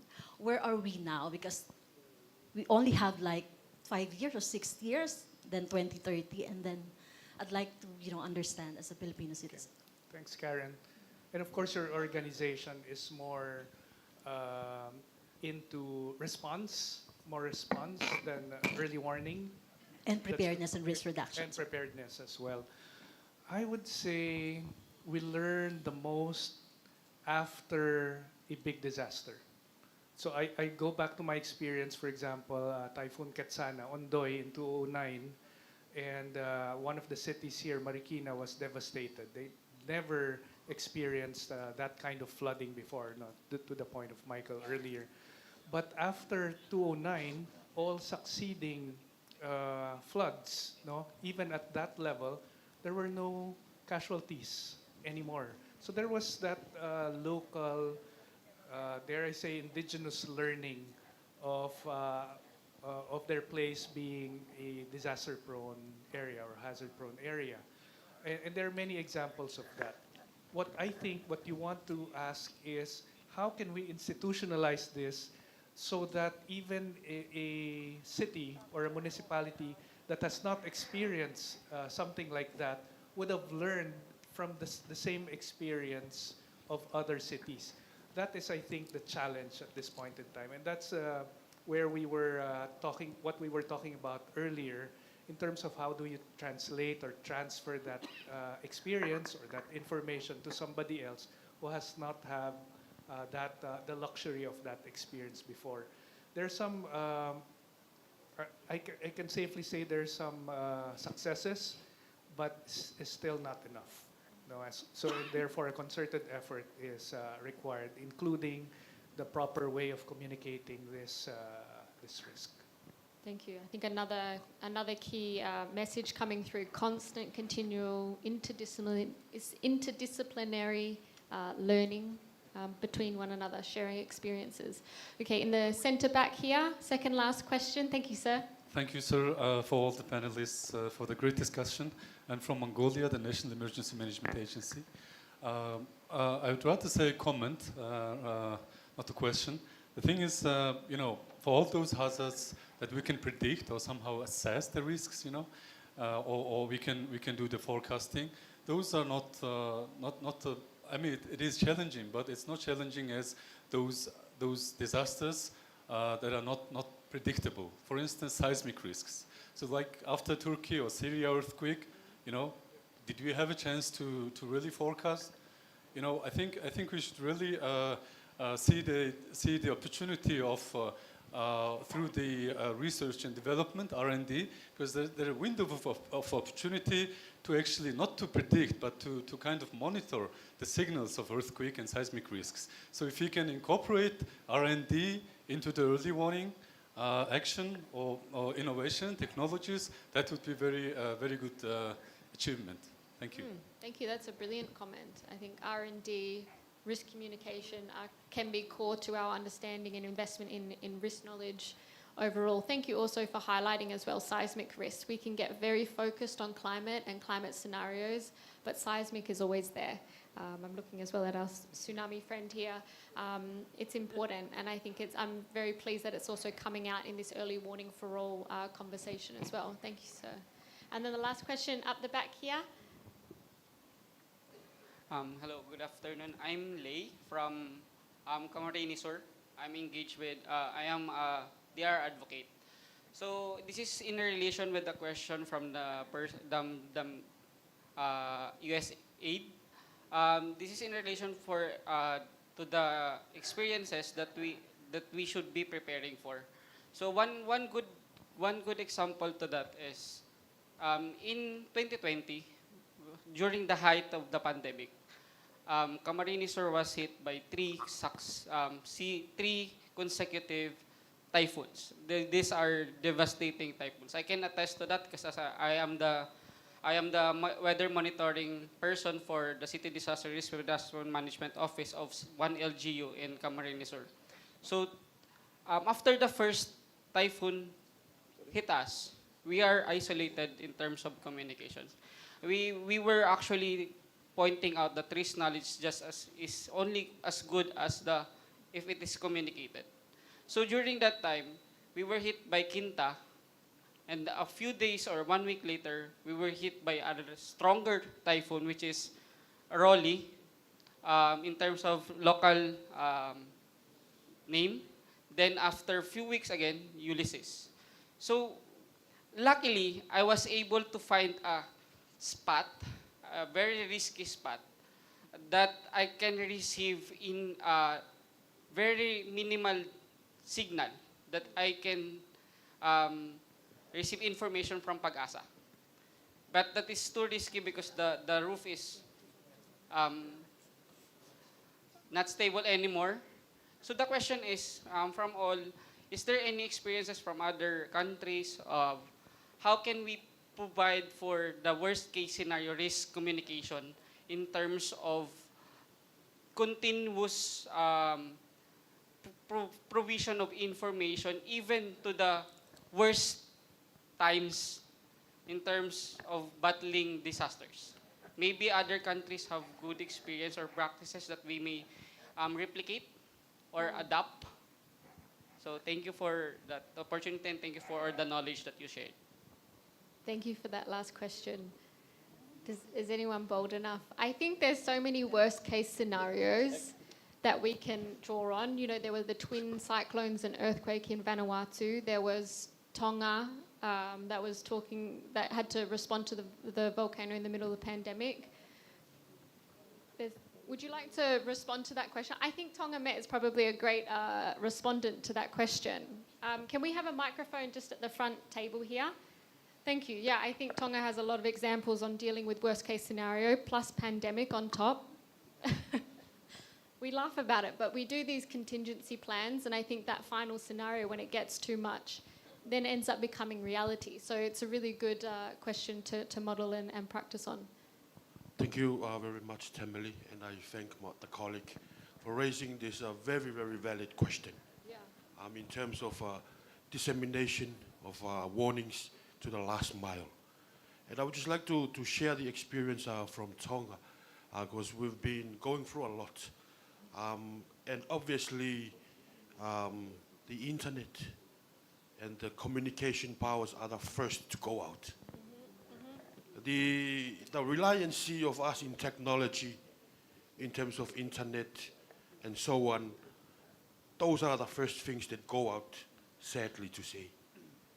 In a local major earthquake, in the recent volcanic eruption that triggered the tsunami in Tonga, and on so many times, occasions of severe typhoons or tropical cyclones, it's the technology that usually goes out first.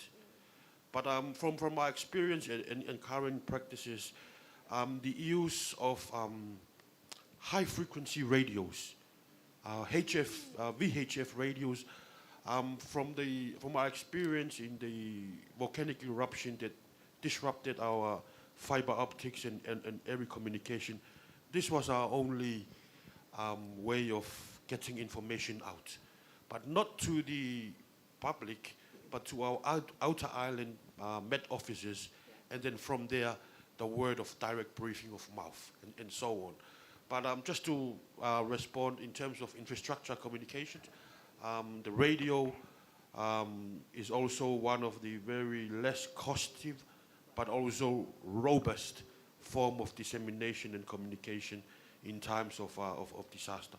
But not only that, but also the local government, district, town offices, they themselves act as meteorological authorized officers.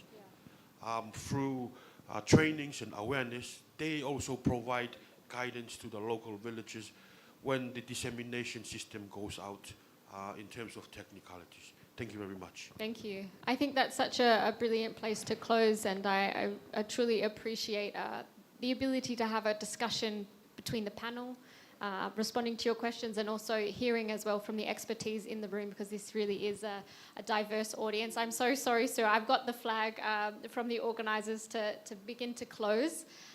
So I might just stand up here because I need to read my notes, because I feel like a lot has been discussed. So maybe just to sum up, I will give you my key takeaways. I think everyone here has a different perspective. Every panelist has a very different perspective, so we all probably have key takeaways. Something that stuck with me in this conversation was from Lytia, and you said, you know, risk knowledge is a way of life. You know, we can do so much from it from a scientific perspective, but it is also experiential. So how do we incorporate risk knowledge, risk communication, research and development, and further developing and critiquing and evaluating and learning as a constant in our work? And I think that's important as well, what's come out, and I'll talk to my UNDRR colleagues who will probably be taking forward what we've discussed today, that our risk knowledge is only so good as whether or not we can communicate it, both internally, whether we can reach our fellow Met officers or fellow islands or fellow departments, or locally down, like top to bottom, bottom to top as well, like we heard, but also communicating that with the affected sectors and communities more. But also another big takeaway for me was it's everyone's responsibility. There is a role for everyone to play. We've heard from academia, private sector, we've touched on media, NGOs, government at the high level, local government as well. I think there's such an important role that we each have to play on risk knowledge, and it's not just sitting with scientists. How can we empower scientists to be able to share that information, and that we can broaden that information, whether it's also including Indigenous knowledge? There's some of my key takeaways. I'm sure there's a lot more. Let me just quickly look at my notes as well to take forward before we close. But some of the key challenges that we heard as well is about how a lot on communication, how do you communicate the consequences and their probabilities, the impact of some of these risks, and challenges around the fiscal space, the resourcing needed, not only to, I guess, come to that stage and say this is how we understand the risk, but to maintain and to operationalise a lot of that understandings of the risk into early warning and into early action. So challenges around resourcing. But I think above all, one of the things that I have written down here is creating an enabling environment. We can each come forward and say, oh, I can do something on risk, but how do we do that together? And I think the convening power, and I just want to thank UNDR again and the Early Warning for All initiative to have this multi-stakeholder forum, because it's coming together and being able to say, okay, we are all willing to play our part in risk knowledge and understanding where the gaps are, where we can push, and where are the opportunities as well. And just to close, I just want to say that this region as well, we do also need to recognise and pat ourselves on the back that in the last 50 years, fatalities due to disasters have decreased. And that is with thanks to things like collaboration, to understanding the science better, to more technology, to early warning, reaching early action. So we have been going in the right direction, but there's still, like we've heard, so much to do. So with that, I will say, well done, but keep working. And join me, and we'll thank you, our panelists. Thank you, everyone.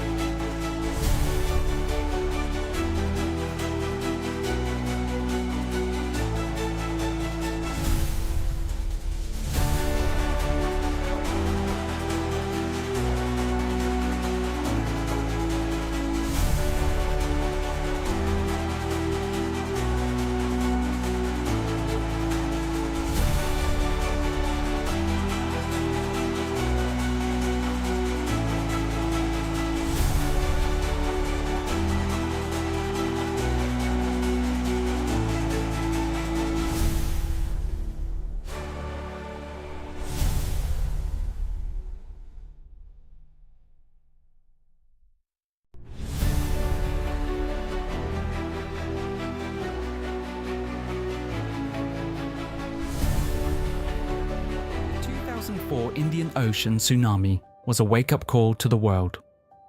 230,000 people killed, $10 billion in damages, almost no early warning systems, EWS, in place. In response, the world established the Indian Ocean Tsunami Warning System. Today, warning centers in the Asia-Pacific and beyond protect millions. Yet gaps remain. Many communities are still left unprotected. 2/3 of Asia-Pacific countries report having multi-hazard EWS. But few reach those most at risk, including in small island states, metropolises, and rural communities.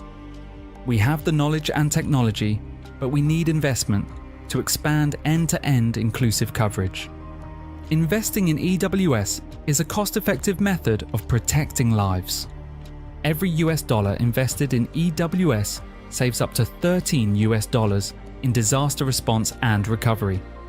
Comprehensive EWS can reduce disaster losses by 30 to 50%. Advanced EWS can reduce disaster-related deaths by up to 8-fold. It's not just about warnings, it's about risk knowledge, monitoring and forecasting, communication, preparedness to respond, universal coverage. And the Asia-Pacific can lead the way by scaling up EWS for all hazard. We know the solutions, now let's invest in them. Together, we can ensure every community is protected from the next disaster. Early warnings for all. The 2004 Indian Ocean tsunami was a wake-up call to the world. 230,000 people killed, $10 billion in damages, almost no early warning systems, EWS, in place. In response, the world established the Indian Ocean Tsunami Warning System. Today, warning centers in the Asia-Pacific and beyond protect millions. Yet gaps remain. Many communities are still left unprotected. 2/3 of Asia-Pacific countries report having multi-hazard EWS. But few reach those most at risk, including in small island states, metropolises, and rural communities. We have the knowledge and technology, but we need investment to expand end-to-end inclusive coverage. Investing in EWS is a cost-effective method of protecting lives. Every US dollar invested in EWS saves up to $13 in disaster response and recovery. Comprehensive EWS can reduce disaster losses by 30 to 50%. Advanced EWS can reduce disaster-related deaths by up to 8-fold. It's not just about warnings, it's about risk knowledge, monitoring and forecasting, communication, preparedness to respond, anticipatory financing, and early actions. The Secretary-General's Early Warnings for All initiative calls for universal coverage. And the Asia-Pacific can lead the way by scaling up EWS for all hazard. We know the solutions, now let's invest in them. Together, we can ensure every community is protected from the next disaster. Early warnings for all. The 2004 Indian Ocean tsunami was a wake-up call to the world. 230,000 people killed, $10 billion in damages, almost no early warning systems, EWS, in place. In response, the world established the Indian Ocean Tsunami Warning System. Today, warning centers in the Asia-Pacific and beyond protect millions. Yet gaps remain. Many communities are still left unprotected. 2/3 of Asia-Pacific countries report having multi-hazard EWS. But few reach those most at risk, including in small island states, metropolises, and rural communities. We have the knowledge and technology, but we need investment to expand end-to-end inclusive coverage. Investing in EWS is a cost-effective method of protecting lives. Every US dollar invested in EWS saves up to $13 in disaster response and recovery. Comprehensive EWS can reduce disaster losses by 30 to 50%. Advanced EWS can reduce disaster-related deaths by up to 8-fold. It's not just about warnings, it's about risk knowledge, monitoring and forecasting, communication, preparedness to respond, anticipatory financing, and early actions.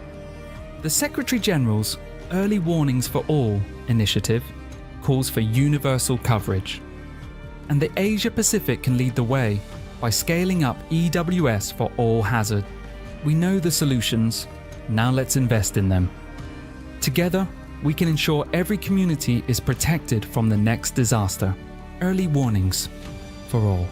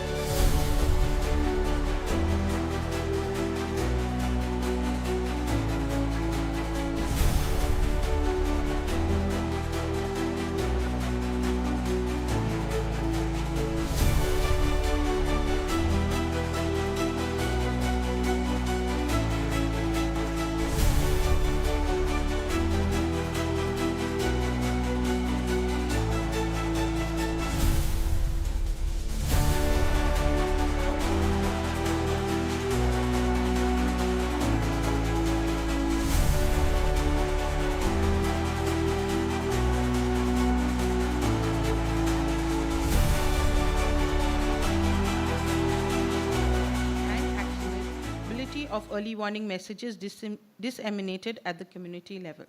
So thank you for joining us today to understand community perspectives while setting up early warning systems that put communities and their diverse needs at the center focus. Since this is a long session, we've tried our best to make the session as interactive as possible. We hope each of you can take back at least one reflection while also enjoying yourself in the process. So without further delay, I would like to invite our keynote speaker, Mr. Dharam Upreti. So to introduce Mr. Dharam Upreti, he is a member of Duryog Nivaran, a South Asian network on DRR. Duryog Nivaran is an active member of the global SEM for DRR, as well as the lead for the gender stakeholder group in the region. Mr. Upreti has over 20 years of experience in climate change adaptation, disaster risk reduction, and early warning systems. He currently serves as the thematic lead for climate and resilience at Practical Action South Asia in Kathmandu. He holds a PhD in environmental sciences and has often been an official delegate for the government of Nepal. He will share his thoughts on gender-inclusive DRR, EWS.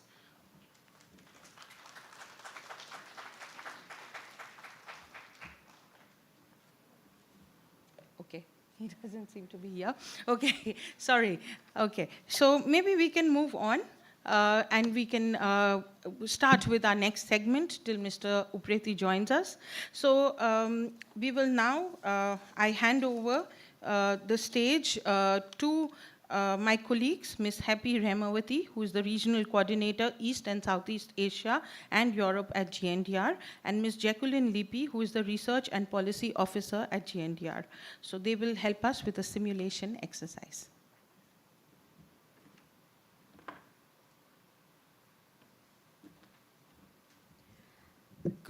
Good afternoon, everyone.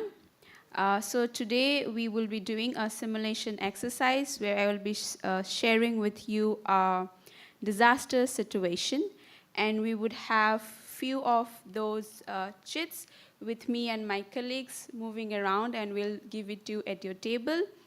And you'll have to pick up your chits when we say you can open it and try to think what actions you would take when that disaster is about to strike, when you have the early warning. So let me first read out what is the situation that we have. So Typhoon Pasi, public warning, 15th October 2024. So the Typhoon Pasi threatens Manila with devastating impact, red alert issued. The Philippines is bracing for the landfall of Super Typhoon Pasi, currently an extremely severe storm located over the Philippine Sea. Moving in a southeast direction, the typhoon is forecasted to strike the coastal areas of Manila during the late afternoon to the evening hours of October 15th, which is today, with wind speed reaching a dangerous 175 to 220 km per hour and potentially exceeding 240 km per hour. The typhoon poses a serious threat to life and property. The landfall coincides with a regular office working day, which is today. We all are here working, adding to the challenges of ensuring public safety in a densely populated Manila city. So you would see my colleagues distributing the chits. Each chit will have a character, but I would request not to open it till we request you to.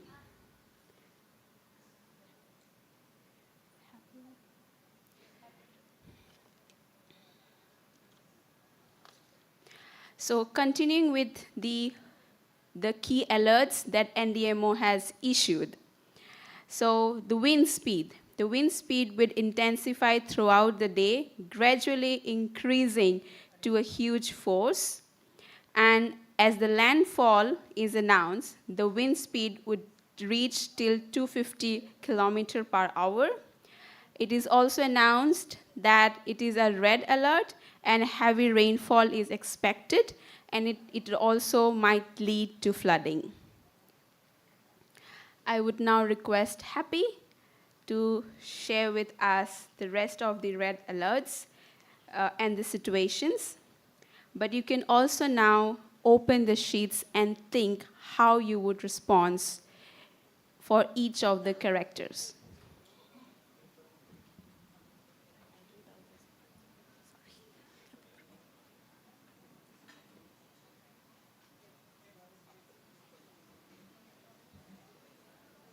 Okay, not everybody got the cheats. Yeah, so only several people in the desk, in the table. Yeah, you may. Yeah, you may open it for those who get the cards. Yeah, and read your role. Think of what you can do from that particular situations.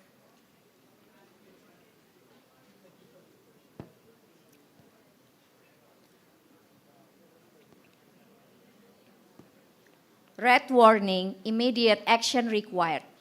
Red warning, immediate action required. Red warning, immediate action required. In anticipation of the impending storm, the National Disaster Management Office has issued a red warning for Manila and surrounding coastal areas, approximately 300 kilometers. This level of alert calls for urgent actions to protect lives and minimize damage. The following severe conditions are expected. Wind speed. The winds will intensify throughout the day, gradually increasing to gale force levels. By the time of landfall, wind speeds are predicted to range between 175 and 220 km per hour, with gusts up to 240 km per hour. This will likely cause widespread damage to infrastructures, homes, power lines, along with the uprooting of trees and severe risk to anyone outdoors. Heavy rainfall, continuous heavy to very heavy rainfall is forecasted in Manila and neighboring province, with significant risk of floodings, particularly in low-lying and coastal areas.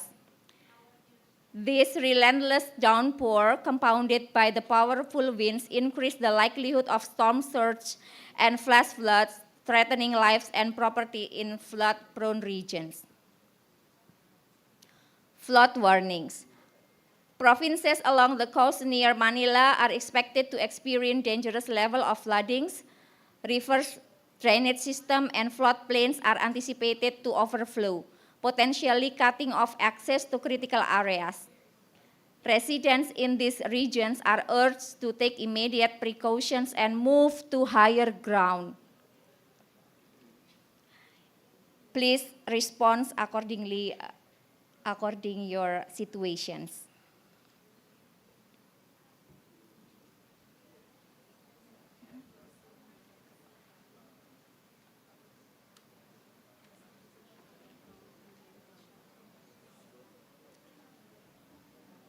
So if you in this room, you can assume which place is the higher ground. So if you see the stage is the place of a higher ground, and on my right side is the shelter, the safe shelter when you can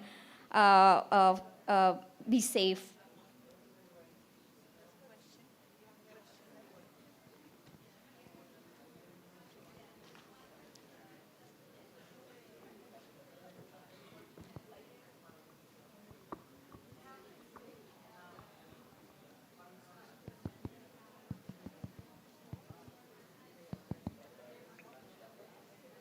Check.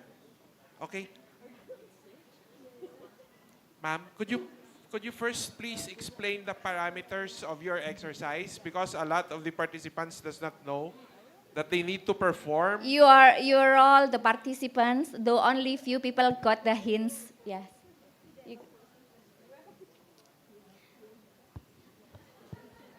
So I think all of you all have received a chit, or some of you all have, right? Those who have received and a warning has been issued, if you are that person, what will you do? Right?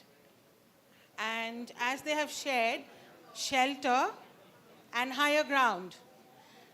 So you have 5 minutes to think of what you have to do and act on it. Yeah?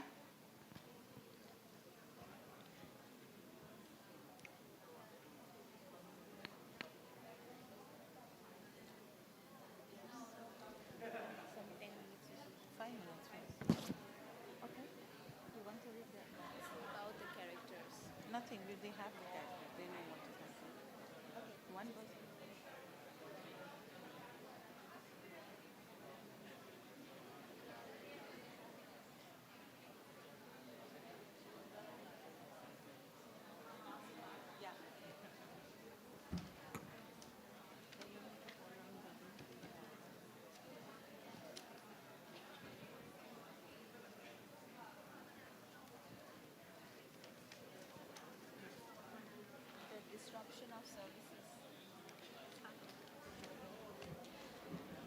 So with the early warning, we also have the situation where these services are disrupted.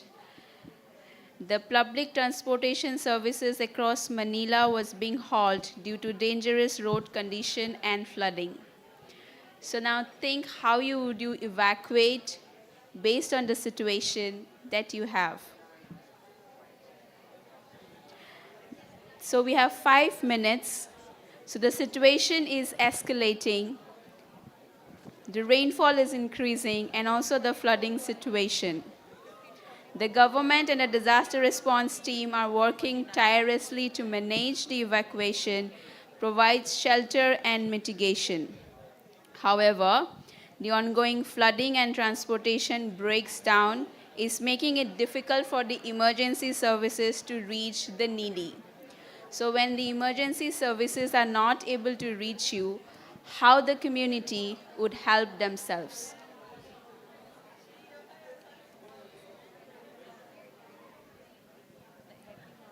So you have 5 minutes.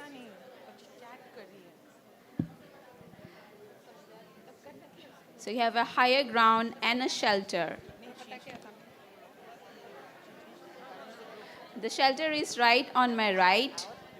Do we have to act it out? No, it's fine. Do we have to just write? No, you can just act it out. Like you've come here, so you're fine. And also the communities are being continuously informed by the local authorities of the serious situation that is happening. So if this is the situation, how you would react to the early warning?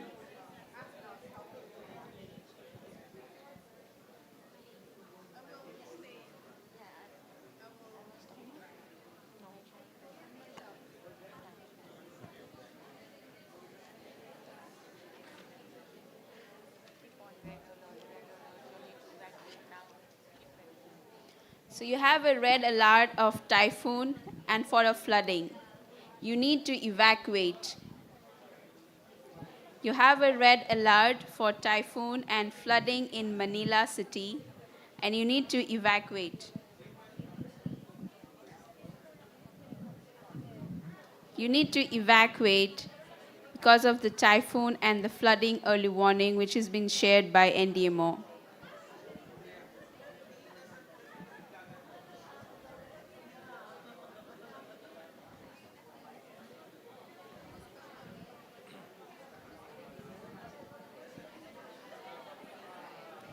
It's a red alert, red alert, red alert for cyclone and flooding in Manila City. And the government services are not able to reach you because of the disruption of the services. How would you as a community help yourself?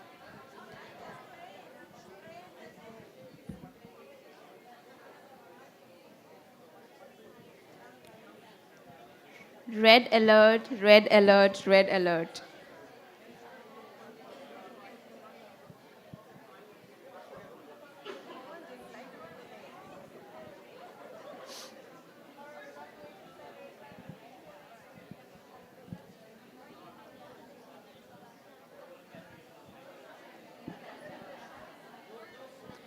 It's a red alert for flooding and typhoon in Manila City, and evacuation warning is issued by NDMO.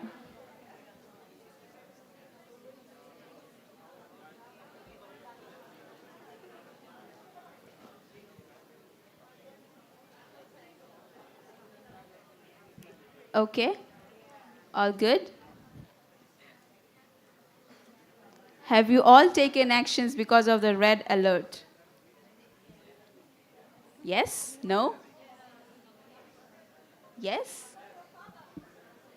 Okay, raise your hand if you have taken action of the red alert.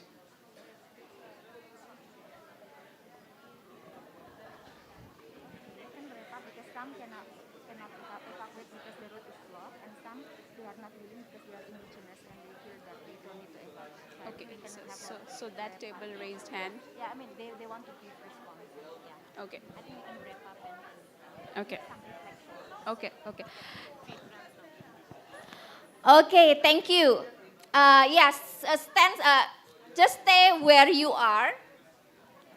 Stay where you are, and we would like to hear from you for those that have moved from the table and those that are staying. Yes, yeah, we want to know your thoughts.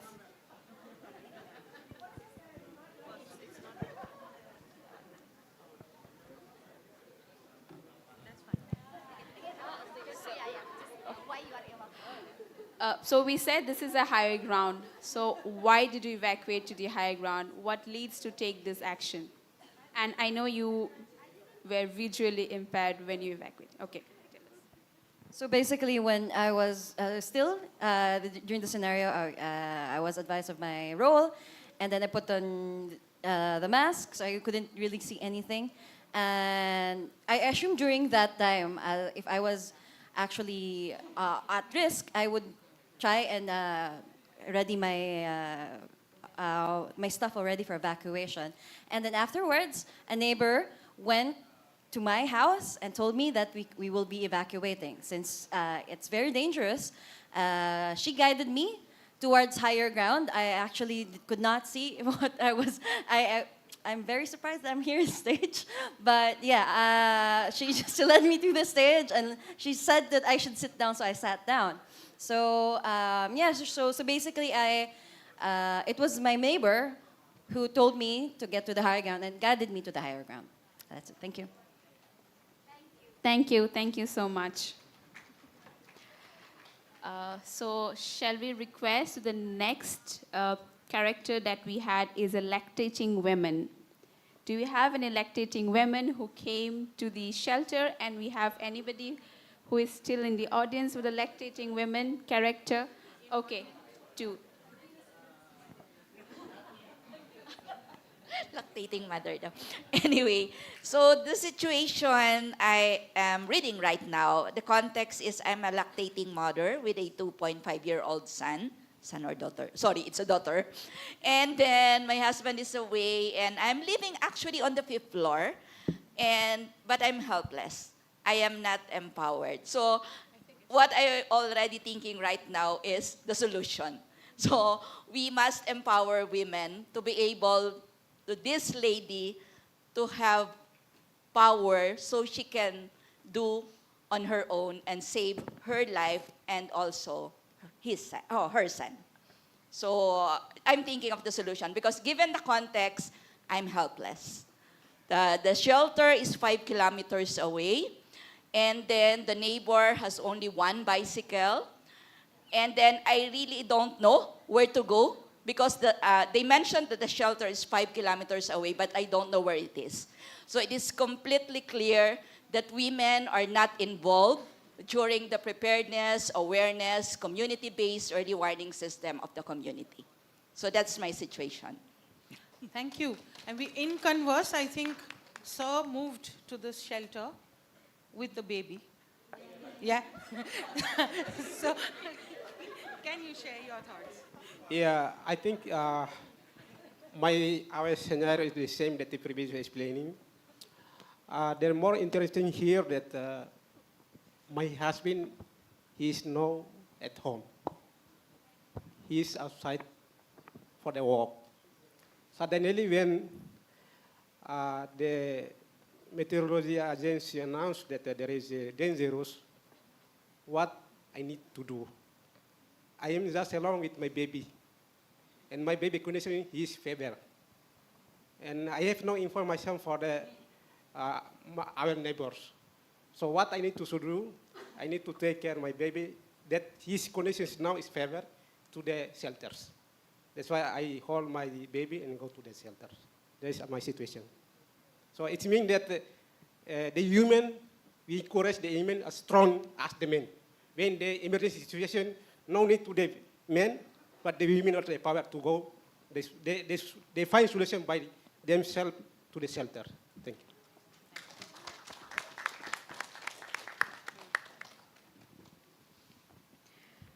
So we have another character.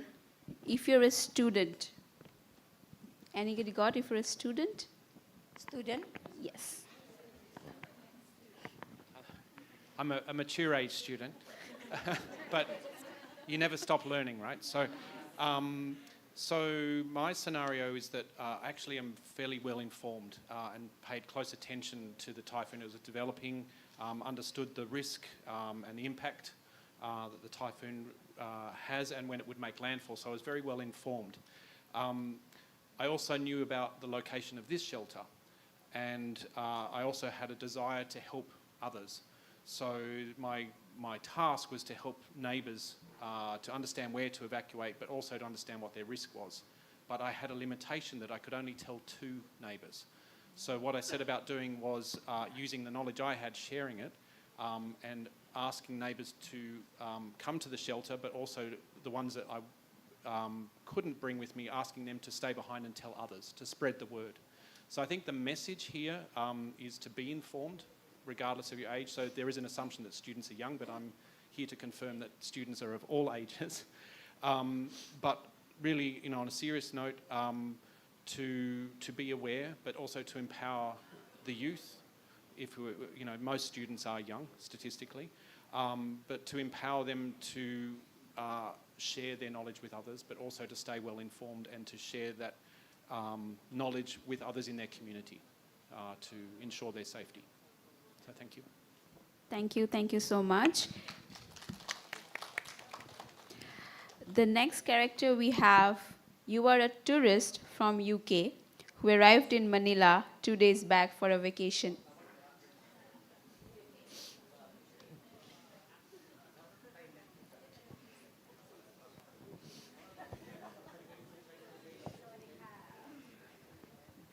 All right, so participant number 6, context is you are a tourist from the UK who arrived in Manila 2 days back for a vacation. You are staying at a seaside resort, you have woken up to heavy rains and strong winds. The sky is very overcast and you are unsure if this is just a rainy day or something more. You cannot understand the warning that has been issued as it is in Filipino. Only the hotel receptionist speaks proper English, but he is on leave today. The other hotel staff don't seem to be able to understand anything you're asking. You don't know if there are any shelters nearby and what the protocol is for evacuation.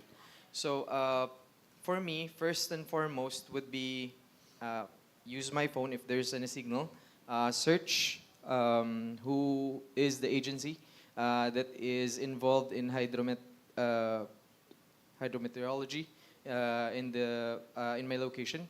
And then while doing that, probably go to a safer location since I'm at the seaside. And if it is raining heavily and the wind is picking up, so my first instinct would be find a location away from the sea.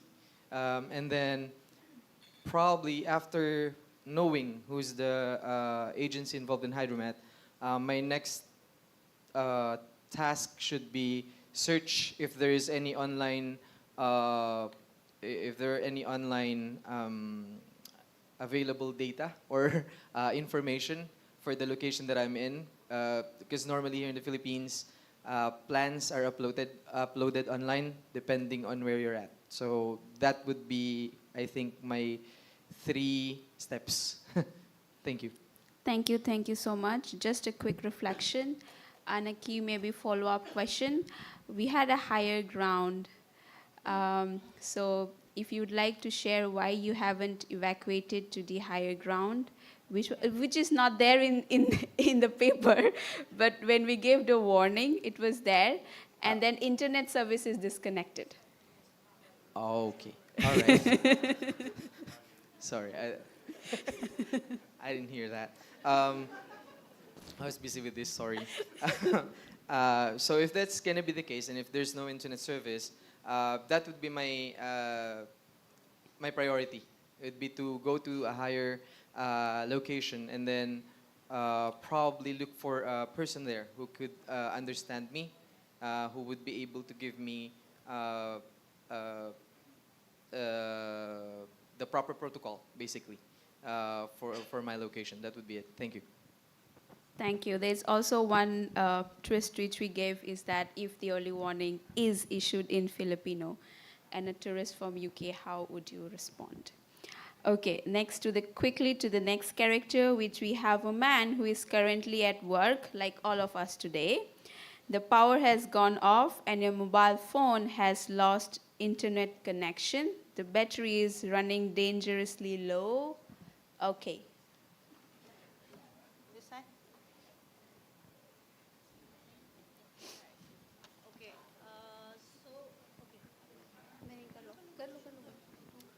All right, so this says the father is supposed to pick kids up as he lost all the connection and everything.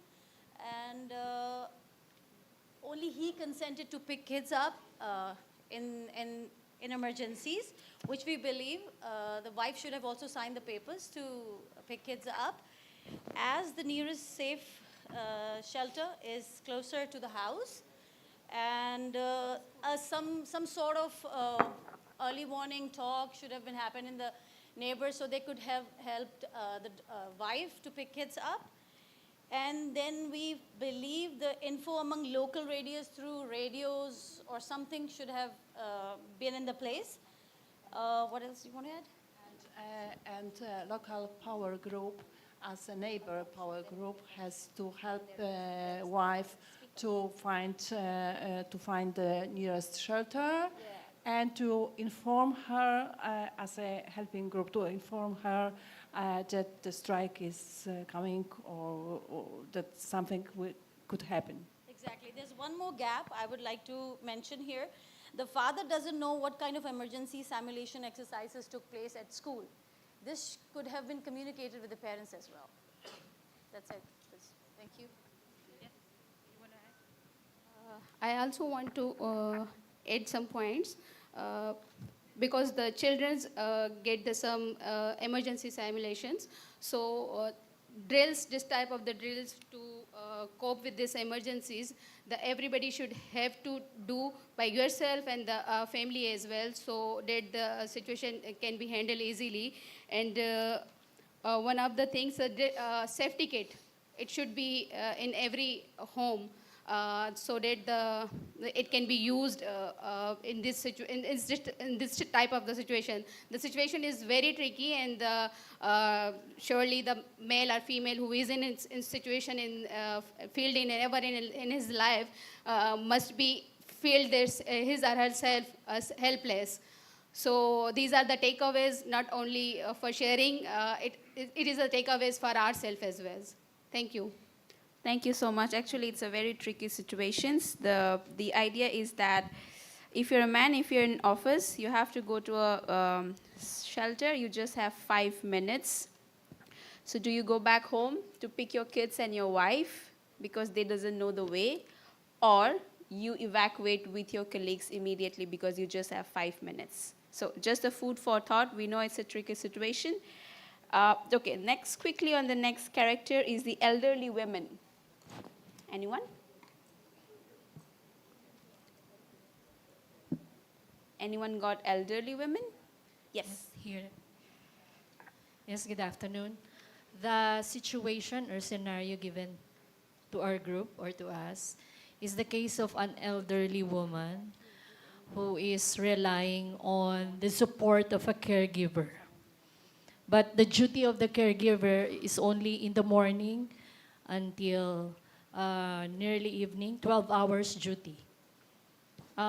One day, there is an occurrence of heavy rains and strong winds. There was an alert coming from the radio or announcement that they need to evacuate from the building. Actually, the location of the elderly woman is at the 4th floor. And they need to evacuate from the 4th floor to the nearest shelter, which will be around 10 minutes. But in the case of the elderly woman, being had a hard time with her situation, unfortunately on that morning, her caregiver were not able to be on duty through her advice. So I think in this case, and it will take her, instead of 10 minutes with her case, 20 minutes. So with the pressure also of the time allotted just to reach the nearest shelter would be a challenge for the elder woman. So in this case, I think the first thing to do is to be aware of the emergency hotlines.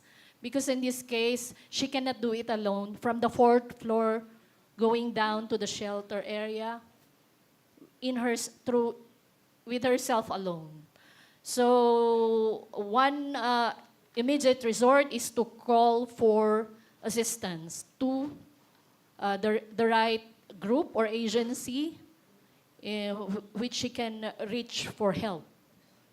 But as long as the communication lines is still active, because according to the situation, heavy rains and strong winds is ongoing already. But in the case that the communication lines is cut off, I think the nearest thing that she can ask for help is maybe a neighbor in the building who can assist her going down. But in that second case, if it's not possible already, the third maybe is to initiate sourcing any kind of material which you can produce sound as a warning system indicating that you really need urgent help. So maybe in our own household, the simplest one, we have whistle, which we usually take resource. So that's it. Thank you so much. Very well planned evacuation. So okay, so we have few of them here. As we said, right side of me is a cyclone shelter, and we saw student, and few of them has evacuated to the shelter. So we'd like to have quick reflections from them.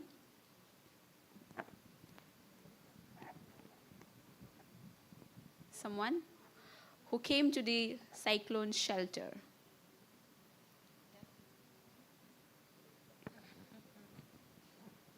So we were residents living nearby the shelter. So once we heard the alert, we were able to evacuate easily. Thank you. We had two more characters. The one is the indigenous community. Anyone got indigenous? And hello everyone, as you can see, we haven't evacuated, but let's give you a quick context or situation as to why it happened. So it says here that we are a member of an indigenous community living at a distance from the main community. And based on our traditional knowledge and experience, we feel that a typhoon is on its way and will make a landfall in our location. So there are radio announcements that confirm our thoughts as an IP, and they are asking us to evacuate to the shelter that we have heard that they've built last year. And the main community members treat our community members badly and we would prefer to keep a distance rather. And we also don't trust local leaders, as they have been trying to gain access to the land you live on to build a new market building. So the government has also tried to evacuate us many times before. And as you can see, we don't evacuate, so we are the only yeah, we will stay here as what Miss Vanda said. And uh, yeah, so I'd like to share a few insights as to why this happens. And I think this was also mentioned in the situation, or there has been a dispute when it comes to the attempts to claim the ancestral lands of our indigenous people for building market communities or marketable opportunities. And when it comes to these, there have been displacements to the indigenous people. And another point as to why it happens is the armed conflict, which is why there is a growing distrust into the government. And then when it comes to the early warning system, majority of the early warning system is focused on our urban communities. So again, they have their own indigenous practices. And I'd like to share one of the learnings that I got from a booth yesterday. Let me read the badge that I got from them. Yeah, so there's an indigenous practice that was shared to us by the National Disaster Management Authority from Pakistan. So they built a community where the volunteers would leave at the mountain ranges, and then they would wave red scarf. And that means evacuation. So that's a community initiative, and their indigenous practices or their own early warning systems. But aside from that, we should also call for the formulation or to fight for their social-cultural rights, to fight discrimination, because again, it was mentioned here that the community treats them badly.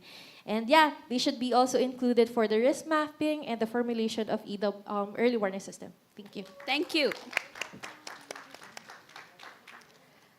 The last character, community leader.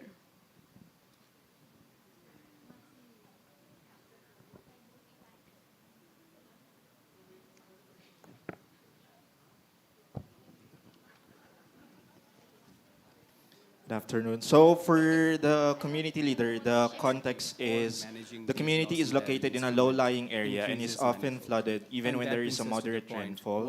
And you have received a warning. Communities. Data. We have done pretty well in terms of collecting data from the communities. We have not been able to do a good job in conveying that data back to the communities. Early warning remains a key challenge. We often talk about last mile outreach remaining the weakest block in the chain of early warning. We collect data, we don't convey back. If we don't convey back, they don't take action. And that remains the key area of work. Second is in terms of policy. The real level of coherence happens at the level of implementation. And that implementation is always at the level of community. We don't include the civil society, we don't include community in the policy framework process. We don't achieve the desired objectives. And then these 2 points again brings me to the third point, finance. Many of the financing instruments are often blocked and obstacled by intermediaries in between. If we don't provide the direct access to the communities, we will not be able to achieve the objectives of these instruments. Even in terms of the Santiago network, we are required to provide a minimum % of financing to the communities in a direct manner. If we don't empower the communities, we don't move forward together. And that's a collective action where the talk is. As I speak, our core messages from UNDRR for the COP29 is being uploaded online. And our headline message is financing is not a charity, but a responsibility. Thank you very much. Well, thank you very much, panel members. We will now give the floor for any questions from our participants. Right, good one. Anybody with a microphone to the young man here? Hello. Hello. Oh, do you have a question as well? Yeah. Oh, can he go first and then to you? Sure. Thank you. So my name is Razul, 14 years old, and a child representative from World Vision Philippines. So I love your stories and solutions. And as a child representative, I represent children because we have the right to say our opinions and suggestions. Because I believe children are knowledgeable enough to give a suggestion in loss and damage agenda. We have been talking about inclusivity in this room, but I haven't heard how our children are going to be involved. So my question, as I heard earlier, you guys have a youth and gender inclusive approach. But do you have children inclusive approach? That's my first question. And my second question will be, and how are you planning to include children in your discussions? Thank you. Can I hear your question, and then we'll direct the questions to the relevant panel members. Please go ahead. Hello. Yes, I'm Paul. I'm Paul Daniel Serrano. I'm from Negros Island.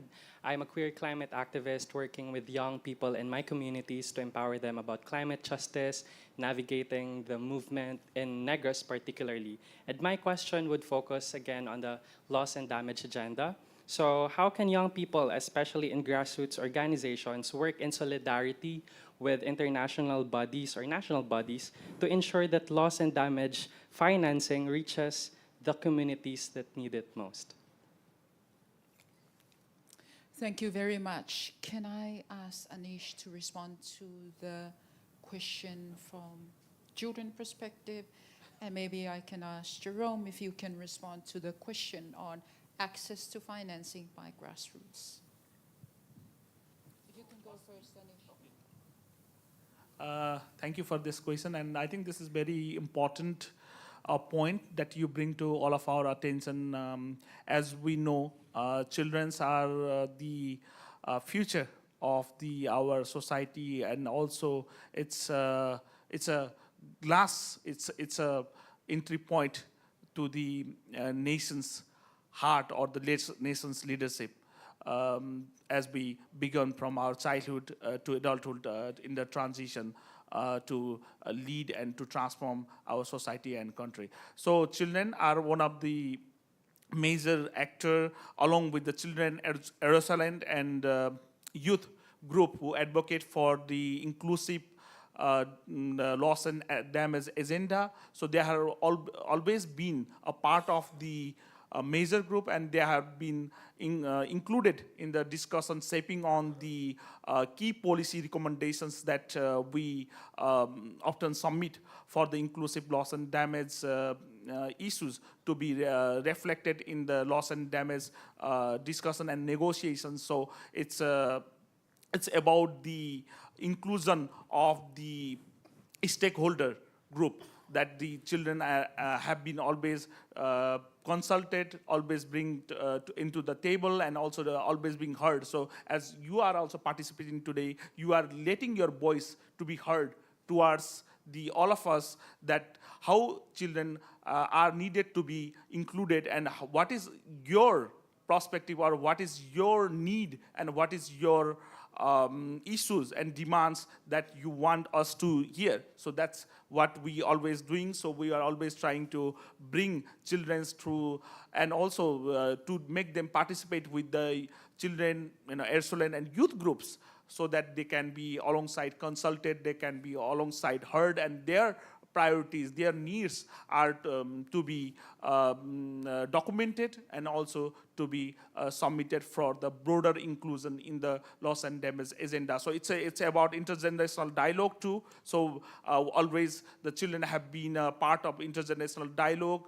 So from the generation of the elders, from the generation of the youth who we are representing today, and all yourself as a children also being as on the discussion with the intergenerational perspective on each other, hearing each other stories and each other support to get the inclusive approach to our discussion, inclusive our approach to our issues, and inclusive approach to these submissions that we make, that make us able to make our initiative sustainable and also inclusive for the inclusive loss and damage for all of us. Thank you.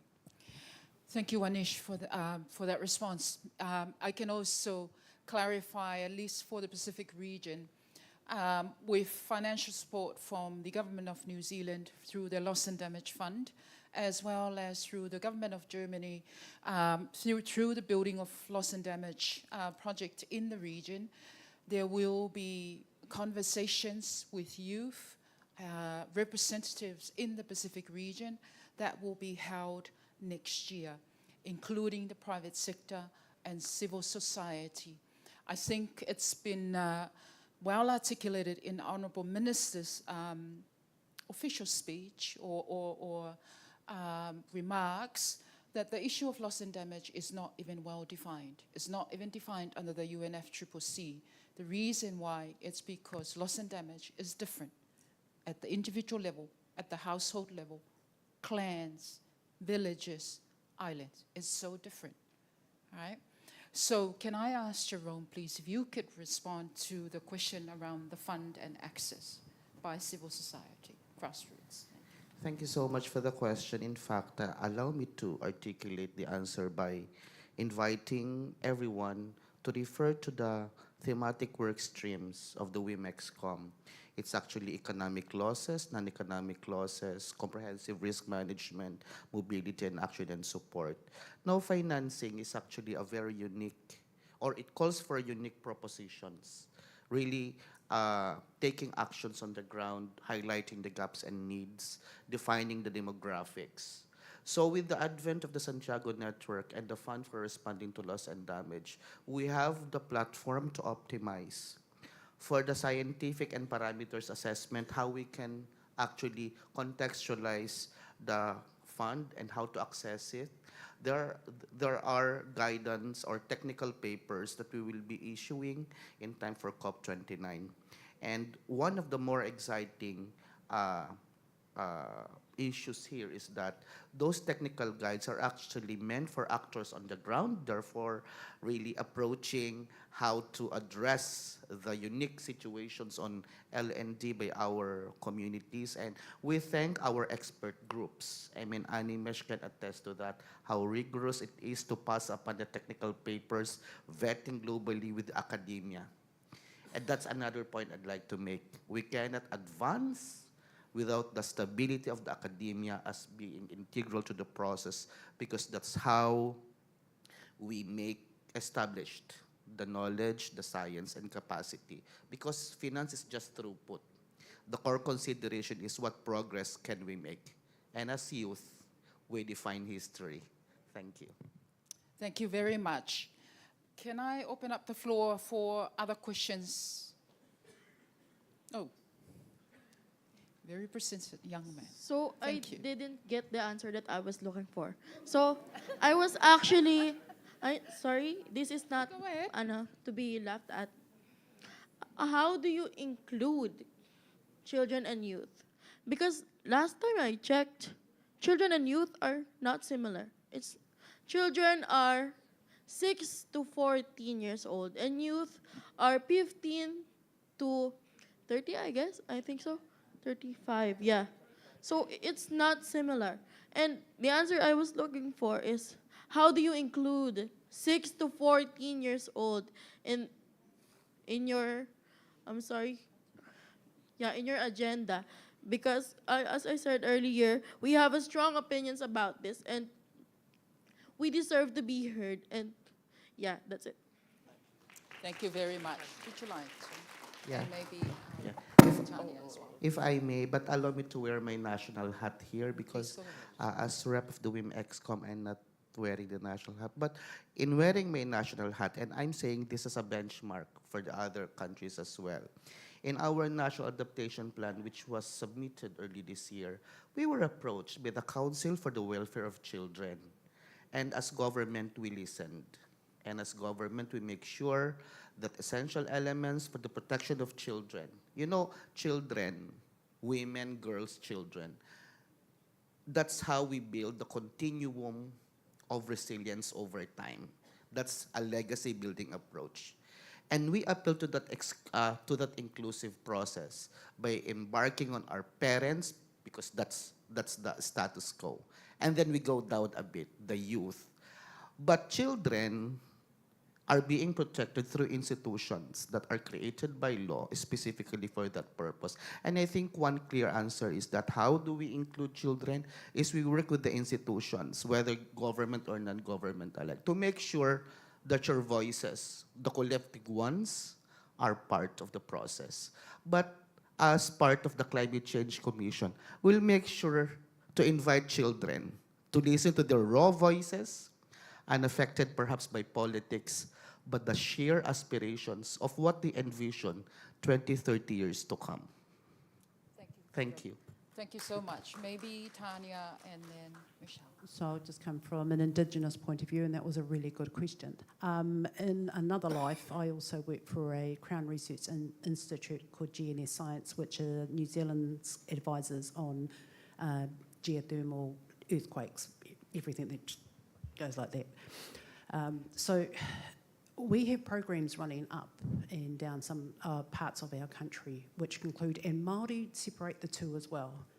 Children are tamariki and the youth are called rangatahi, because they're at different stages of understanding, but they are very important because they are our knowledge holders. There are programs being run up the East Coast at the moment that are being trialled, and I did believe I heard either Fiji or Vanuatu are running programs.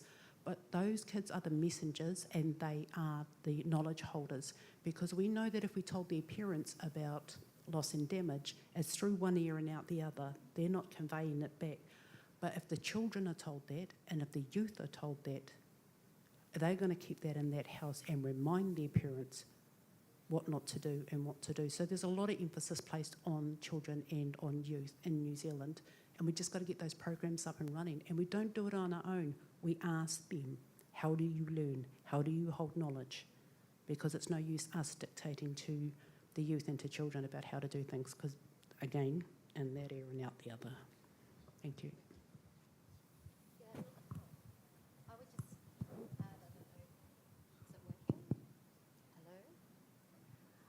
I'd just add, I mean, even though ActionAid focuses on women's leadership, we do work in communities and what we call local rights programs, where we're working with communities over a 10-year period, including children. And I think, and part of that process in sort of thinking about development objectives is to work and to consult with children. And I think it is important. I think that right at the moment, the world is failing future generations, and we do need to have more spaces for consulting and hearing voices.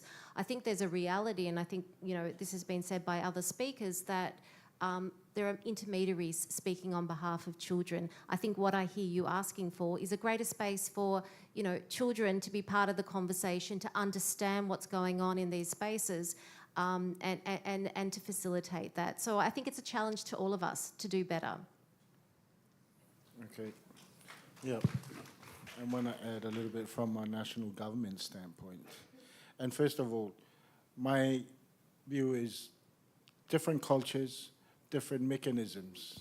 So we can't say what works in Philippines in a separate, how Filipino treat children is the same as how we in Samoa treat our children. Our way of teaching is not necessarily not giving the space to our children. Our role is to tell stories to our children. And by telling them the stories of what we know, that's how oral tradition is passed through. And from that listening, we don't expect them to make the decisions when they're 4 or they're 6 or they're 10. We want them to learn as much about our environment and what's going on. What we learn from as adults is we pass on to our children.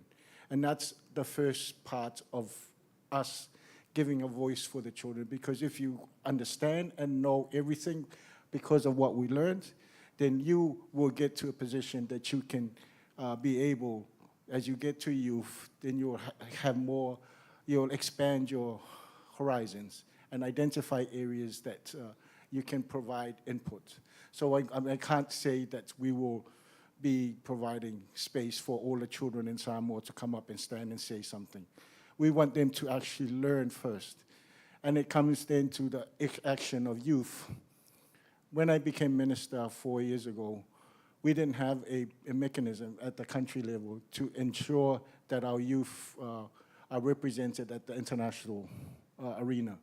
Our youth would get funding from different agencies and go. We will see them at the Climate Change Convention. So I had started a program that we had a youth program at the national, building the whole year, getting the different types of youth, but also encouraging our youth, because what I also found was we had a lot of youth that turn up to international meetings like this, but don't actually do anything back home. So my first priority was to ensure the youth that are actually planting the mangroves in the villages, the youth that are actually doing the work, their voices are being heard, and their issues are being are being heard and being taken in by government. So we have a national process to ensure that all those youth are being consulted, and they also become part of Samoa's national delegation to the climate change, including our current pageant, Miss Samoa and Miss Pacific. That's how much we're here. So, and our youth leaders, different types of youth leaders. So each year we try to increase the involvement of youth, but they don't just turn up to the meeting. They become parts of our national consultation in terms of preparing our national position, so that they are also made accountable to the rest of the youth that can't attend. Thank you. Thank you very much, Honourable Minister. Maybe if I can invite Animesh to respond, and maybe just to wrap up our session, because I've been given the wrap-up sign. Thank you. Great. So I'll be very fast. I think I'm very happy to see the interesting spin that the session has taken, led by the children and youth of the House. And only goes on to show that just day before yesterday, we celebrated the International Day for Disaster Risk Reduction. And the theme this year is empowering the next generation for a resilient future. So what better way to celebrate this but by empowering the children to take the stage? My request in terms of how children can really contribute to this process is twofold. One, go back to your school and ask if the schools are safe, are they resilient? And two, every time somebody uses the term natural disaster, please call it out. There is nothing called natural disaster. When we say natural disaster, we blame the nature, which we as human beings, we are responsible for the disasters, and every disaster is a failure of human beings, including climate change. Let's call that out every time, which is a hashtag called No Natural Disaster. Let's popularize that. I would also wanted to let you know that Santiago Network in its advisory board has a representative of children and youth. So please use the agency of children and youth to relay your messages to the highest possible governing mechanisms. But at the end, as I said, only through collective actions we can move forward. Climate change is a complex emergency. The solution can't come from one quarter. It has to come from every domain, every action from all of us. Thank you very much. Thank you very much. Unfortunately, we have to end because another session is coming up to use this room. Thank you so much, Honourable Minister, for your time, and our panel here for sharing your knowledge and the stories with all of us. And I'd like to thank our young people who stood up and asked those very brave questions. Thank you so much for your contribution. Thank you. Good evening.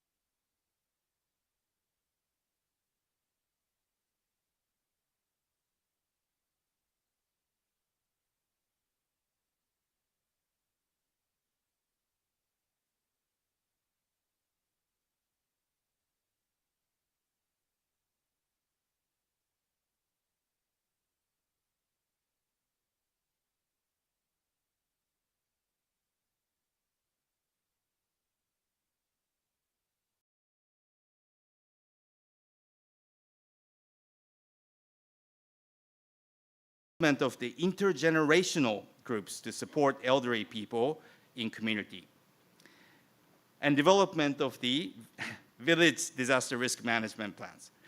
And she's the advocate of the innovation in community-centered innovation, and she actively tests scale-up innovation from local innovators in Jogja. Welcome, Dina. Thank you. So, oh, there's a mic.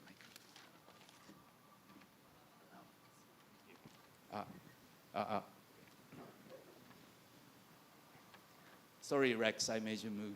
That's okay, Paul. Apologies. Okay. So we got a few questions for each of them, and we would like to have a conversation as much as possible. After this panel, we will also have opportunity to ask questions from the floor. So if you have any questions, please note that down, and we'll have a time to ask that question. Oh, by the way, after the questions and answer session, there will be also an opportunity for you to discuss things at your table. So I hope we can make it as participatory as possible for the second half. So Rex, you're a youth representative. Yes, boss, sir. Welcome. Thank And you. you're the youngest on the panel also. Yes. So from your experience, what actions can youth take when you receive the early warning messages? And in your perspective, how do youth support the dissemination of the early warning information? Okay, sir. Thank you with that question. So, as a youth, when we receive an early warning, the action that we take depends on the nature of the warning. Most of the time, some student or some youth, if we receive an orange or red rainfall warning from the NDRMC, so aside from forwarding those messages from our GC or our social media platforms, we also check class and work suspension from the authorities. But in our municipality, when it comes to typhoon, now we follow specific early warning system. Yes, and this early warning system was formulated by our community, which is a community-based early warning system. So when we receive a white alert, or it is a level 0, 7 days before the landfall of the typhoon, we prepare and check out emergency kits and go bags.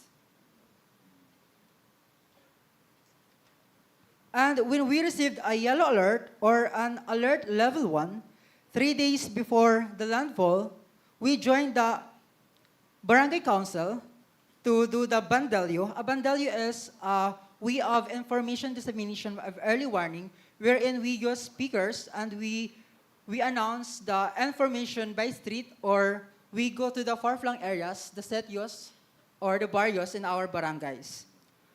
And we also do the house-to-house visitation to inform the families to prepare to evacuate, especially those elderly, the children, and the persons with disability.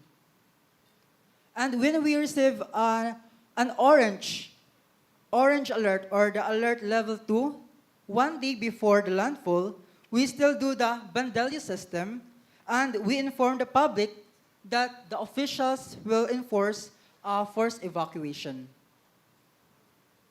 When we receive a red alert or an alert level 3, it is during the landfall, we inform the public in the evacuation area to stay on the building, and no one is allowed to go outside the evacuation area.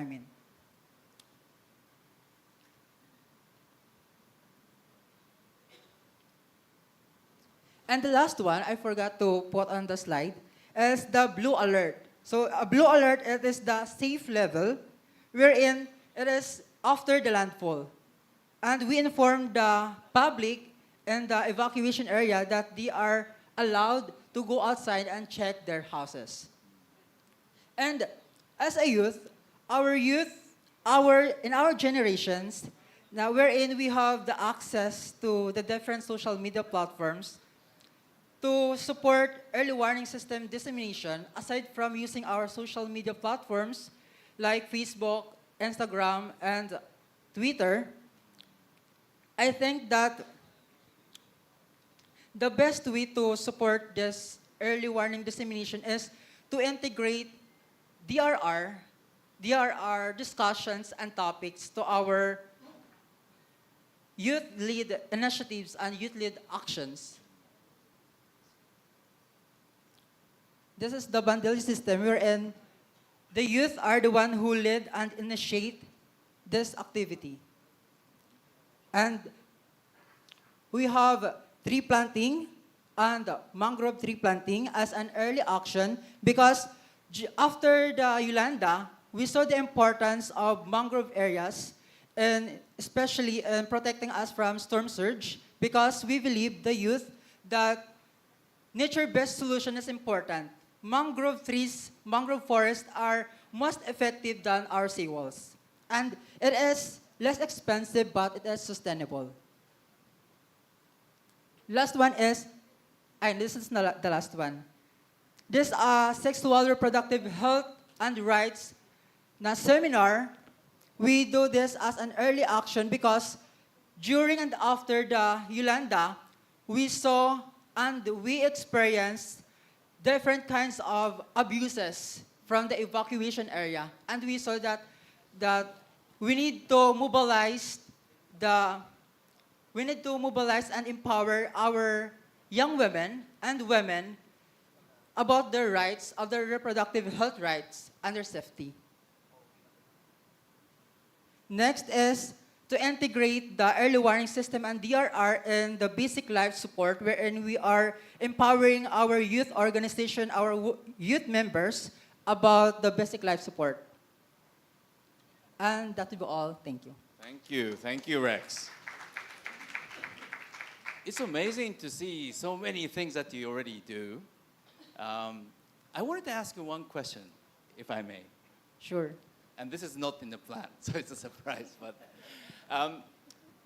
even in Japan also, there are people who receive the information and then who proactively take action to, to keep themselves in a safe area and be safe from these disaster events. But there are also people who don't act, who don't do anything, who are not really interested to think about how to make themselves safer, or who can't really comprehend what could happen to them.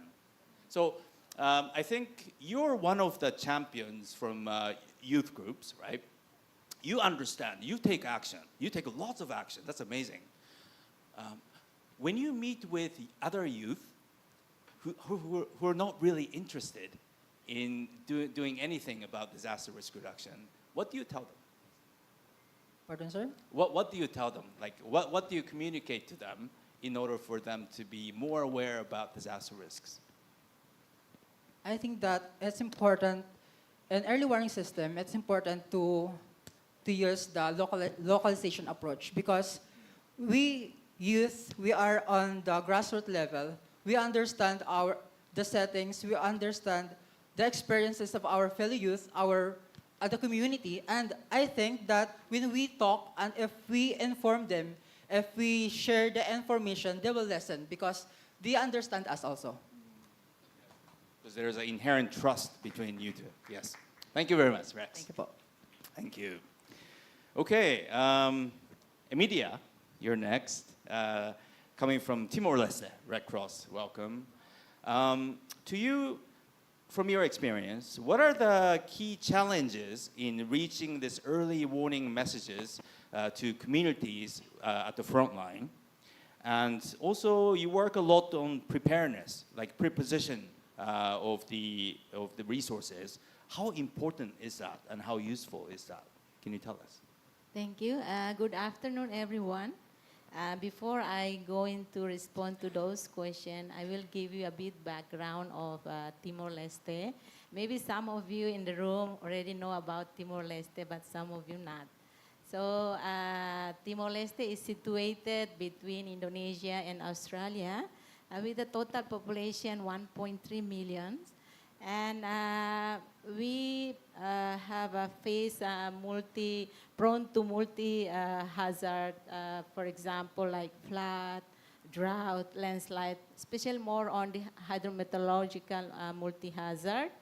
And in regards to the DRM profile in country, the Civil Protection Authority as the government lead body of disaster risk management in country, and Timor-Leste Red Cross has been part of implementing the disaster risk management in country. And aside of that also, in regards to the early warning system, we just have our national early warning system SOP in place. And with the support from the UNDRR also recently, we have a people-centered early warning, more inclusive end-to-end early warning system that focus on the vulnerable groups.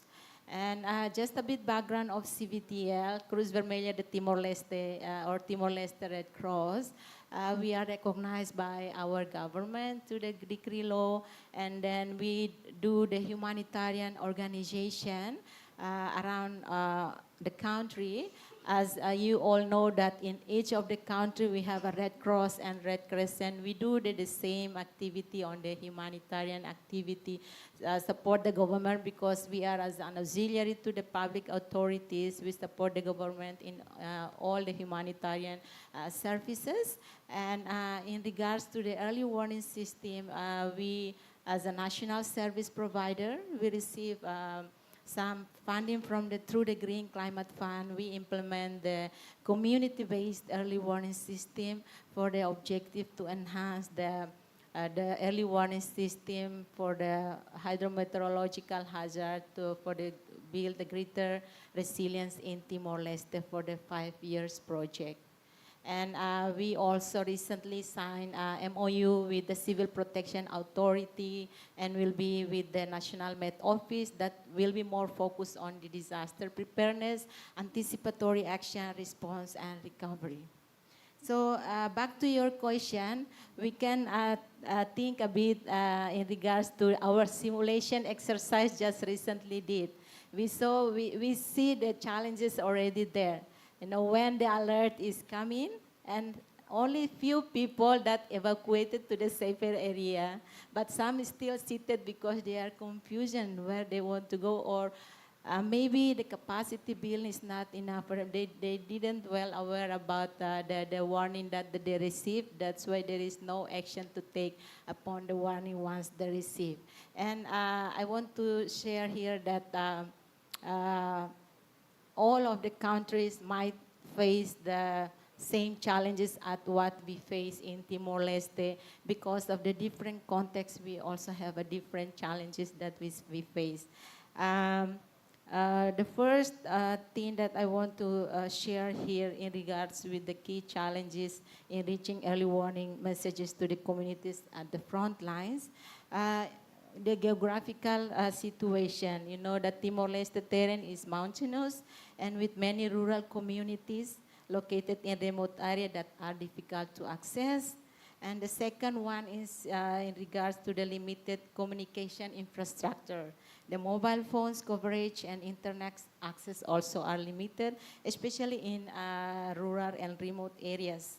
The other challenges also, the week of the community engagement and preparedness in all of the 4 elements of early warning system. The first in risk knowledge, the monitoring, the dissemination and communication, and the last one in preparedness and response capabilities. So the lack of the community engagement in this all 4 element sector is very crucial. When we didn't involve them, then they will not be part of the preparedness and to save lives and reduce the impact of the disaster that they might face.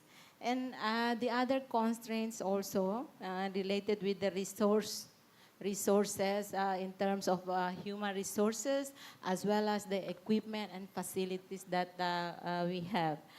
Because at the moment, as you see that in Timor-Leste, not all of the villages we have early warning system established in place.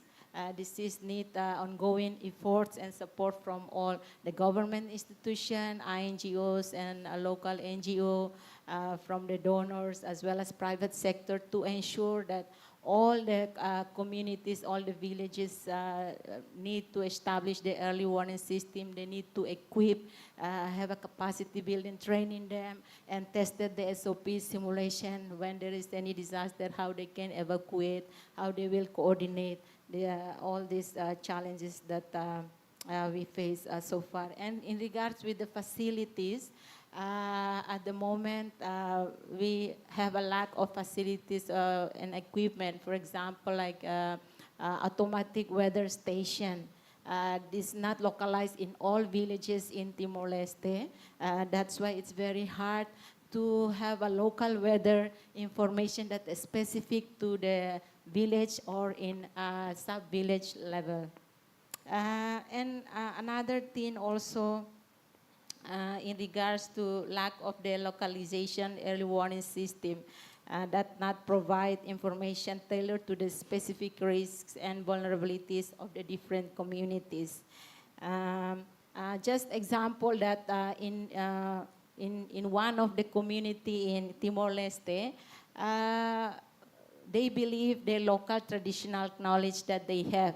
But they believe that when there is a butterfly came out from the hole, this is the sign that the cyclone, the high wind will happen. And this is what they believe. So we need to, how to integrate the scientific information as well as local knowledge to take action upon the information, the warning information that they receive. Another challenge is also related with the inclusive information that we provide. So far, we still have a problem with how to deal with, especially with the people with disability with hearing as well as seeing. There is no specific, a way how to deal with them when they receive the warning. So I think this is also a big challenge, is how in the future we work together more with the organization that working with the people with disability to train the people in the community.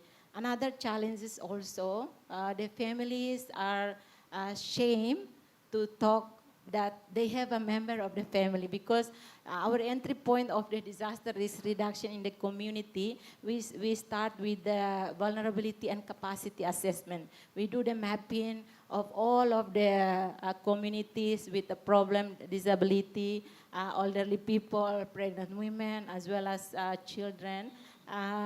We do the mapping, but the problem we face that normally they are a bit ashamed to talk that they live with the people with the disability, and this is a real, a problem. How and during the, the disaster preparedness, or we do any simulation, we didn't really involve them because we don't know in the beginning that they are present there. So I think, so far we have working together with the disability organization. We come up with the Washington DC question, the 6th Washington DC question, to ensure that every household that have people with disability, they are part of the, risk, vulnerability and risk assessment until the implementation of the disaster preparedness program in the community level. And the other challenges also, we talk about them. We didn't really invest in the household level preparedness. So far, what we did is more in community level. But what we are thinking that household level is very important because they are stay there during their lifetime.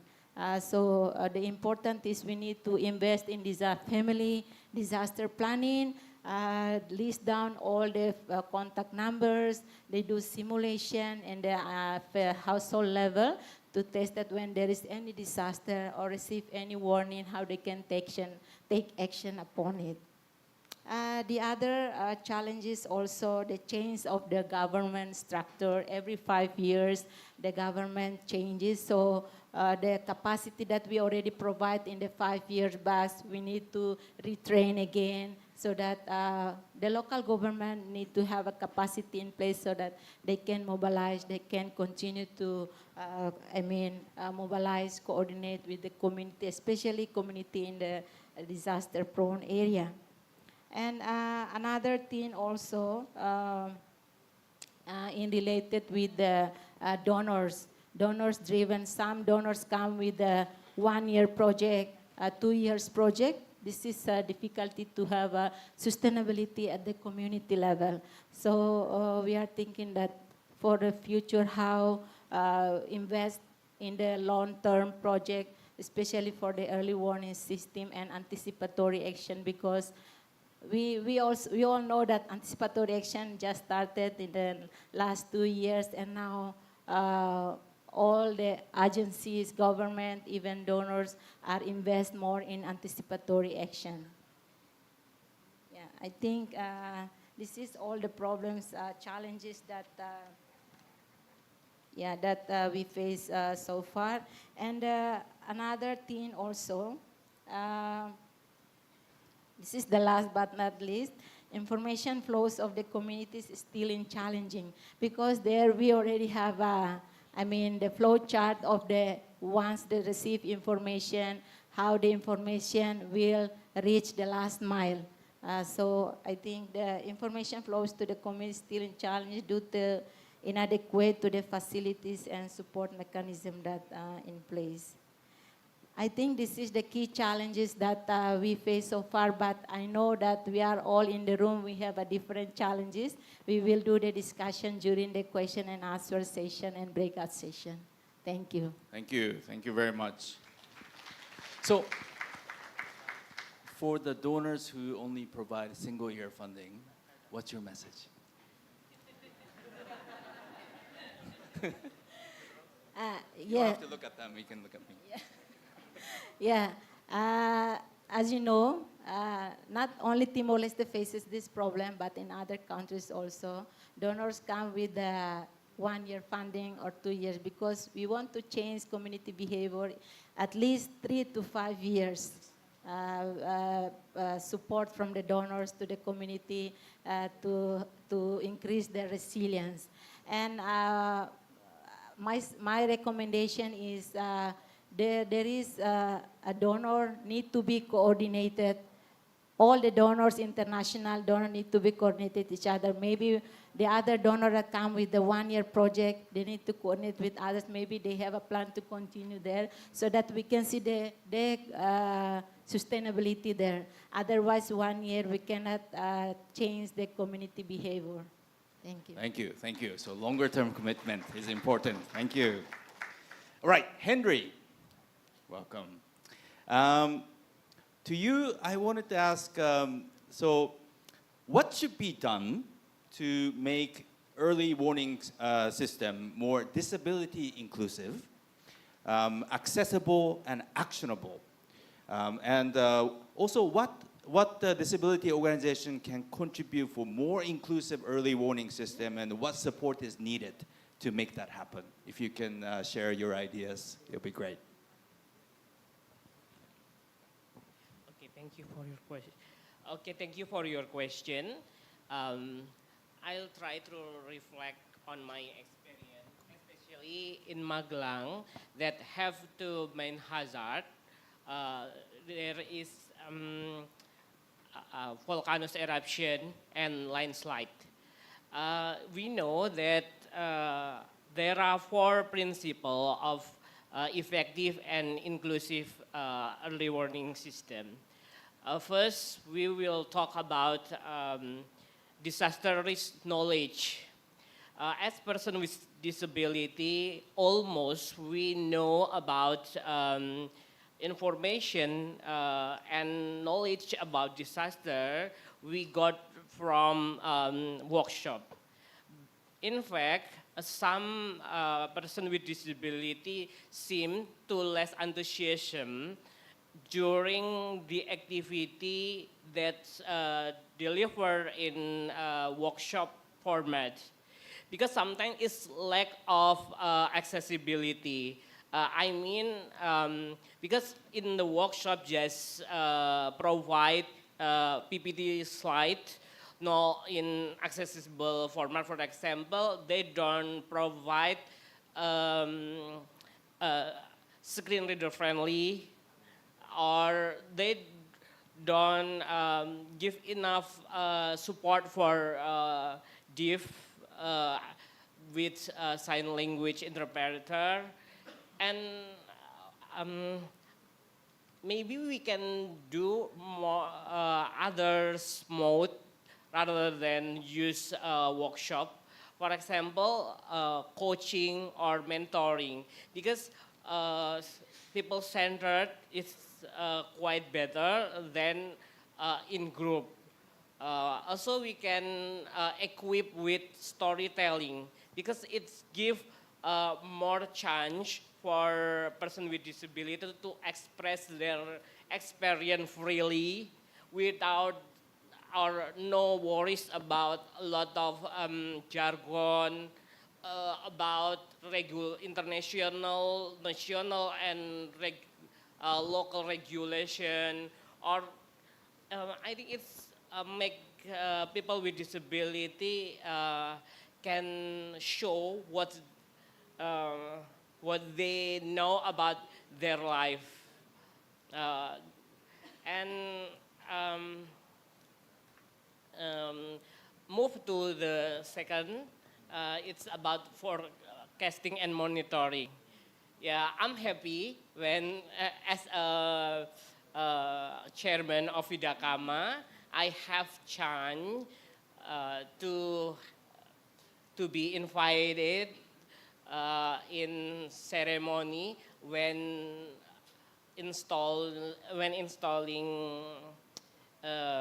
early warning. It's about landslide hazard, but I don't know what's the purpose.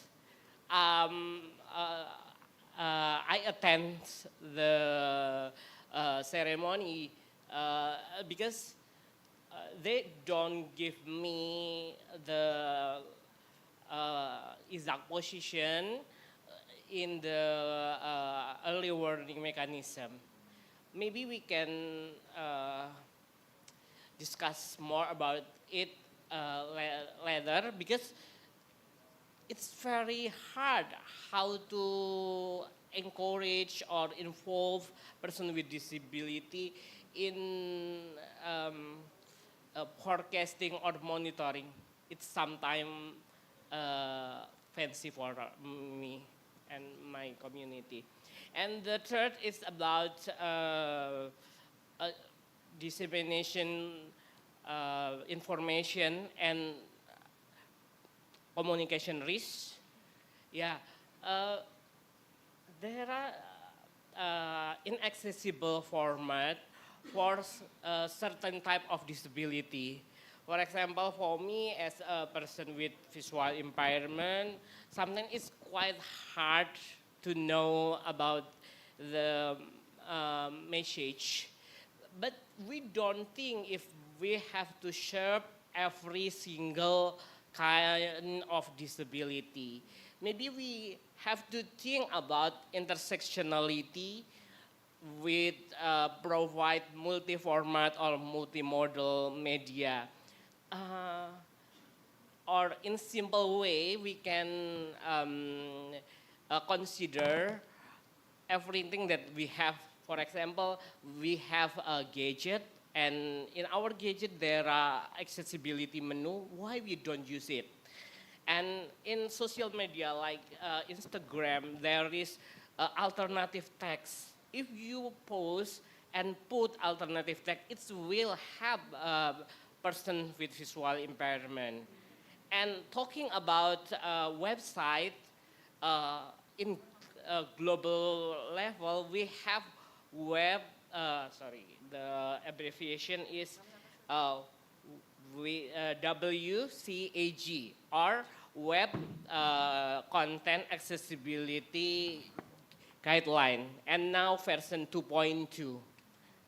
I think in practice we don't use it, and other about information and communication, we have to consider how to deliver the message. I mean the content of message. Sometimes it's adds more anxiety because the message like give a lot of information, and we have to think more about mental disability. sometimes I read the message, I feel more anxiety. You can imagine if the message received by a person with mental health or mental disability. And we have to pay attention in the content by avoiding a lot of jargon, uh, if, what I said before. And okay. Okay. And I think we have to less measurement information because sometimes it's not too beneficial for a person with disability. And the last about message, it's have to clear what we have to do. On other words, it's about actionable. And the last, we talk about preparedness and yeah, we talk about preparedness and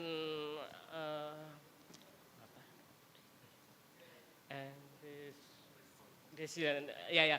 Oh no, preparedness and response. I mean, yeah, preparedness and response. It's very unique when we today. Yeah, I mean, in the first of this event, we do simulation. It's related to my experience when preparing the simulation related to volcanic eruption simulation. They don't engage person with disability. So it's like scenario that all participant is person without disability that play a role as a disability. So they don't receive the exact situation when a disaster occurred. And about preparation, we have to think about the general knowledge from person with disability. I mean, we have in evacuation phase, we have to consider about how to help them accessible and to guarantee the dignity. If you just help them, sometimes it's not too useful, but give more barrier. Yeah, and talk about preparedness and response. Person with disability need to be involved in all level and stages of development early warning system. What I mean, we have to think about from the scratch how to make the initial planning, how to do monitoring and evaluation. We have always engage person with disability. Also, person with disability need to be involved when designing the shelter or protocol and other strategy of disaster management. And talking about what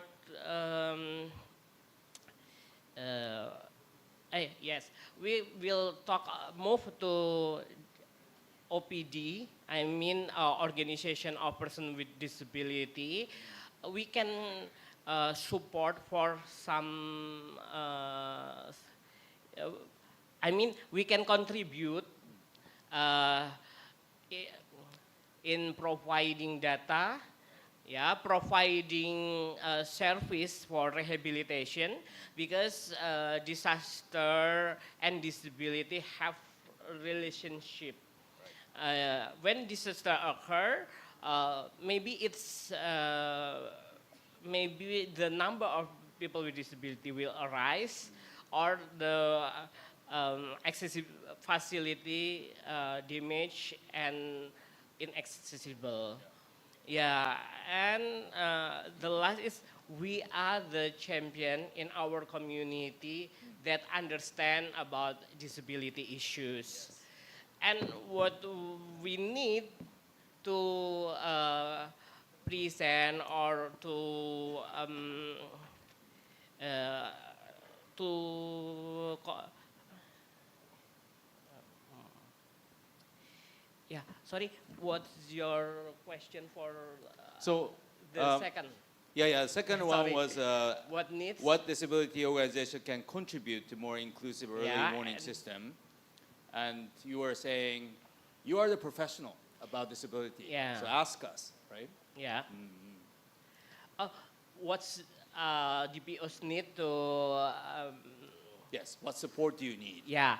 What DPOs support need first is about trust for every stakeholder, and the second is about leveling skills. For example, how do we manage our organization? How to increase leadership in member of organization, and the last is about how do we access the funding. I mean, we want to know how to get suitable investor or donor. So in my conclusion is teach us to fish and don't give us fish. Thank you. Thank you. Excellent. Excellent. By the way, Henry, you live in Jogja, right? In Magelang is about 40 kilometers north of Yogyakarta. Okay, all right. So colleagues in Yogyakarta are also, as he said, are constant threat of Mount Merapi eruption. Yes. Right? And Yes. people with disability there always need to be ready to act Yeah. with that eruption risk. Yeah. And I got the opportunity to learn about your work through the ADR and Innovation Hub actions, and Yeah. I'm really admiring what you do. So thank you, Okay. Henry. I can add. Okay. In 2021, we conduct a program in Sumber Village. It's disaster-prone area of Merapi, and we try to understand the characteristic of the Sumber. They have diverse of religion or faith, and also they have a lot of local wisdom. Like in the Sumber village, they can do or they cannot use the sound for early warning. In their culture, but we know if Sumber society love traditional performance. It's like traditional dramas. We call it ketoprak. So we try to use the ketoprak as a campaign activity. So we plan to perform the ketoprak that include person with disability as actor, and someone that tackle the instrument, musical instrument, and it's very helpful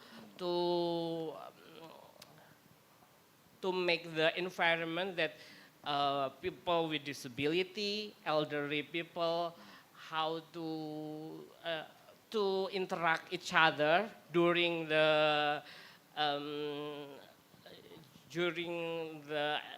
apa sih?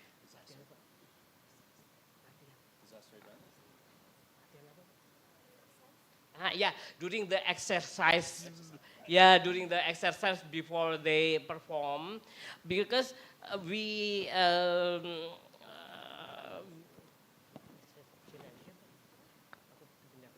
ability of the data among countries, among different organizations, and this is already yeah, maybe Mbak Dinar can help me to translate it.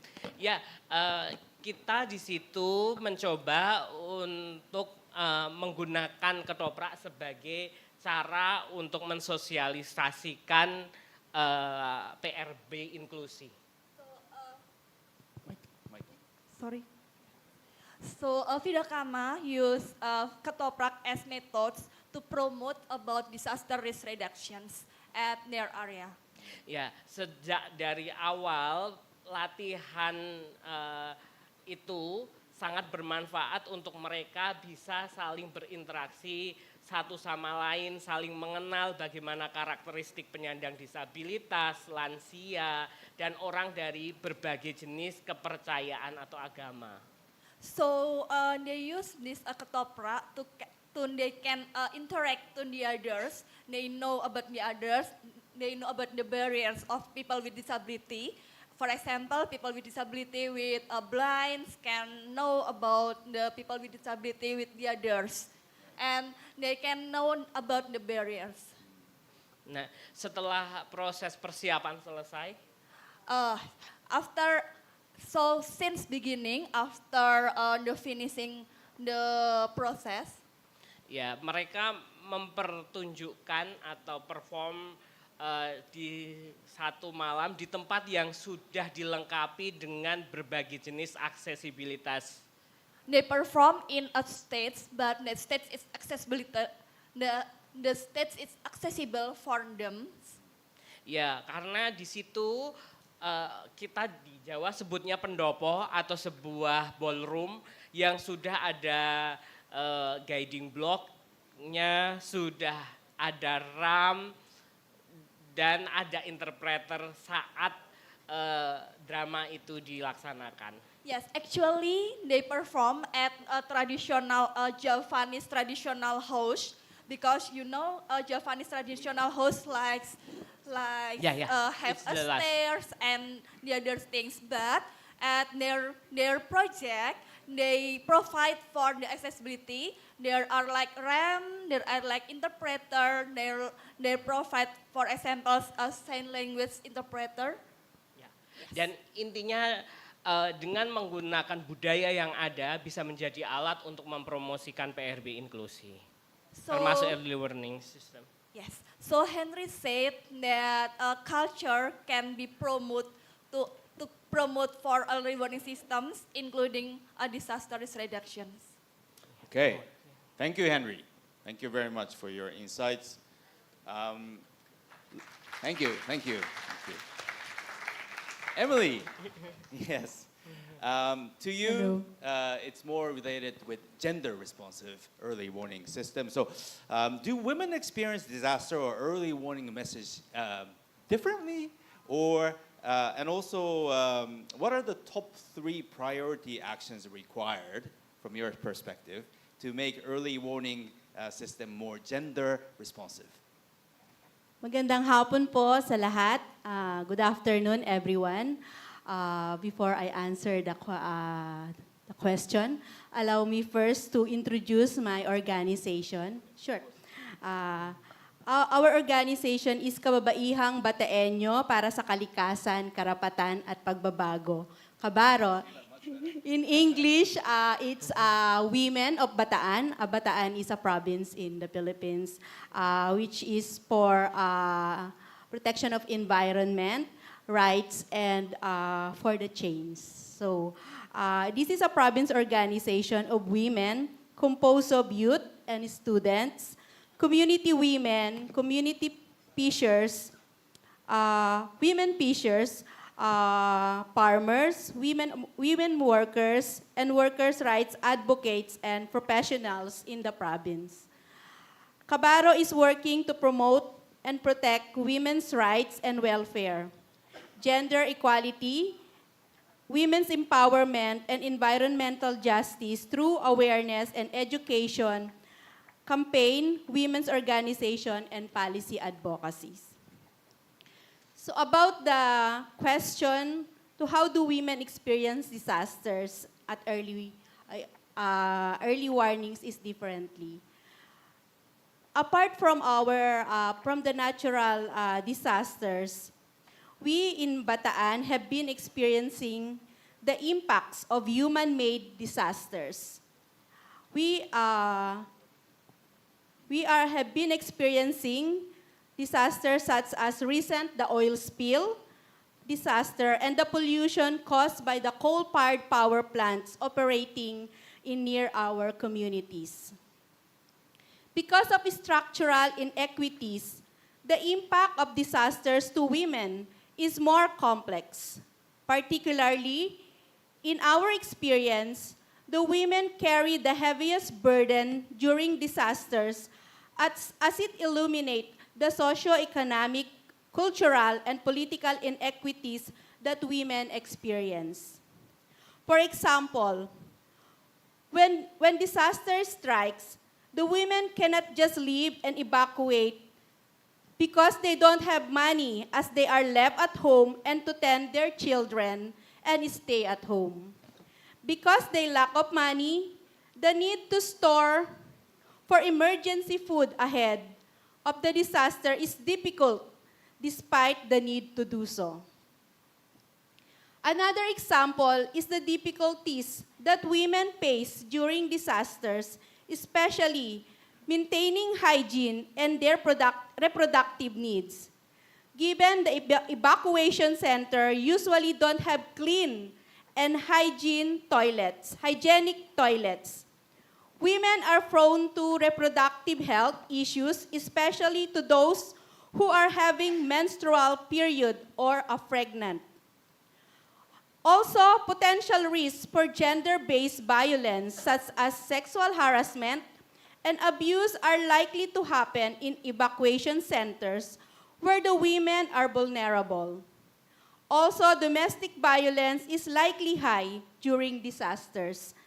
Due to pressure brought by the situation, the chance of being physically hit by your partner or husband is very high. The mental stress that these disasters are causing to women is also different, as the women are those who take charge in the safekeeping of belongings, emergency supplies, and ensuring the welfare of children, elderly, and if there are persons with disabilities, they also manage the house. Thus, women suffer more if and in case of loss of belongings and properties during disaster.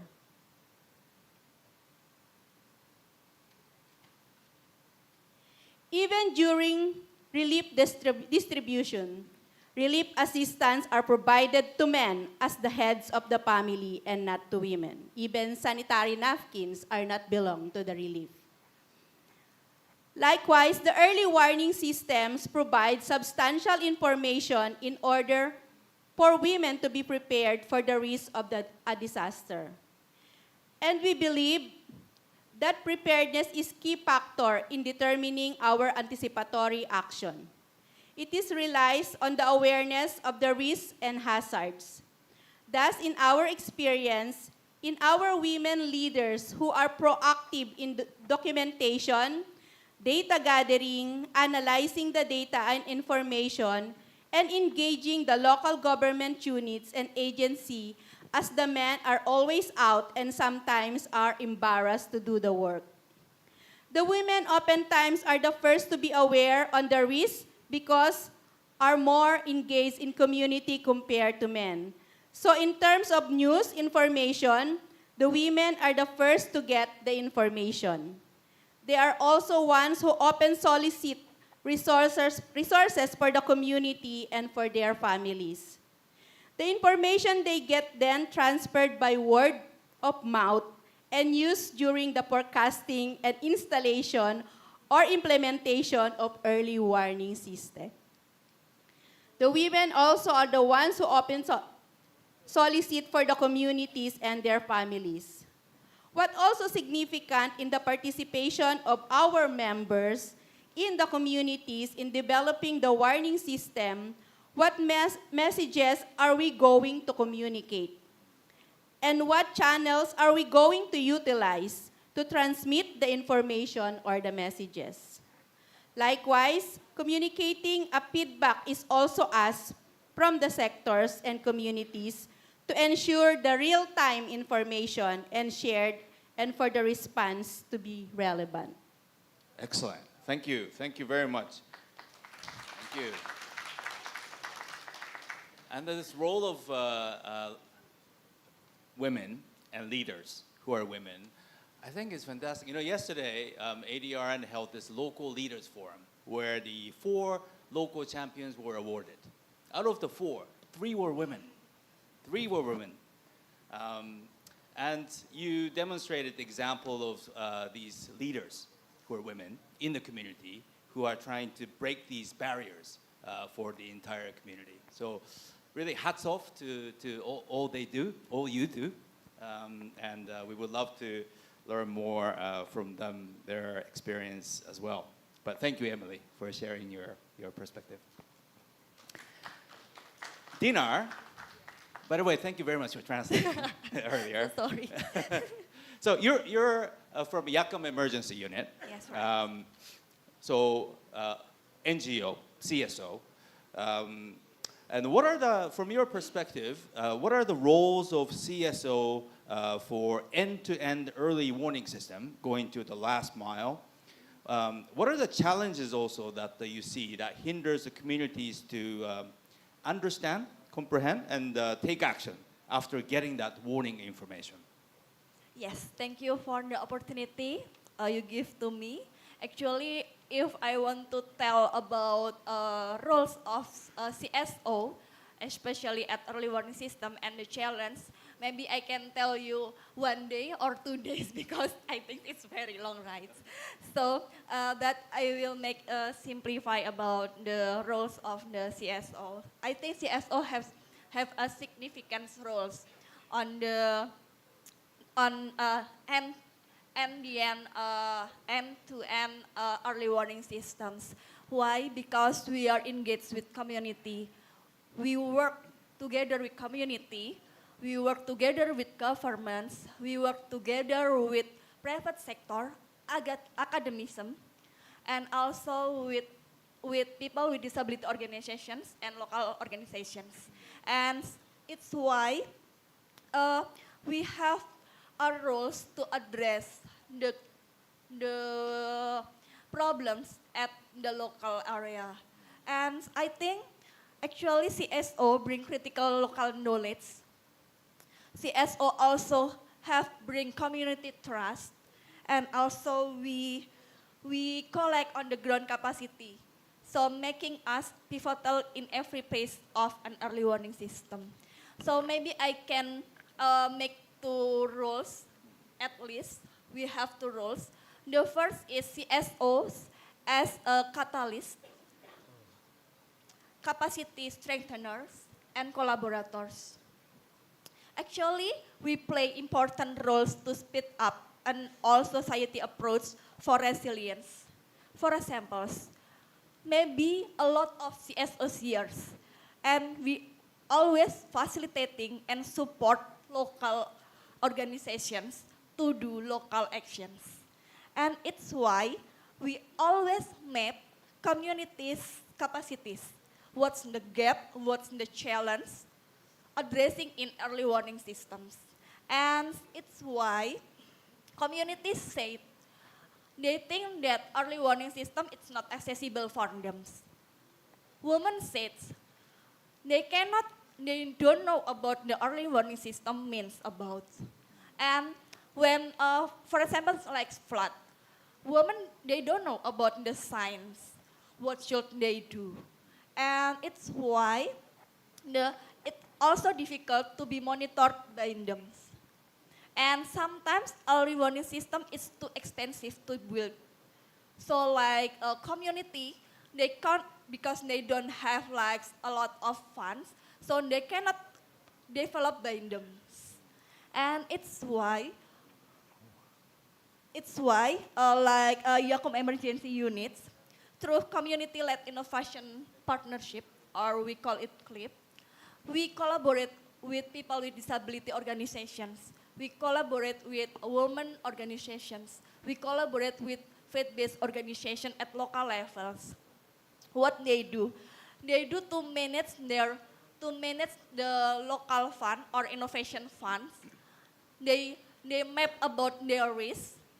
They know their risk, what the hazard, what the challenge, what their capacity, what the vulnerability, and after that, they know what should they do.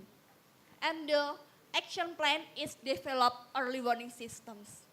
So the innovation fund give opportunity to them to develop early warning system as well as their needs.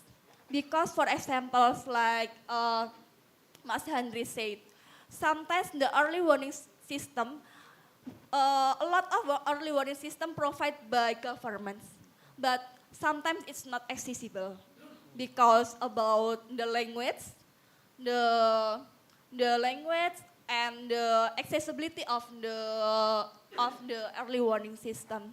It's why the CLIP can give an opportunity to they can have a chance, have to opportunity to design their action plan.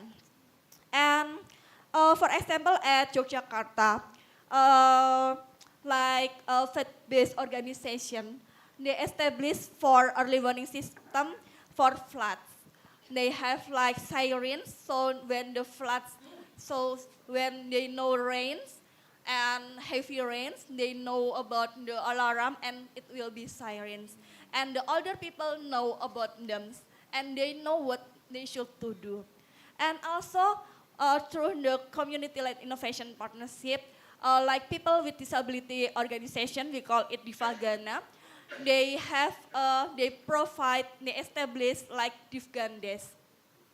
Divgandes is made by people with disability organizations, so they have like accessibility methods. For example, if you are older people, you can choose older people, and the language, it can be integrated with older people language, and it also likes if you are deaf, people with disability with deaf, it will be vibrates and lightning and the other things. So I think it's important. And actually community has solutions, but sometimes they don't have technical expertise. It's why it's roles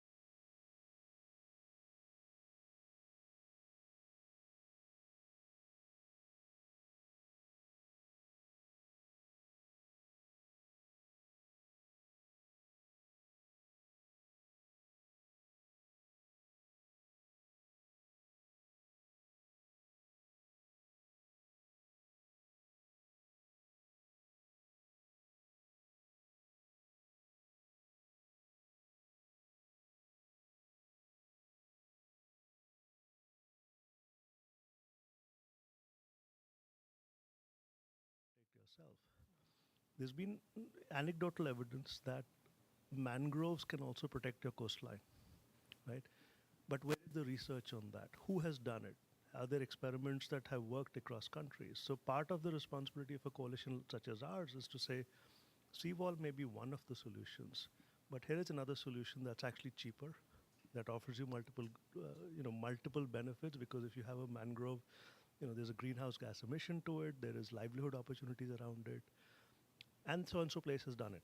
So you're actually, if you're a public official sitting in Metro Manila, you want to know who else has done it before you put your, trust behind something. So part of the responsibility is to see how do we bring these solutions in from one place to another, where people are experimenting to address these problems. Very interesting. Let's go to Asia and the Pacific. What are the challenges and gaps, as well as opportunities, for building disaster-resilient infrastructure? Sure.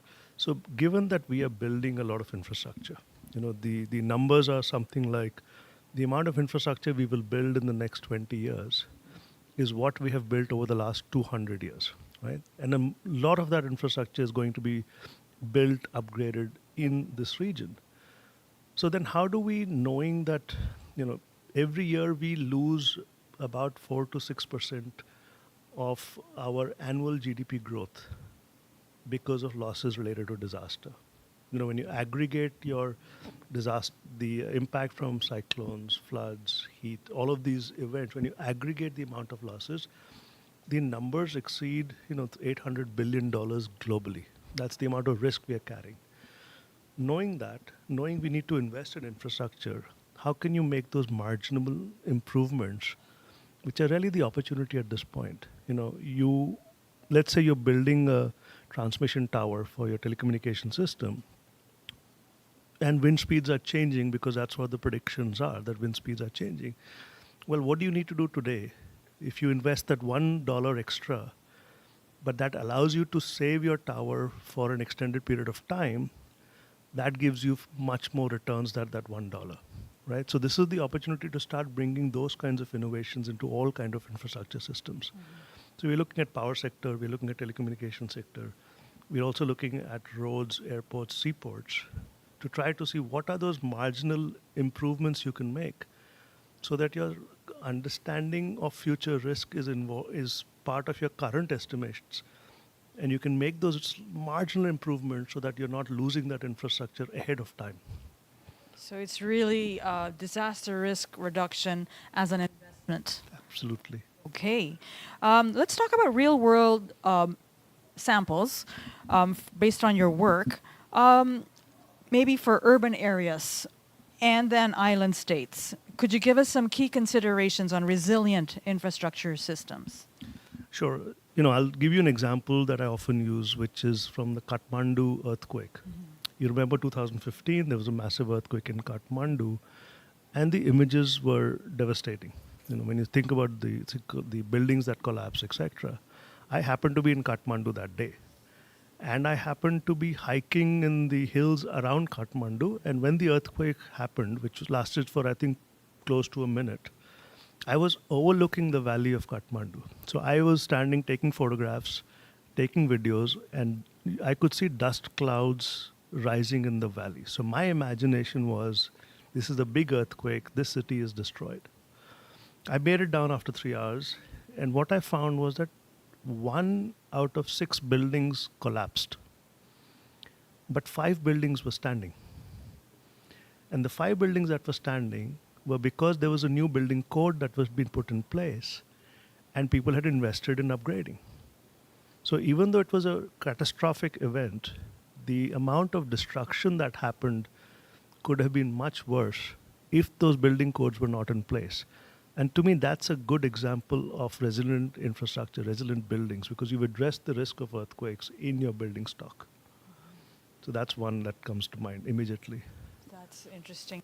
What happens to older buildings that, what can communities and governments do now? There are some very visibly not up to code buildings. Sure. So, I think first of all, not every building is at the same amount of risk. Mm-hmm. So one needs to have a much more fine-grained understanding of what might fail in what kind of an event. There are places that will flood. There are places where cyclonic activity will interact with buildings or other infrastructure. There's places where it's earthquake related. So trying to understand all of those different hazards, sometimes it's multiple hazards, and then looking at your, in this case, building stock to say,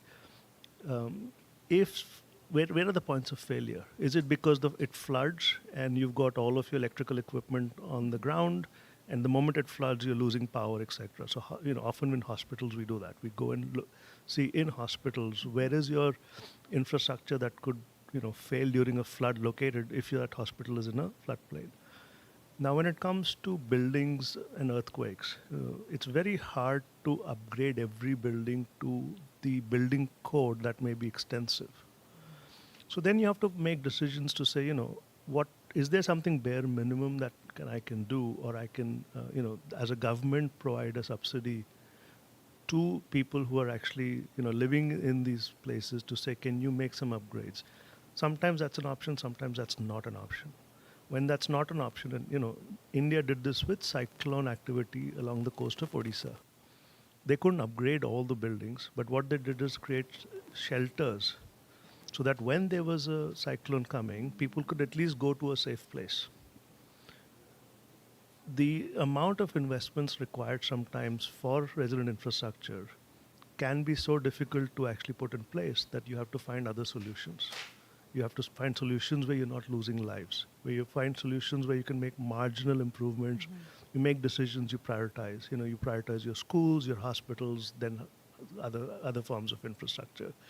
But you have to spend more time, I'll stop there. It's endless. It is. But wow, so speaking of all that, how do you motivate both the public and private sectors to prioritize and then also increase infrastructure resilient investments? Sure.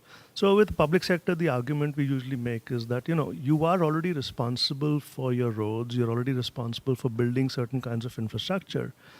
You have investment programs. So how can we as a coalition try to look at your investment portfolio and find the opportunities for upgrade? We're looking at certain infrastructure pipelines at the country level, which are, substantial amount of investments that governments are already planning. And there we are saying, in your cost benefit analysis, if you take into account that you're also locating some of this infrastructure in risk prone areas, well, you can actually do a ABC, and that may give you a different return on your return on investment. We've done this with a coastal state where we've looked at the entire power distribution system along the coast. We've understood how changing wind speeds will affect that infrastructure, and we've then worked with the government to say, you have option A, option B, option C. Option A, you underground everything and it'll cost you this much. Option B, you underground only around critical infrastructure places and that'll cost you so much. Option C, so we mapped out each individual tower and transmission line and distribution system and said, these are the obvious failure points. Well, you can do some things to address these at least in the immediate future, and then this, and then this. So we're helping governments make better decisions where they're understanding what is more vulnerable than other things. For the private sector, I would say, private sector, end of the day, is very good at understanding returns. So for them, if there is a way to show, and we are doing that, where if they're investing in a PPP agreement for a road, for example, and we're able to tell them that your road will not give you the same returns that you're expecting. We saw that during COVID. If you think what happened to our metro systems, a lot of companies had taken loans to build metro systems. For 1 or 2 years, there was no usage in that metro system, so you had an impact on your cash flow. Similarly, disasters can affect cash flows. So if you can predict your cash flow and predict what kind of risks are in that from natural hazards, you can make different decisions. So that's where we work with the private sector to make, understand the risk and then prioritize certain investments that can secure the risks for the longer term. Wow. Now, speaking of risks again, so turning risks into opportunities for investment. You've been here, this is day 2, you've met a lot of our regional and also our national officials. Do you see any opportunities for the Philippines? Look, I think, I've been working around the world. Philippines actually stands out amongst the country that has understood disasters and understood community resilience much better than most countries. So I heard somebody mention yesterday in a panel that in Philippines we always prioritize community and people first, right?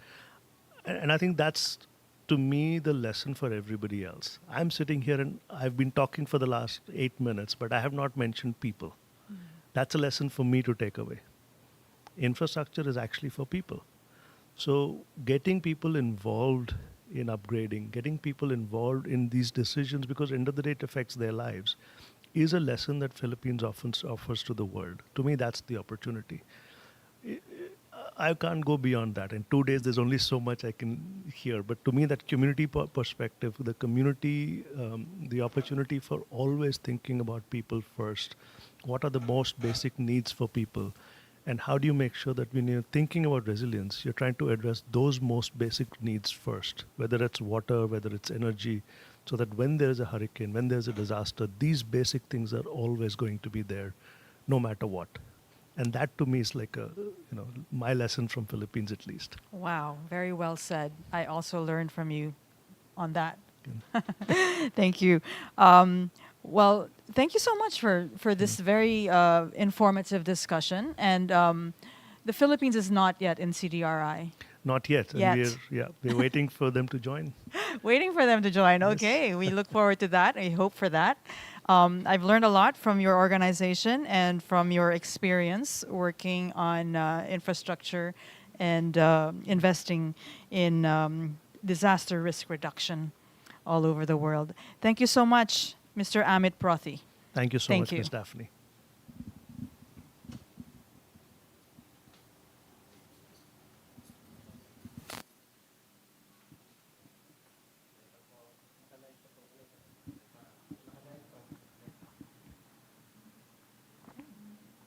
Are we still on?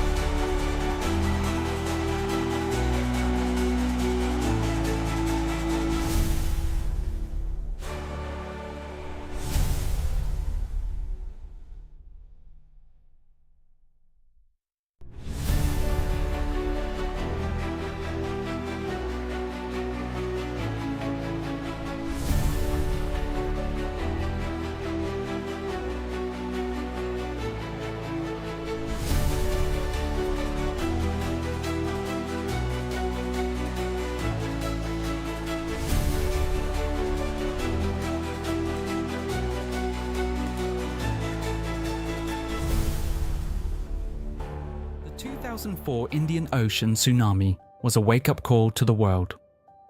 230,000 people killed, $10 billion in damages, almost no early warning systems, EWS, in place. In response, the world established the Indian Ocean Tsunami Warning System. Today, warning centers in the Asia-Pacific and beyond protect millions. Yet gaps remain. Many communities are still left unprotected. 2/3 of Asia-Pacific countries report having multi-hazard EWS. But few reach those most at risk, including in small island states, metropolises, and rural communities. We have the knowledge and technology, but we need investment to expand end-to-end inclusive coverage. Investing in EWS is a cost-effective method of protecting lives.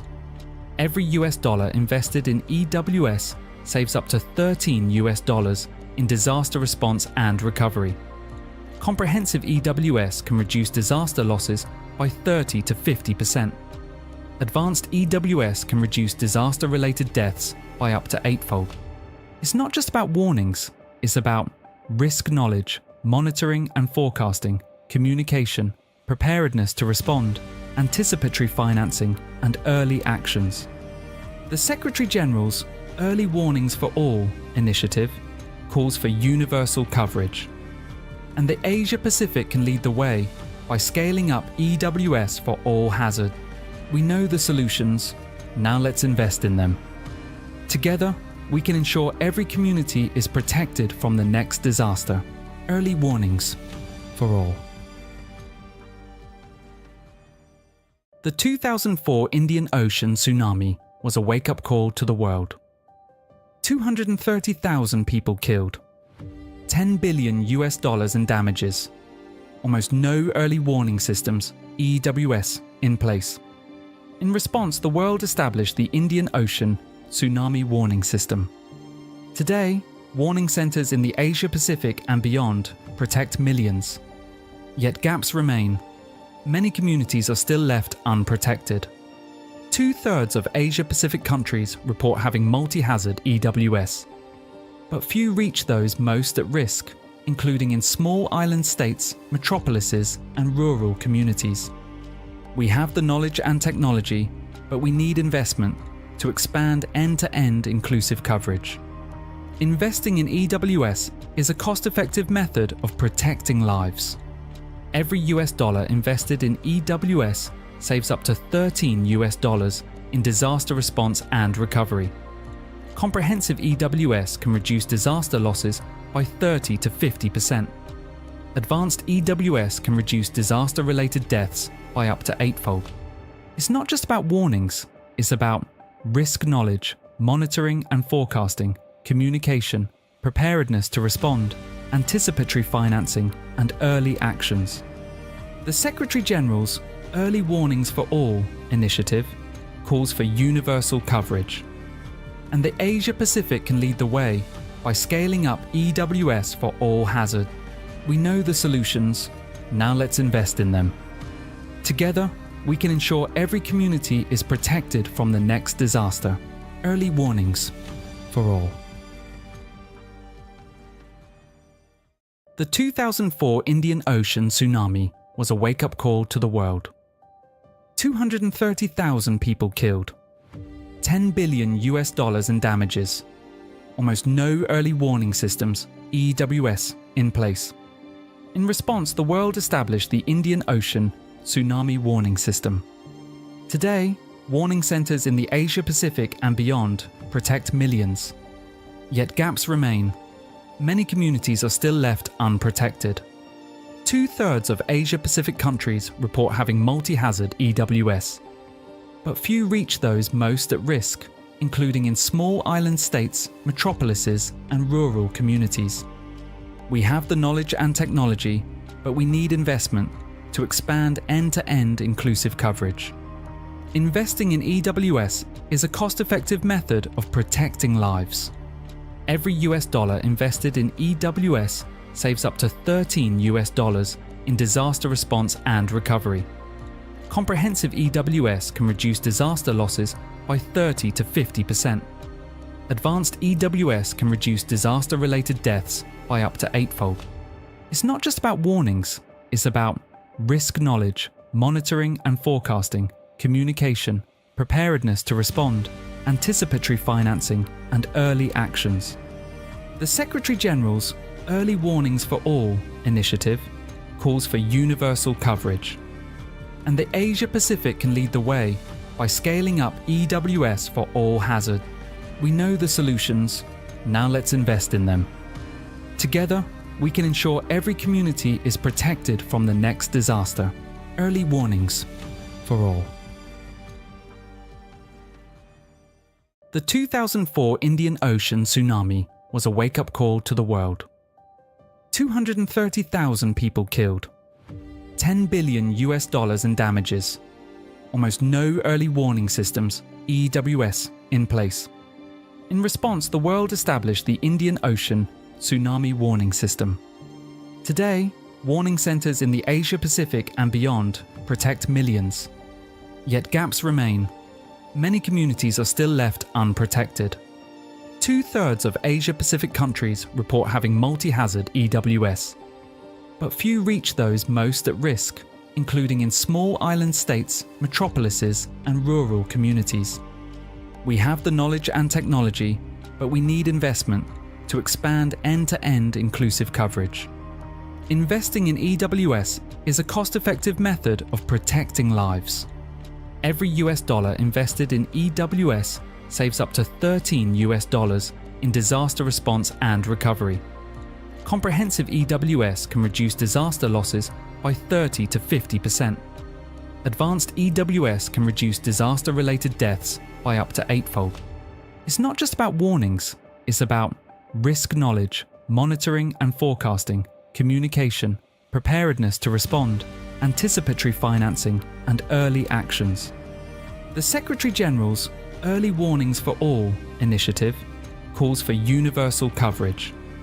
And the Asia-Pacific can lead the way by scaling up EWS for all hazard. We know the solutions, now let's invest in them. Together, we can ensure every community is protected from the next disaster. Early warnings for all. The 2004 Indian Ocean tsunami was a wake-up call to the world. 230,000 people killed, $10 billion in damages, almost no early warning systems, EWS, in place. In response, the world established the Indian Ocean Tsunami Warning System. Today, warning centers in the Asia-Pacific and beyond protect millions. Yet gaps remain. Many communities are still left unprotected. 2/3 of Asia-Pacific countries report having multi-hazard EWS. But few reach those most at risk, including in small island states, metropolises, and rural communities. We have the knowledge and technology, but we need investment to expand end-to-end inclusive coverage. Investing in EWS is a cost-effective method of protecting lives. Every US dollar invested in EWS saves up to $13 in disaster response and recovery. Comprehensive EWS can reduce disaster losses by 30 to 50%. Advanced EWS can reduce disaster-related deaths by up to 8-fold. It's not just about warnings, it's about risk knowledge, monitoring and forecasting, communication, preparedness to respond, anticipatory financing, and early actions.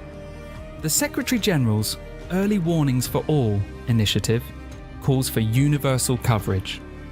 And the Asia-Pacific can lead the way by scaling up EWS for all hazard. We know the solutions, now let's invest in them. Together, we can ensure every community is protected from the next disaster. Early warnings for all.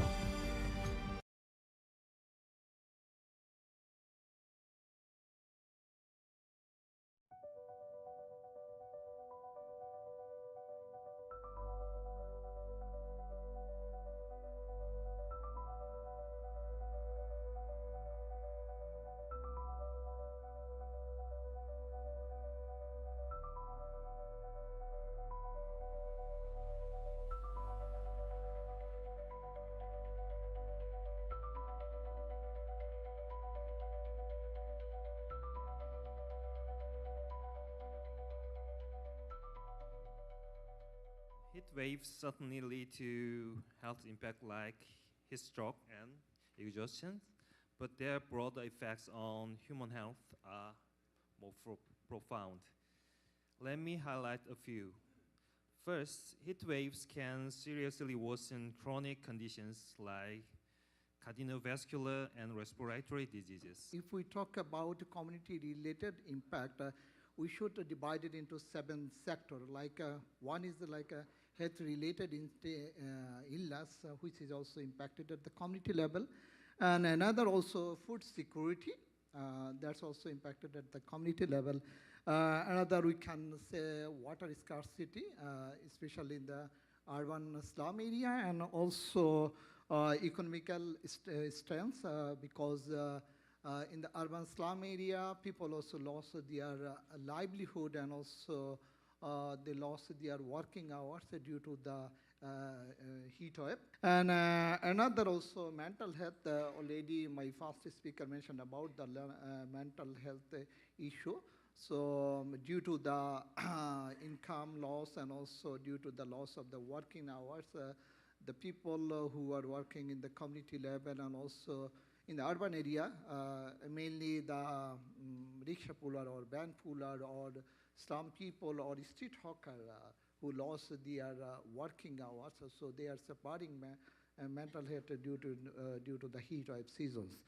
And last one also community resilience and also social inequality. So due to the income loss among the marginalized people and also poor people, so there are some inequality also created within the community level.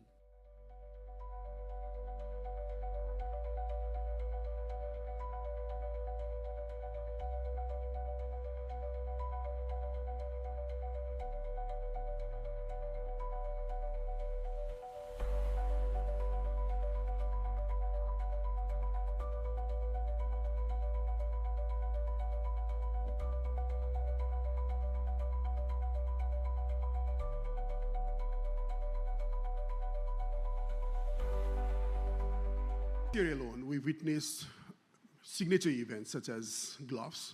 I'd want to speak of Thame, a tiny lake, hardly of the size of a swimming pool. This little pool, which was hardly like 9 kilometers upstream of a picturesque village in Thame, burst its banks, burst its moraine, and then swept away the entire community. Had it been in the middle of a night, we could have lost this entire settlement with people and everyone.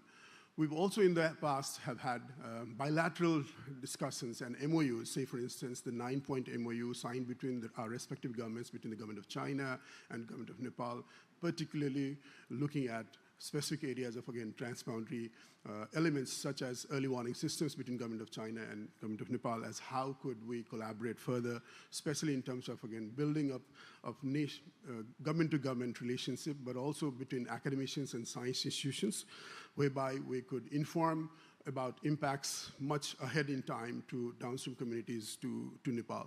For having led Nepal's NDRMA for nearly 5 years, what I've also seen is, unlike in the past where these incidents were mostly kind of considered to be limited only into the Nepali territory, I'd want to mention by a case that happened in 2021, the Melamsi disaster. This is again another a kind of a glof outburst. It was a prehistoric kind of glof that burst and led to a wiping of a nearly $500 million water transfer project, the headworks of which is under a 24-meter rubble that was very hard to imagine for us. The news and the assessments after the flood events have been carried widely for its damage and impacts that's been brought it down. But if you look into the time trajectory for the last 2 years, what has happened is these nearly 15 million of cubic meters of debris that came down to these mountains didn't stop there. It started flowing downstream to Bihar, to India, which one of those heavily embanked river systems in the world, the Kosi River, that had breached back in 2008. Now what has happened is the sediment and the debris through these Gulf lakes has now come down to Bihar and thus weakening the embankment systems even in Bihar. We've already witnessed the kind of impacts that it could bring into the floodplains within the Nepal-Bihar territories as well. This way we've been spending quite a huge amount of resources to again strengthen and protect this embankment. So what it used to be a localized impacts only into the mountains, this is definitely of a transboundary nature that transcends not only the mountains, but also not only Nepal, but also in Bihar. So this is where the need to all these countries, all the way from China to Bangladesh, at least for the case of for Kosi and for the Ganges River Basin, is become so much pertinent.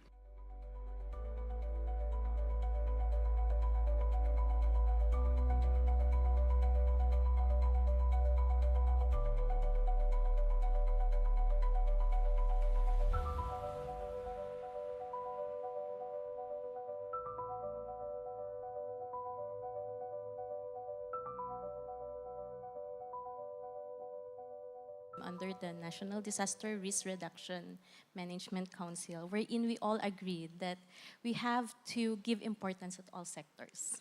So during the time that our weather forecast will be provided, there is already a risk assessment wherein they will tell us if flooding will occur. So there is already a pre-evacuation that will be implemented in the affected areas. So we're inside the camp or inside the evacuation center, we have this special place importance. What we found was actually flexibility and adaptability of leaders was at the forefront.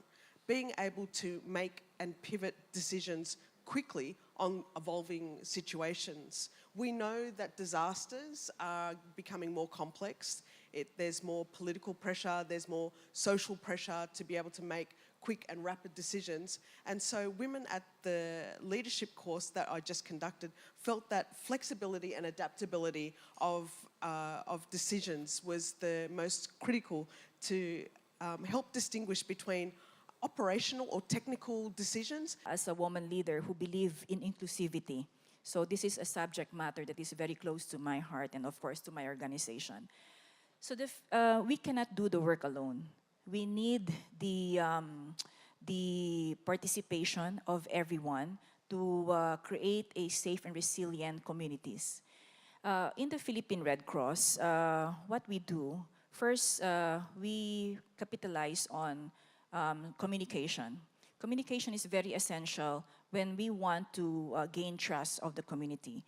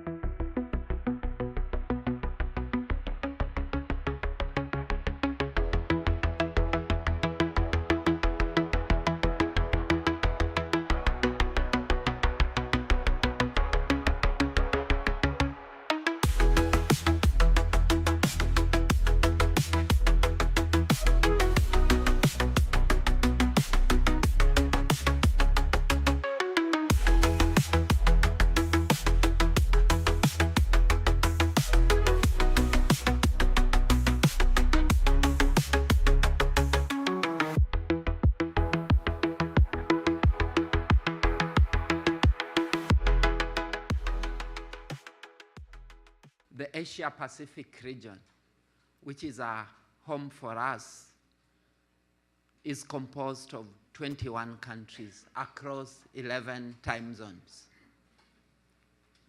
In this region,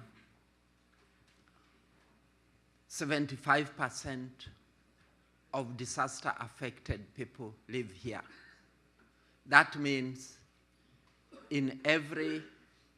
3 in every 4 disaster-affected people live here.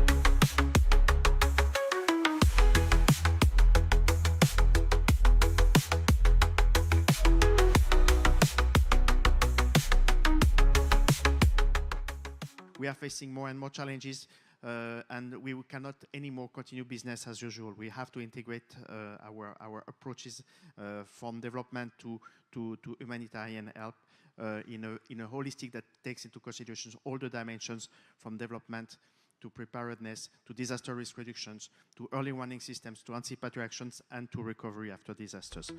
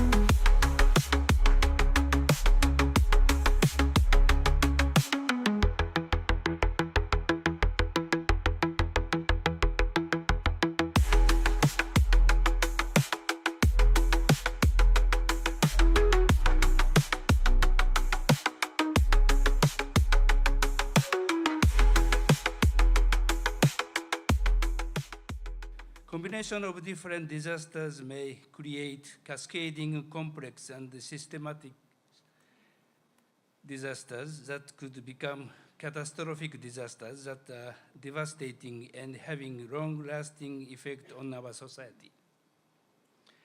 In today's dynamically changing environment, I believe science, technology, and innovation, STI, has a significant role in identifying and preventing unprecedented disaster risks, and if these disasters would actually occur, STI may help in providing practical solutions for our society.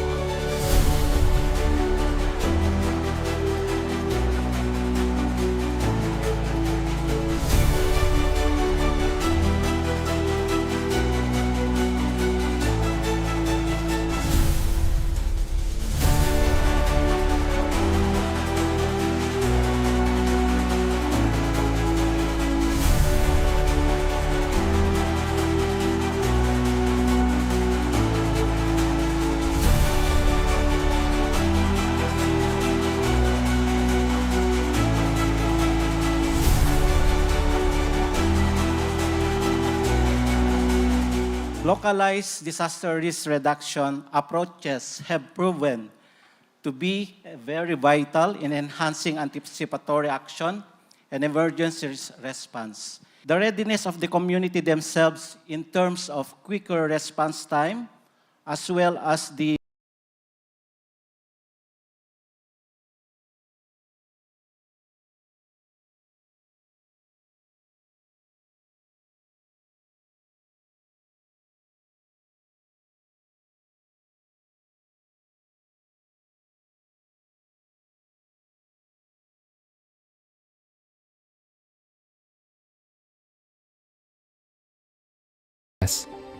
but few reach those most at risk, including in small island states, metropolises, and rural communities.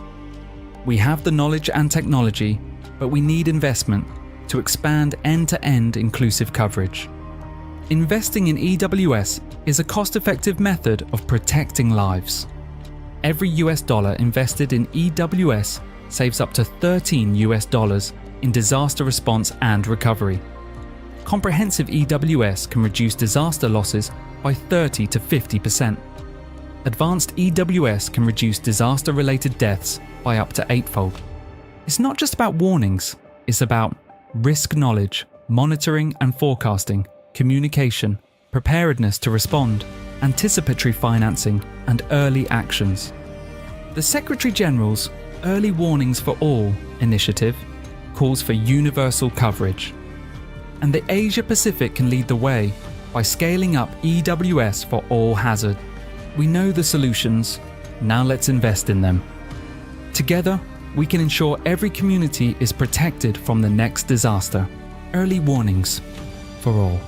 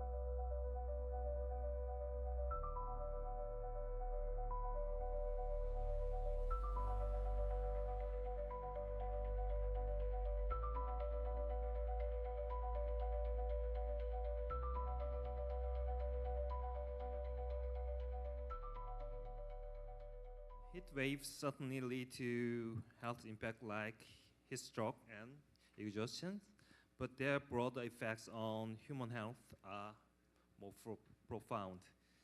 Let me highlight a few.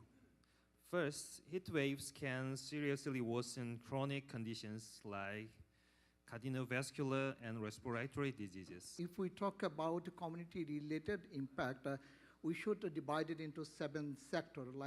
One is health-related illness, which is also impacted at the community level, and another also food security, that's also impacted at the community level. Another we can say water scarcity, especially in the urban slum area, and also economical strength, because in the urban slum area, people also lost their livelihood, and also they lost their working hours due to the heat wave. And another also mental health, already my first speaker mentioned about the mental health issue. So due to the income loss and also due to the loss of the working hours, the people who are working in the community level and also in the urban area, mainly the rickshaw puller or van puller or slum people or street hawker who lost their working hours, so they are suffering mental health due to the heat wave seasons. And last one also community resilience and also social inequality. So due to the income loss, among the marginalized people and also poor people. So there are some inequality also created within the community level.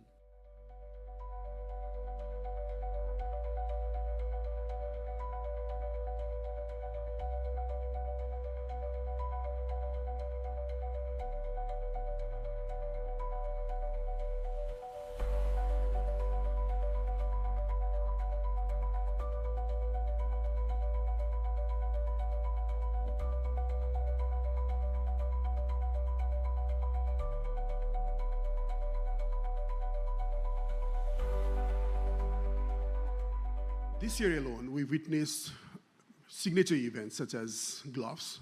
I'd want to speak of Thame, a tiny lake, hardly of the size of a swimming pool. This little pool, which was hardly like 9 kilometers upstream of a picturesque village in Thame, burst its banks, burst its moraine, and then swept away the entire community. Had it been in the middle of a night, we could have lost this entire settlement with people and everyone. We've also in the past have had bilateral discussions and MOUs, say for instance the 9-point MOU signed between our respective governments, between the government of China and government of Nepal, particularly looking at specific areas of, again, transboundary elements such as early warning systems between government of China and government of Nepal, as how could we collaborate further, especially in terms of, again, building up of government-to-government relationship, but also between academicians and science institutions, whereby we could inform about impacts much ahead in time to downstream communities to Nepal. For having led Nepal's NDRMA for nearly 5 years, what I've also seen is, unlike in the past where these incidents were mostly kind of considered to be limited only into the Nepali territory, I'd want to mention by a case that happened in 2021, the Melamsi disaster. This is again another a kind of a glof outburst. It was a prehistoric kind of glof that burst and led to a wiping of a nearly $500 million water transfer project, the headworks of which is under a 24-meter rubble that was very hard to imagine for us. The news and the assessments after the flood events have been carried widely for its damage and impacts that's been brought it down. But if we look into the time trajectory for the last 2 years, what has happened is these nearly 15 million of cubic meters of debris that came down. It didn't stop. It started going downstream to Bihar.